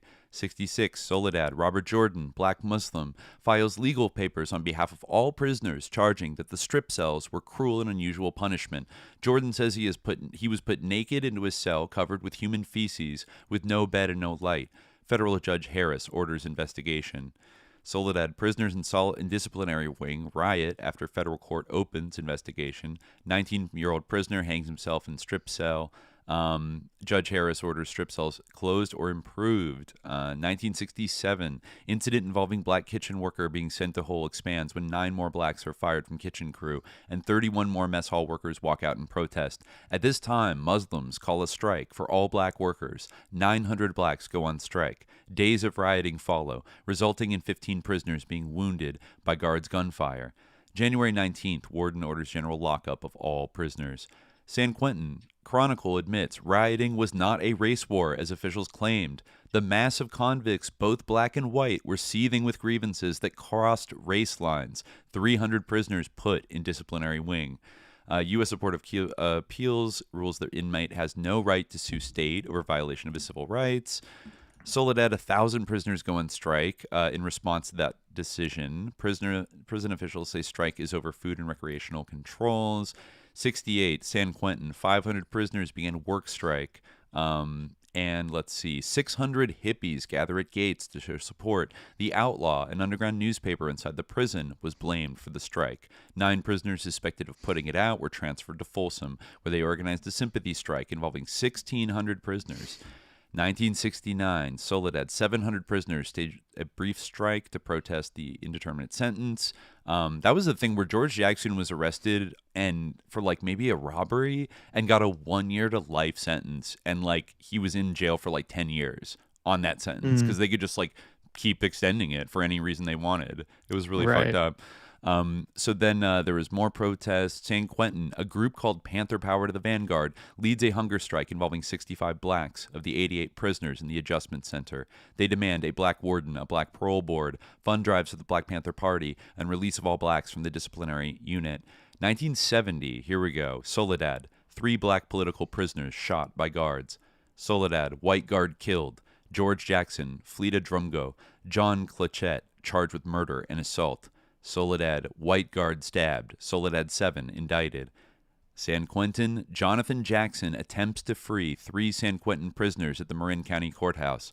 All are killed by sheriffs and guards, with the exception of Rochelle McGee. Then 800 prisoners go on strike to free all political prisoners, including Soledad brothers. They demand abolition of the adult authority and closing of the adjustment center. And this is interesting, granting of asylum to condemned prisoners in communist countries. So actually this was like, I guess like a demand of theirs, so like send us to like East Germany or the Soviet Union. because we're political prisoners, Right. It's actually an interesting solution, So there was more riots, more work strikes, demands calling for overhaul of sentencing and parole procedures, and for amnesty in communist countries. More strikes, riots, etc.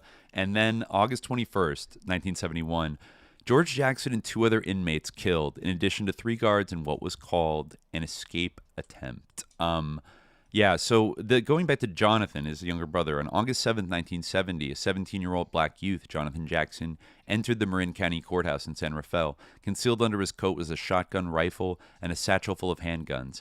He sat down in the spectator section in the courtroom of Judge Harold Haley, where the trial of a black San Quentin inmate, William McLean, was in process. There were 2 other inmates there to serve as witnesses. Then Jackson rose with the .38 special revolver in his hand and stated coolly, "All right, gentlemen, I'm taking over now." He then armed the 3 prisoners and took the judge, the DA, and 3 jurors as hostages. Some witnesses later testified that as he left the courthouse, he shouted, "Free the Soledad brothers by 12:30. Some said the cry was free all political prisoners. After the 9 boarded a yellow van and started to drive off, San Quentin guards opened fire on them. Jackson, McLean, Christmas, and Judge Haley were killed. The San Quentin warden was later to remark, "Prison personnel try to prevent any break, hostages or no hostages." Since Jonathan Jackson was killed, there's no definite knowledge as to his motive in the escape attempt.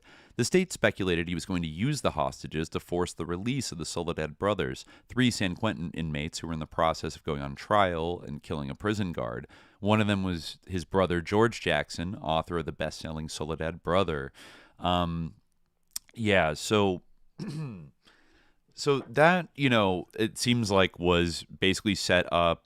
The judge was killed because he had a shotgun taped to his head, as kind of like insurance. And they did basically the, what's it called? The Hannibal doctrine. And just opened fire and riddled it with bullets. And either the gun went off accidentally or the only surviving guy, Rochelle McGee, was indicted for murder for killing the judge, even though I don't think it was him who was closest to him or anything. And critically, Angela Davis was indicted because I guess some of the guns that Jonathan Jackson used were registered in her name. However, Jonathan Jackson was her bodyguard, so it's not that weird that maybe she would buy a gun for him or something like that, right?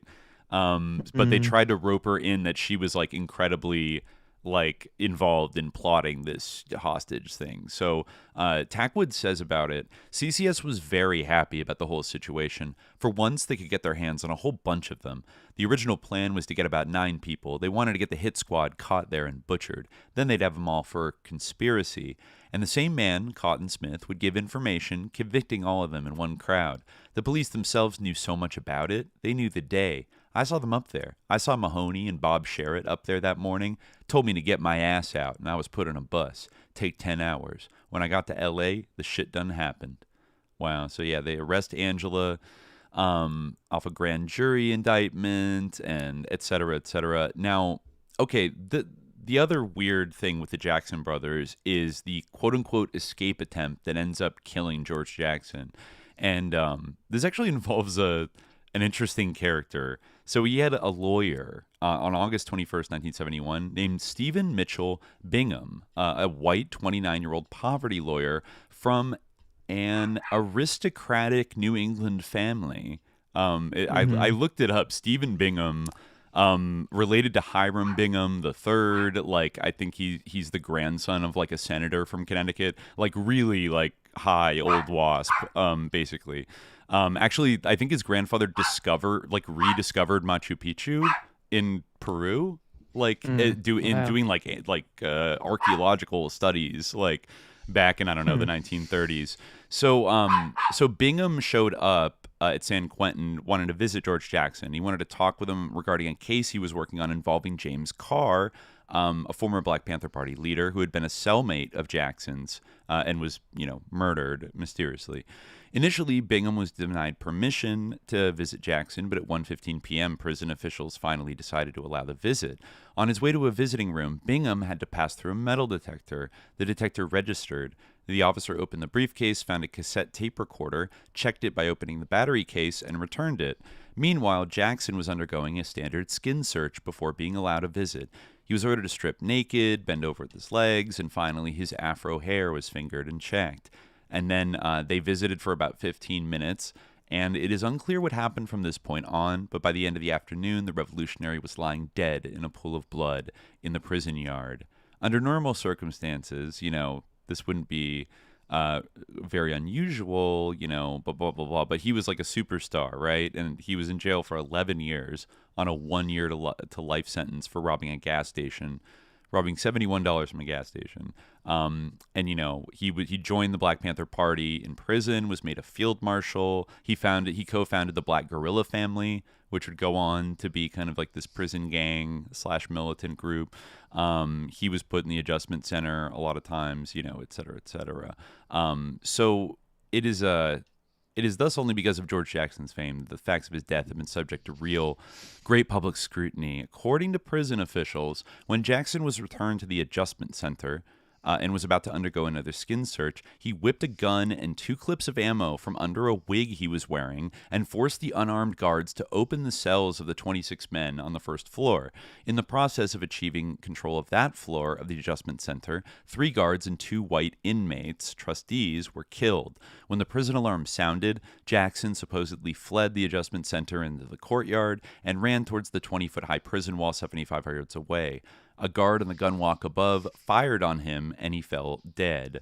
And a lot of people felt this was a very sus story. Like, this didn't add up. It says the official version has uncertainties and contradictions which stretch the bounds of credibility.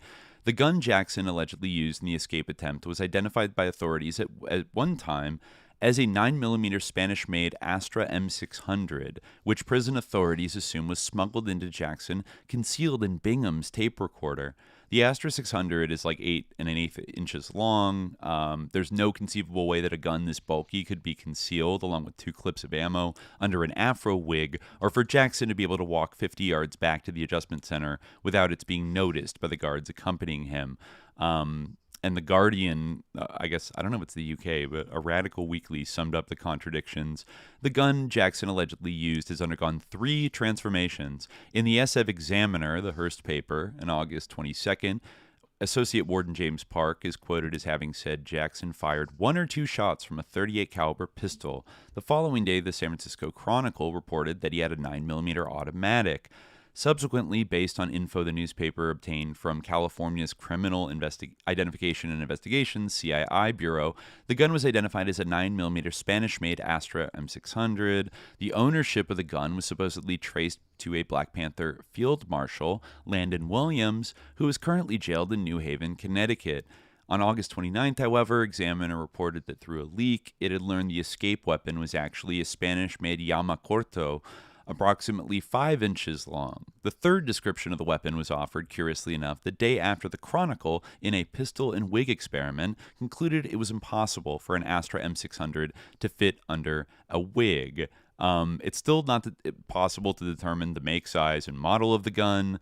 When asked, Information Officer O'Brien replied that he did not know anything about the gun, and it was in the possession of the Marin County DA.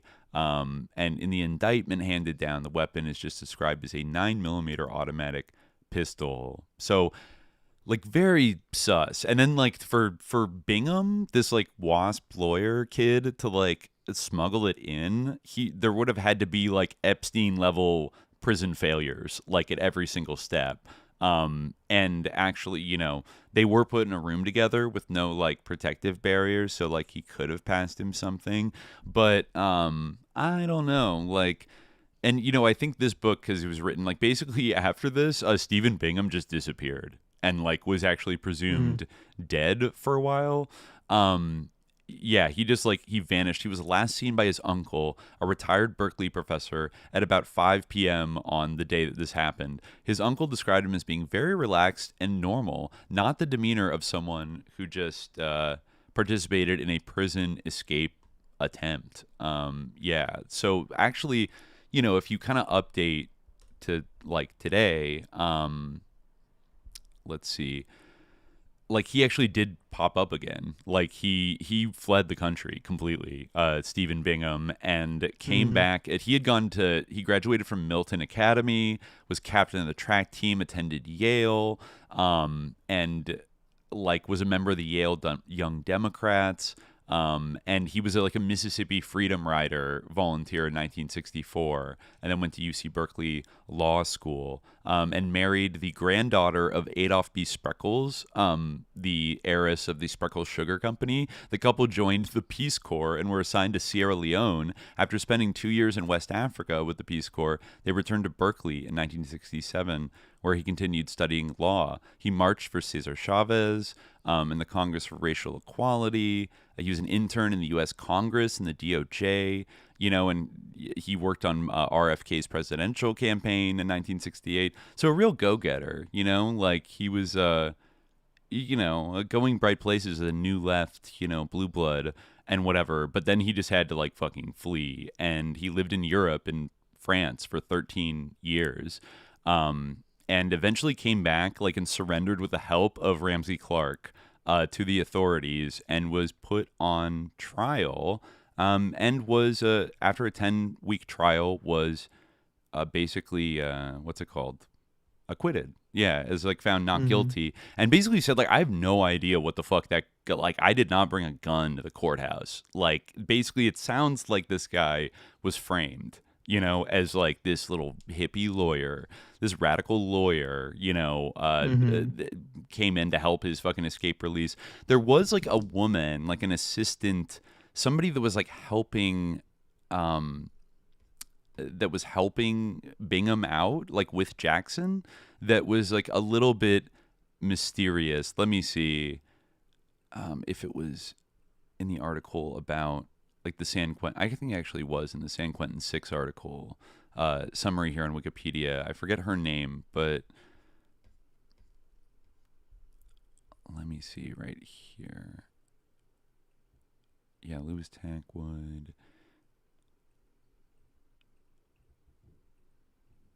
Who did he visit with? There was a woman. There was a young woman that he came to. That he came with, and she like kind of. I think she like kind of like just dropped out of like any kind of political activity or whatever. And then in the 80s, when like his trial was happening, she kind of said that that I just like I don't want to talk about this case. Like I don't want to be involved. And it was like a little bit suspicious. I felt like it's maybe just like a little bit suspicious. I think maybe it was this LA Times article from the 80s. Yeah, Anderson. Okay, here it is. This is from LA Times article talking about him getting acquitted. On the day of Jackson's uprising, Bingham arrived at San Quentin with Vanita Anderson, a legal investigator for Jackson, who was about to be tried for murder. Bingham wanted to talk to Jackson about a class action lawsuit. Anderson was denied a visit because she'd already seen Jackson that week, but Bingham was allowed in. As the attorney prepared to visit the Black Panther Party official, Bingham was asked by prison guard Dan Scarborough if he wanted to use a tape recorder in his meeting. When Bingham said he did not have one, Scarborough testified that Anderson offered hers. Interesting. The facts that Bingham did not bring the recorder with him and did not plan to bring it into his meeting with Jackson until encouraged by the guard were key parts of his defense. Several men who worked as San Quentin guards in 1971 testified that Jackson was thoroughly strip-searched before his meeting with Bingham and did not have a gun. Minutes after the meeting with the lawyer, however, Jackson was stopped by a guard who noticed something in the prisoner's hair. Jackson said, "You got me," and then produced a 9mm semi-automatic pistol and 2 8-round ammunition magazines from beneath a bushy Afro-style wig, guards testified. "The dragon has come," he said, quoting Ho Chi Minh. He then launched a disastrous escape attempt, forcing the guards to free about 24 inmates who rampaged. 2 of the guards were shot, etc. And yeah, I think as far as Anderson, let's see. Okay, this is a little sus. Missing from Bingham's trial were several critical pieces of evidence, such as the tape recorder thought to have concealed the gun and a curly black hair found on the gun. The tape recorder left the prison with Anderson on the day of the incident and was never recovered. The hair apparently popped out of a broken laboratory slide while the evidence sat in storage. Also missing from the trial were several key witnesses, including Anderson. After the San Quentin uprising, she moved to Texas, where she earned a teaching credential. She now lives in L.A. under her married name and refused to testify about her activities on that day. She told authorities she would invoke the Fifth Amendment protection against self-incrimination if called as a witness. Defense lawyers said their notion of an official plot on Jackson's life was bolstered by the fact that Anderson was never subpoenaed, questioned before a grand jury, or indicted, even though authorities claimed she played a key role in smuggling the gun to Jackson. The defense team implied that if she had been forced to talk... If she had been forced to talk, authorities feared she may have implicated some undercover police agents within the Black Panther Party who had encouraged Jackson's ill-fated escape attempt. Boren said Anderson was not pursued because there was no solid evidence linking her to the crime. Little sus, you know? The tape recorder just oops, and then she just like disappears, and it's like, I'm not gonna she's invoking her Fifth Amendment right to, like, you know, not self-incriminate. And just as a little side note, because we talked about it in the Berkeley Barb episode, it kind of came back around in this, that one of the, I think also maybe she was mentioned in the Ramparts book, but Faye Stender, who was like a feminist radical lawyer that was working and helping the Black Panthers. Remember, she got shot by a Black guerrilla family member, Edward Glenn Brooks, because he thought that she betrayed George Jackson like before he had died and like didn't help him. So he like broke into her home and like shot her, and she ended up paralyzed, and made her like repeat like, I admit to like betraying George Jackson and the revolution, like, or something like that. And then he shot her a bunch of times. And remember, we were reading a weird article about like Est taking over the Berkeley Barb, and how she eventually sadly committed suicide in Hong Kong because she was like in constant pain and paralyzed from the gunshots. And so I don't know. I think Black guerrilla family's got a deeper, interesting, like what they do after the Jacksons are killed. I feel like they almost turn into more of just like a prison gang in like a sus way. It's also worth noting that the person who would eventually murder Huey Newton in 1989 was a young Black guerrilla family member, Tyrone Robinson, who I think people said allegedly he wanted to be a shot caller. So he shot. It was over some kind of dispute about drugs, allegedly. Pretty sus. A lot of people kind of side-eyed that killing of Huey Newton, you know, in the late 80s, and then kind of being like, oh, he was a crackhead, like blah, blah, blah, you know, or something. So, you know, another notch on the battle axe of the reactionary pig deep state, basically taking out all these people, like breaking a million rules, being incredibly sus, and smashing these networks that had been building up. It's pretty wild. It's another like angle to at least like the Tackwood stuff, like a little bit like kind of separate from the like the Black left during this time, is like the whole like secret army organization thing. Right. Like, That's talked about a little it comes later. up in the Glasshouse Tapes book. Having to do with this like kind of Reichstag fire type of plot. A lot of people like reported on this during the time.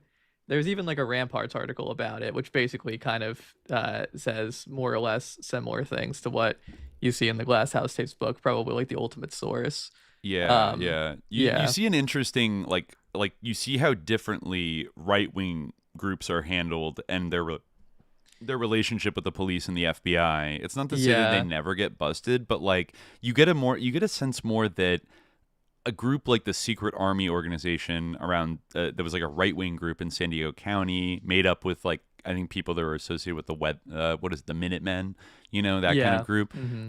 They started doing like shootings and firebombings around this very same period. Totally. I mean, there were a couple of things that were like a little bit like, first of all, like the fact, I mean, in that Mohammed Speaks article about Tackwood, he like they make the point, I don't know, like extrapolating this from his statements, because like you know, like we were kind of seeing, like there's crossover between the Glass House tapes and like the alleged interview. So like I don't know how much of like whether they actually interviewed him or not. Like I don't know how much of it like came from a conversation with him and how much of it was like an imaginary interview.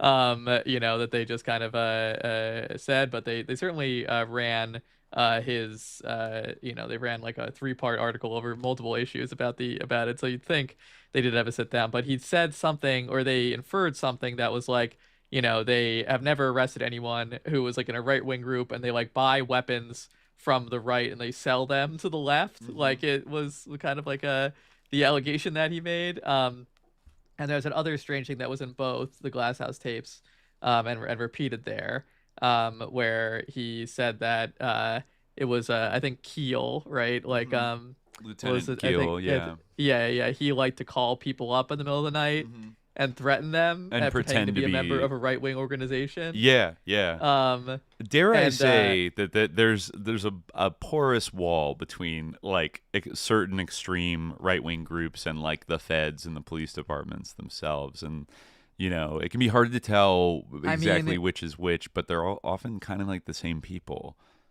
I mean, it's interesting that you say, like, this is like from the Ramparts article about this, you know, talking directly about Tackwood. Let me see who the author of this is. It's called The Strange Tale of the Secret Writing Organization, USA, by Richard Popkin. Oh yeah, he collaborated writer. a lot with, there's an interview you can find of him on KPFA with Donald Freed, and they're both discussing like the Lewis Tackwood and like Operation Gemstone and stuff like that. Yeah. So he says, incredible as a Tackwood scenario, referring to the whole Squad 19 stuff and everything. As incredible as that seemed back in 1971, it sounded less outlandish as San Diego radicals than to those on the outside. He's writing this in 1973, by the way. For 2 years, they had quite literally been engaged in protracted warfare with right-wingers determined to drive them out of the area. As early as 1970, activists associated with the San Diego Street Journal underground newspaper were living in an armed fortress, which they guarded around the clock against the attacks of night riders who would shoot into their houses, firebomb their cars, and threaten their lives. Curious, this terror campaign intensified as the paper exposed more and more illegal activities of San Diego kingpin C. Arnold Smith. Oh, yeah, this guy's super sus. Yeah. On one occasion, for example, sentries spotted 2 men crouched behind a car with a high-powered rifle trained in the house. It was late at night, but they were prepared for emergencies. At a signal, they switched on flood lamps, which bathed the house in light, and they announced over a loudspeaker system that they would open fire if the men did not withdraw. The gunmen waited for a moment, then dismantled their rifle and drove off into the night. By late 1971, the vigilantes stepped up their attack and had chosen their principal targets. One of these was a certain Peter Boehmer, a radical who at the time was teaching economics at San Diego State College. He began receiving threatening phone calls, and bear in mind, I think that Peter Boehmer was like one of like the big targets of COINTELPRO, I believe. That wouldn't surprise me. Like clarify that COINTELPRO, Peter Boehmer.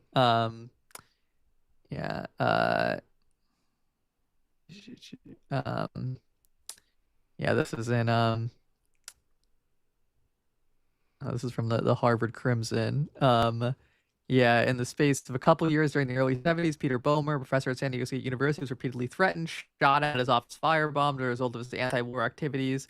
After being arrested for demonstrating, Boehmer was hounded from his job and confined to a hospital for the criminally insane for observation. Later, a local court ordered him to leave California because of his record of arrests at demonstrations. Though the local police cooperated enthusiastically, the architect of the harassment campaign against Boehmer was an FBI informant in a right-wing terrorist group.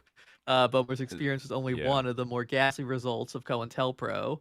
I think Howard Berry Godfrey was an FBI informer and agent provocateur for 5 years, and I think was connected to like this SAO group, and was kind of telling like the San Diego.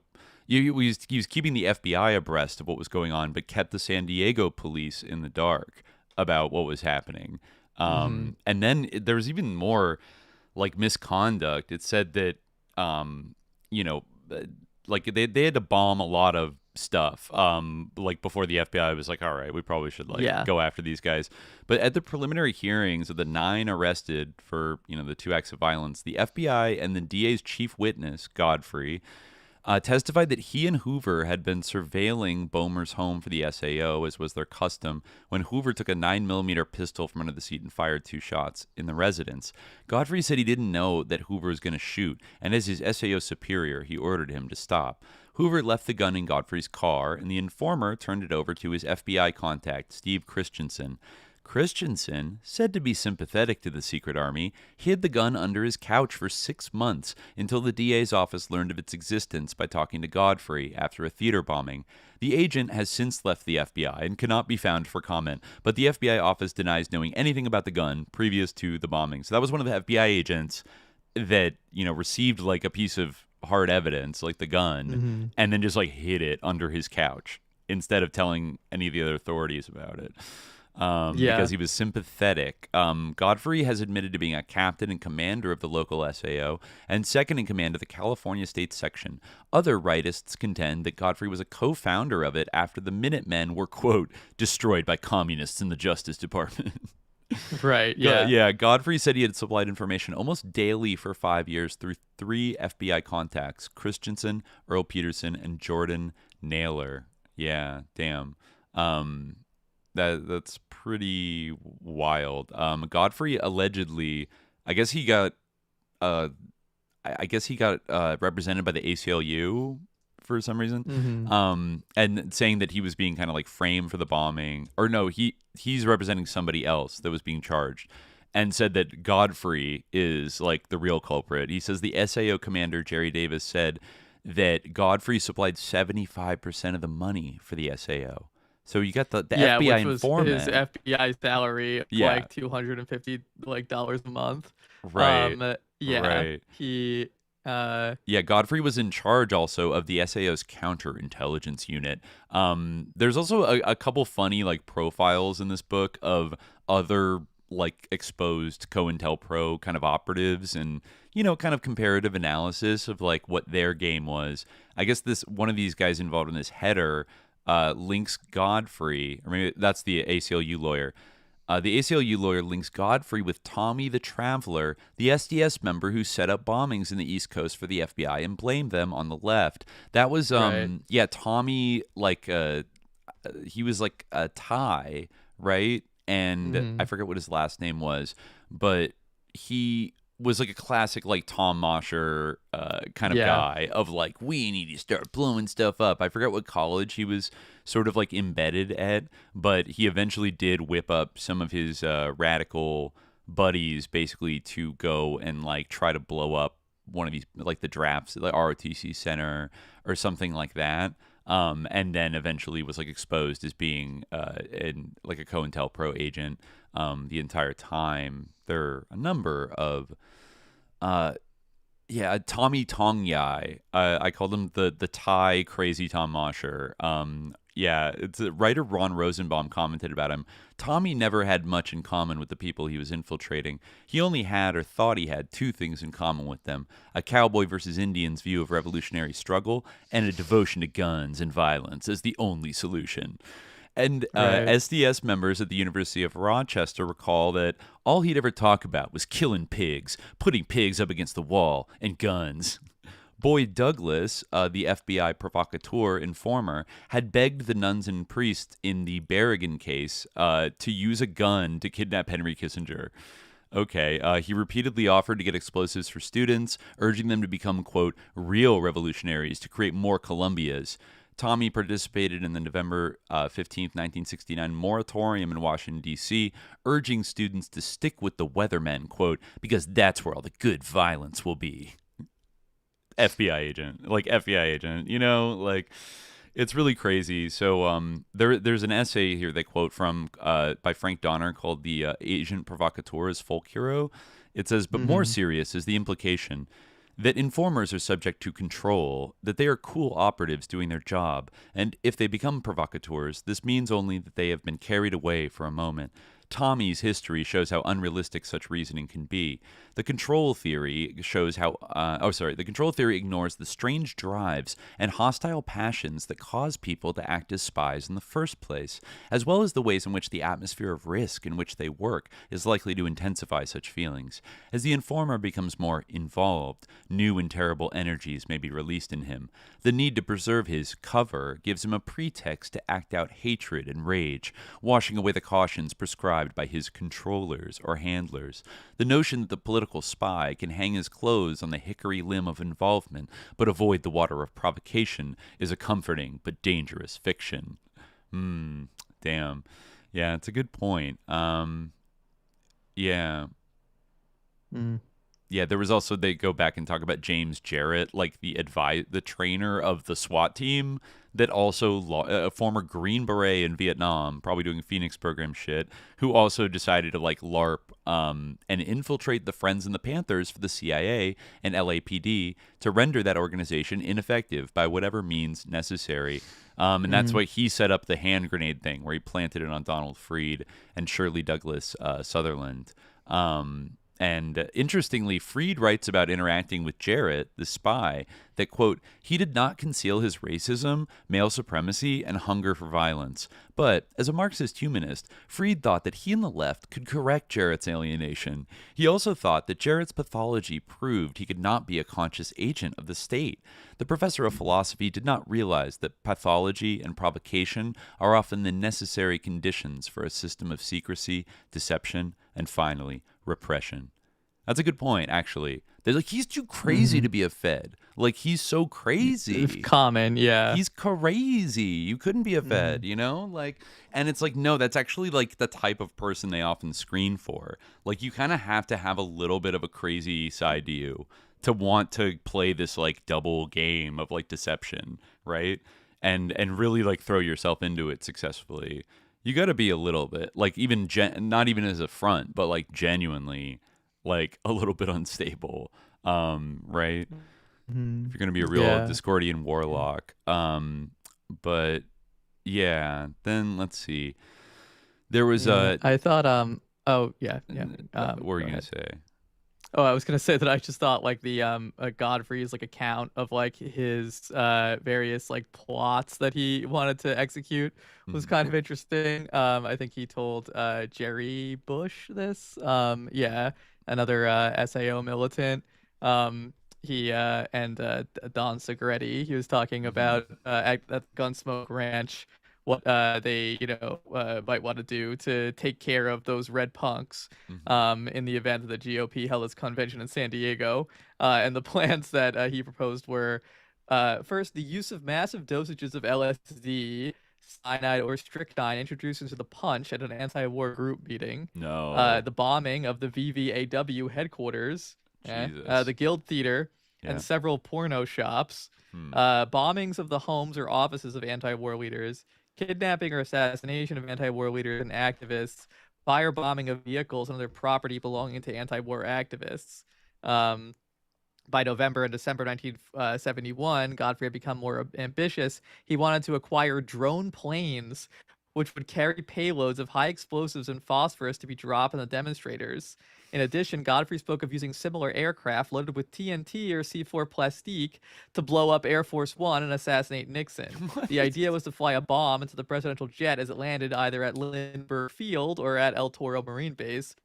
Bush claimed that he had expressed horror at the suggestion and told Godfrey he had lost his mind, suggesting anything as insane as an attempt on the life of the president. Shortly thereafter, Bush and Godfrey parted ways after the former grew suspicious that he was being set up to take the rap on the shooting of Paul Tharp.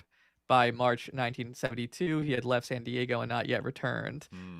So it seems like, the VVAW wasn't like so crazy to think that there was, or Tackwood for that matter, wasn't so crazy to think that there was some kind of like anti like left wing or sort of So or plotted repression of left-wing protesters Right, at this, some kind of convention. intrigue. I Yeah. want to read this part here, And it seems like circling he back might to have been the very close to those people, who were managing that group. right, Yeah. right, yeah. This is later in the book talking about the Tackwood strange San Diego conspiracy. They write this weird scenario became known to the world later as the Watergate affair. So this is Tackwood's like little testimony here. That's it has some pretty like yikes connections about the Squad 19.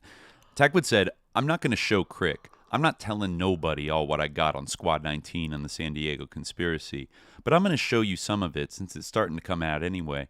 But I'm not giving up everything because, man, this is my only life insurance. You see where I'm coming from?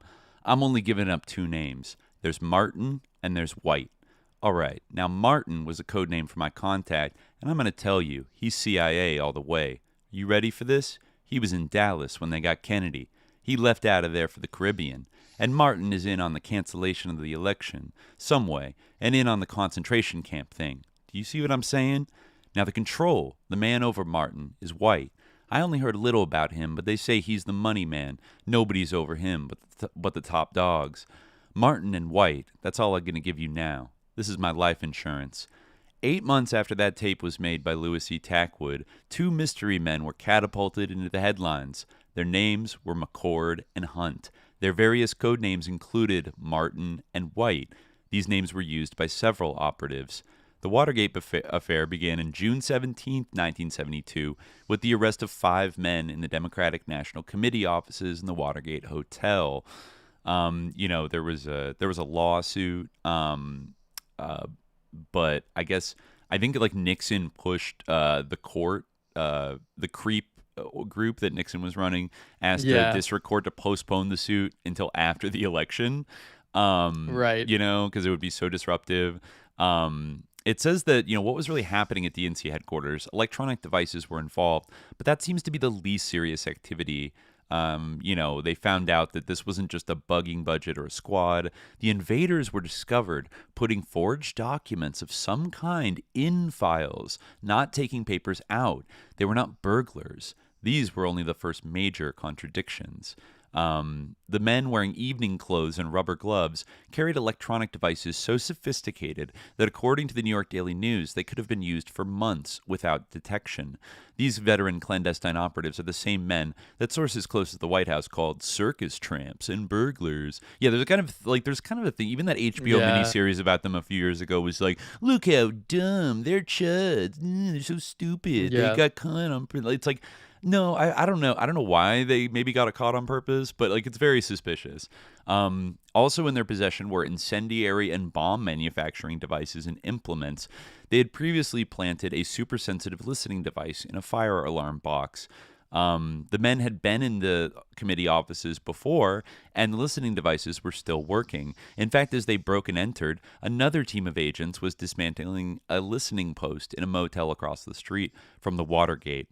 One thing was perfectly clear. This espionage mission was involved with far more than eavesdropping.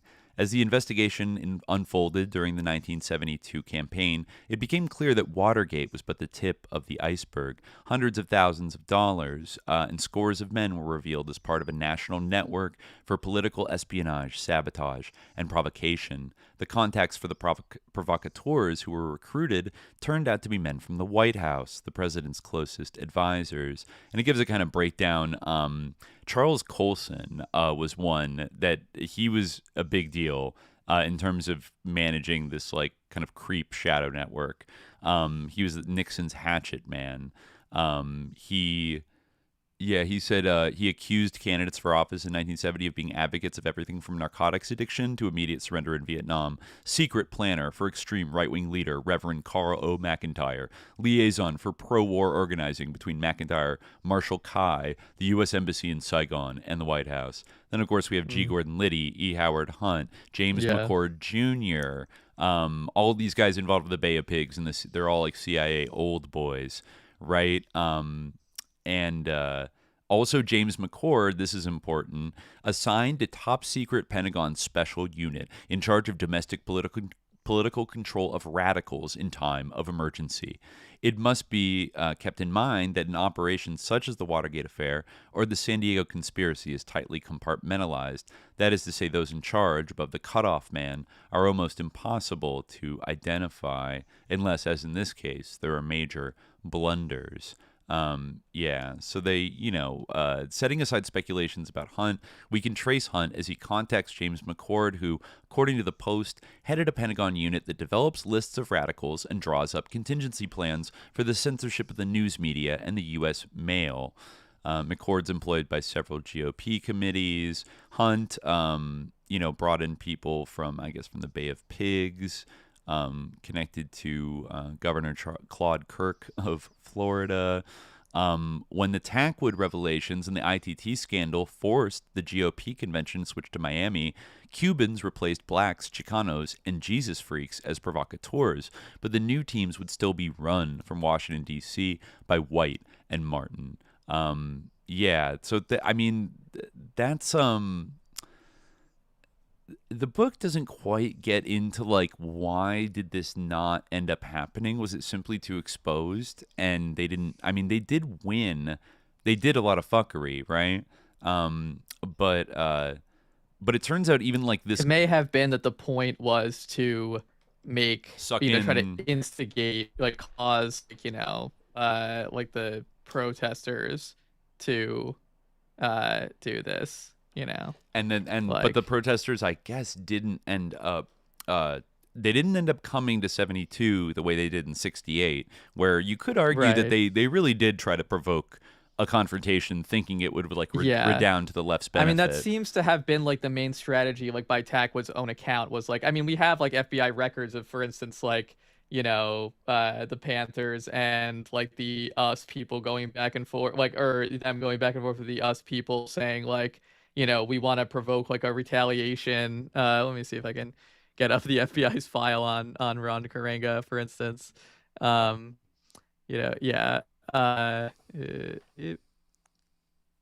think might be in here, the FBI monograph. Oh no, this is something different. But yeah, there definitely was. I think I might have found it here. But there definitely is one thing where they talk about how they're sending mailing Ron Karenga these here's an example. For the information of the Bureau, the enclosed newspaper article appeared in the 10/25/69 issue of the BPP. The article, which is an attack on Ron Karenga of the the US organization, I keep because of the capital US, is self-explanatory. It is felt that if the following letter be sent to Karenga, pointing out that the contents of the article are objectionable to members of the US organization, the US organization in San Francisco, the possibility exists that some sort of retaliatory action will be taken against the BPP. The Bureau is therefore requested to approve sending the following letter anonymously to Ron Karenga in Los Angeles. Masada Milana, I'm sending you an article the Panther pigs here in San Diego think is way out. What are we going to do about it? We don't feel we can just let it pass, but don't want to move on it without your okay. Do you have any ideas? For the information of the Bureau, the word Masada in Swahili means help, Maulana means master teacher, and Umoja means unity. If approved, the above letter will be in the form of a handwritten note attached to the original of the newspaper article and will be forwarded to Karenga in a commercially purchased envelope. Information copy of this request is being forwarded to Los Angeles so that the division might be alert to any tangible results noted concerning this activity if approved. Damn. Yeah, and then they have this article from, I guess, the BPP, which is the black thing co-opted. And saying Ron Karenga, founder and misleading bourgeois priest of the US organization and cultural nationalism, must be described as being synonymous with the lying, murdering, dogmatic pigs of the USA's organization, the CIA. But perhaps he is one lower than the usual run-of-the-mill pig, because what he has said out.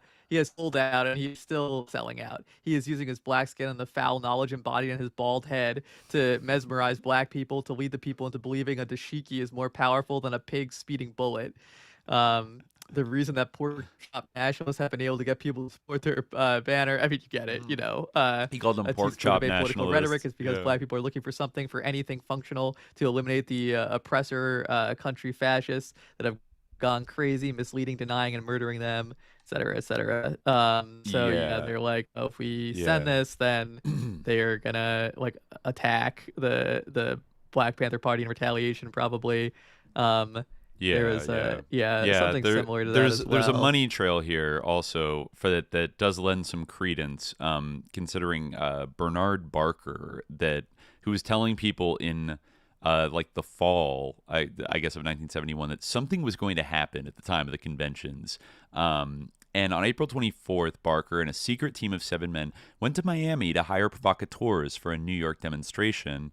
Four of this team would be arrested at the Watergate. They were in Miami at the time, and one left the country because he was headed for trouble.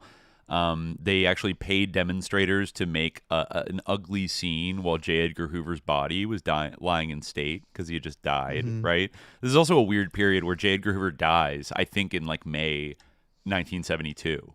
When all this crazy shit is kind of happening. So, yeah, kind of up in the air. Like the iron dog of the police state is gone, who has blackmail on everybody. Get this, money to pay for street scenes and fight with police and radicals came from the same money man, Bernard Barker, who served as the conduit of funds for the Bay of Pigs invasion. I wonder if he was a Paul Hellawell, Burt Canner partner, because they were conduits of funds, in Florida for the Bay of Pigs invasion, Castle Bank, etc., or, pre-Castle Bank. This time, Barker was handing out crisp, consecutive $100 bills that came to Miami's Republican National Bank from a secret source in Mexico via a secret source in Chile. Not the Fourth Reich alert. James McCord, chief of security for the Republican National Committee, sus. The guy that would be like in charge of keeping it safe, was paid for the Watergate job with the same funds that hired street altercations. Barker's wife said her husband had not been active with the Cuban community for 5 years. She was surprised he was arrested working with that group again. That observation fits in with the Squad 19 plan, which was arranged for San Diego. When the convention was moved to Miami, a whole new group of street people would have to set the milieu for confrontations. Some persons could be imported. Local varieties would be better. The radical, emotional, well-trained, constantly provoked Cuban exile community could be worked up sufficiently with enough of those CIA $100 bills floating around. One man in Miami was offered $700, quote, CIA money to demonstrate on the streets in August for the conventions. Kenneth Dahlberg, Nixon's campaign finance chairman for the Midwest, turned a check for $25,000 over to Maurice Stans, a former Commerce Secretary. That check plus another $100,000 was then deposited to the account of Bernard Barker, the Cuban conduit for the affair. Barker handed out $30,000 to the Watergate men, for hotel expenses and equipment. $10,000 went to Washington May Day provocations. Meanwhile, Frank Sturgis was planning demonstrations for the Republican conventions. 2 private Catholic colleges received a call from Sturgis asking for lodging in August for young Republicans. He left his phone number at Bernard Barker's real estate office. Where were these young Republicans coming from? Douglas Caddy, attorney for the men arrested, was co-founder of Young Americans for Freedom. That group is infiltrated with radicals, extremists, and many who supported Agnew for president. That's funny. I remember he used to go on like the Ed Opperman show with Douglas Caddy. He's like, I don't know if he's still alive, but he's like very old. He's like a very old, like gay Republican deep state guy who was like involved in this kind of fashy, kind of like with Roger Stone. I think he also claimed that like Henry Kissinger took him to an underground bunker and showed him like an alien, like a dead alien. Oh yeah, just throwing that out there. Just throwing that out there. So yeah. Anyway, so they were going to use the Young Americans for Freedom as like false flag shock troops or something. Yeah, the whole like Agnew for president thing is interesting. That's something that these the kind of people who receive Tackwood's testimony and Popkin and Ramparts too, they allege the same thing, that it was possibly a breakaway faction within the Nixon coalition that wanted thought he was too much of a peacenik, trying to make rapprochement with China and stuff like that. They wanted to get rid of him and install Agnew. Right, but they kind of ran out of runway and people managed to force Agnew out before they could force Nixon out. Yeah, which is maybe the gambit that the super right wingers around Nixon were like going for. Kind of like how T-lights would maybe want to like, you'd want to time it right so you like maybe get Trump out and then put JD Vance in, but like don't get JD Vance in any scandals before that, you know, because then they replace him with some kind of you know, established, you know, a different faction or something. Yeah. I mean, like there's. It's funny how the lines for this, like the money flows for all of this, like paying for fake protesters and other things. There's even a discussion of like the CIA has developed 2 odorless gases which could be inserted into heating and air conditioning systems. They are not lethal, but can put out of rational action all who breathe it. You know, and saying that they might have like gassed like the convention floor or like something. But actually, we mentioned him earlier. I forgot he was actually mentioned in the book, and they do provide a rationale, I to be fair, for why maybe this didn't go off at the last minute. It was William Lemmer, the FBI informant in VVAW, you know, the guy who was like, I was the one that came up with like the defense plan, you know, to like take over police stations, whatever. This book says, William Lemmer, a tormented agent provocateur for the FBI, confessed just in time to avert violence at the GOP convention. So, yeah, but then, you know, the Florida federal grand jury charged the leaders of VVAW anyways of conspiring to organize fire teams with automatic weapons and et cetera, et cetera. So William Lemmer was a Vietnam veteran active in anti-war organizing. His psychiatric history and continual harassment by military intelligence made him a perfect profile to be used by intelligence for informing and provocation, really like PTK hours. Yeah. When Lemmer could no longer bear the conflict of setting up his brother veterans, he took his story to the VVAW and to the ACLU.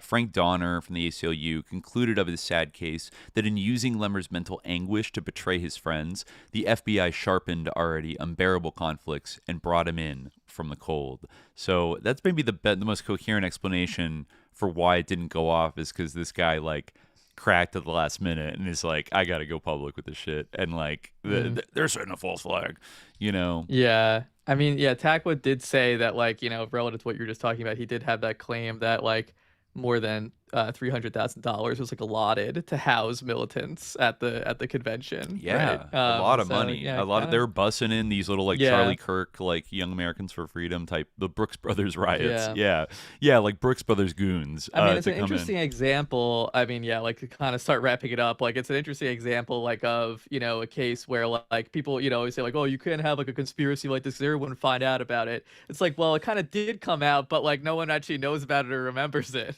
You know, they laundered it out of public, like kind of being household, like a household factoid that everybody like knows happened. Now it's like, oh, you sound like you think there's a false flag at the RNC, you crazy conspiracy theorist. Exactly, yeah. Like we've somehow the media, I think, did a number in smoothing people's brains over from this period of like peak noidedness, I think, you know, and a lot, it's so hard to ignore.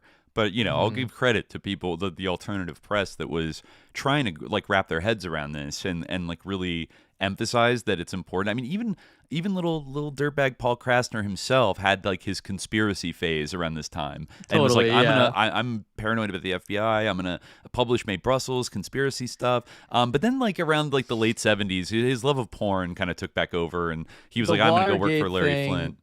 Yeah, the Watergate thing was almost like kind of the Epstein thing of its day, and it like made everyone. I mean, the Kennedy assassination was to an extent as well, but like there was that same thing with like Ramparts. They talked about how like it became like a Kennedy assassination, like, you know, there was a Kennedy assassination fixation at one point. I think Henkel developed. Yeah, like, you know, they kind of had their own like Epstein fever. In a way during that time. Yeah, but it's a shame they dropped it. You can see the forces kind of both the limited release, the catharsis of like the limited hangout exposure of Watergate to a certain extent made people feel like this whole evil web had been uncovered when in fact it hadn't really been defeated.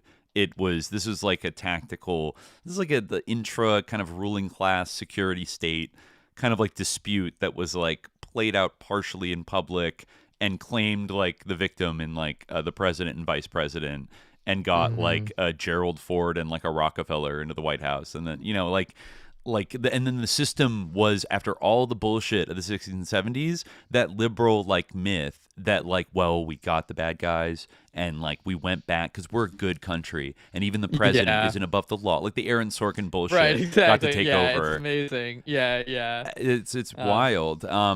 Maybe I just read the last paragraph here because it's haunting, and it's from Louis Tackwood in this book, and then we can wrap up. They write that when you look at Louis Tackwood, open your eyes wider, and you will see the glass house looming behind and over him. This is a quote from Louis. They have an overall plan. You see, like I say, most of them are sergeants from the start. Most of them make money you wouldn't even believe. And their major plan, let me tell you, their major plan is that they want a full police state.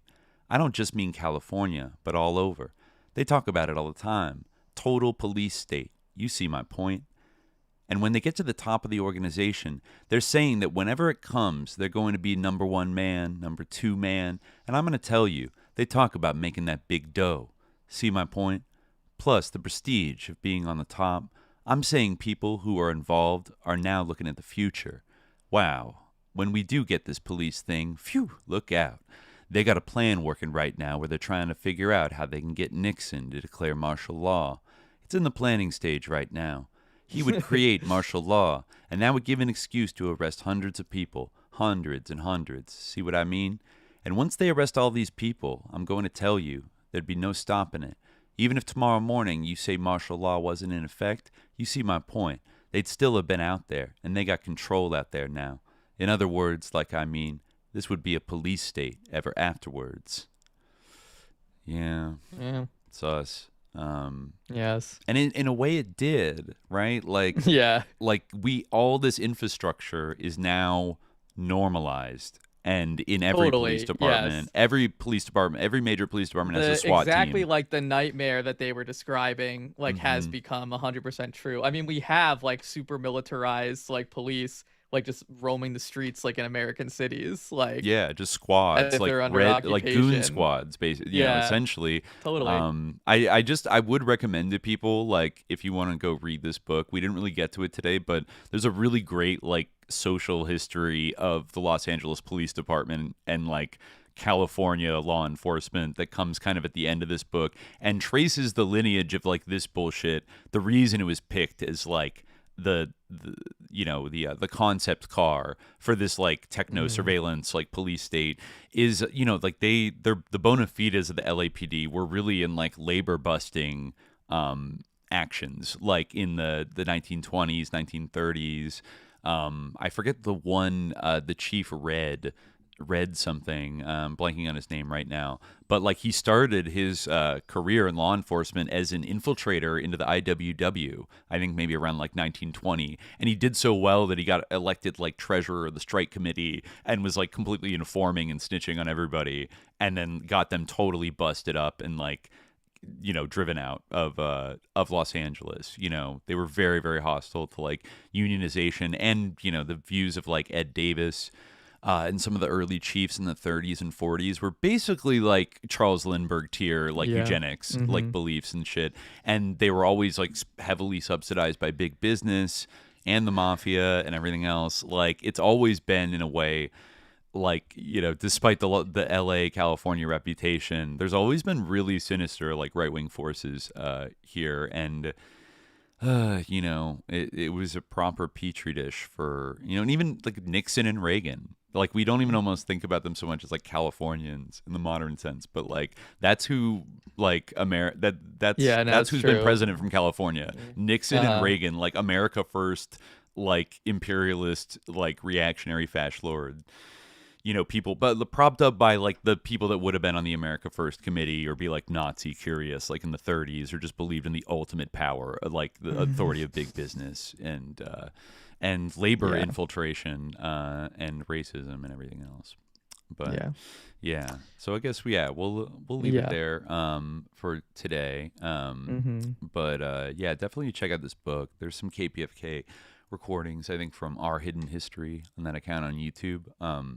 That discuss the Louis Tackwood thing and the secret intelligence networks and like California law enforcement and shit. And I think maybe next week, I think we're gonna pivot. We're gonna pivot to our final big California '70s story. Which is gonna be informed by a lot of this bullshit. You're gonna see like the ultimate like fruition of all of it come to a head. But thanks for watching as always. Come get our eps on patreon.com/subliminaljihad. If you want to listen to the antecedents to these episodes. But we'll get out of there for now. But until next time, dear listeners, stay vigilant. Peace.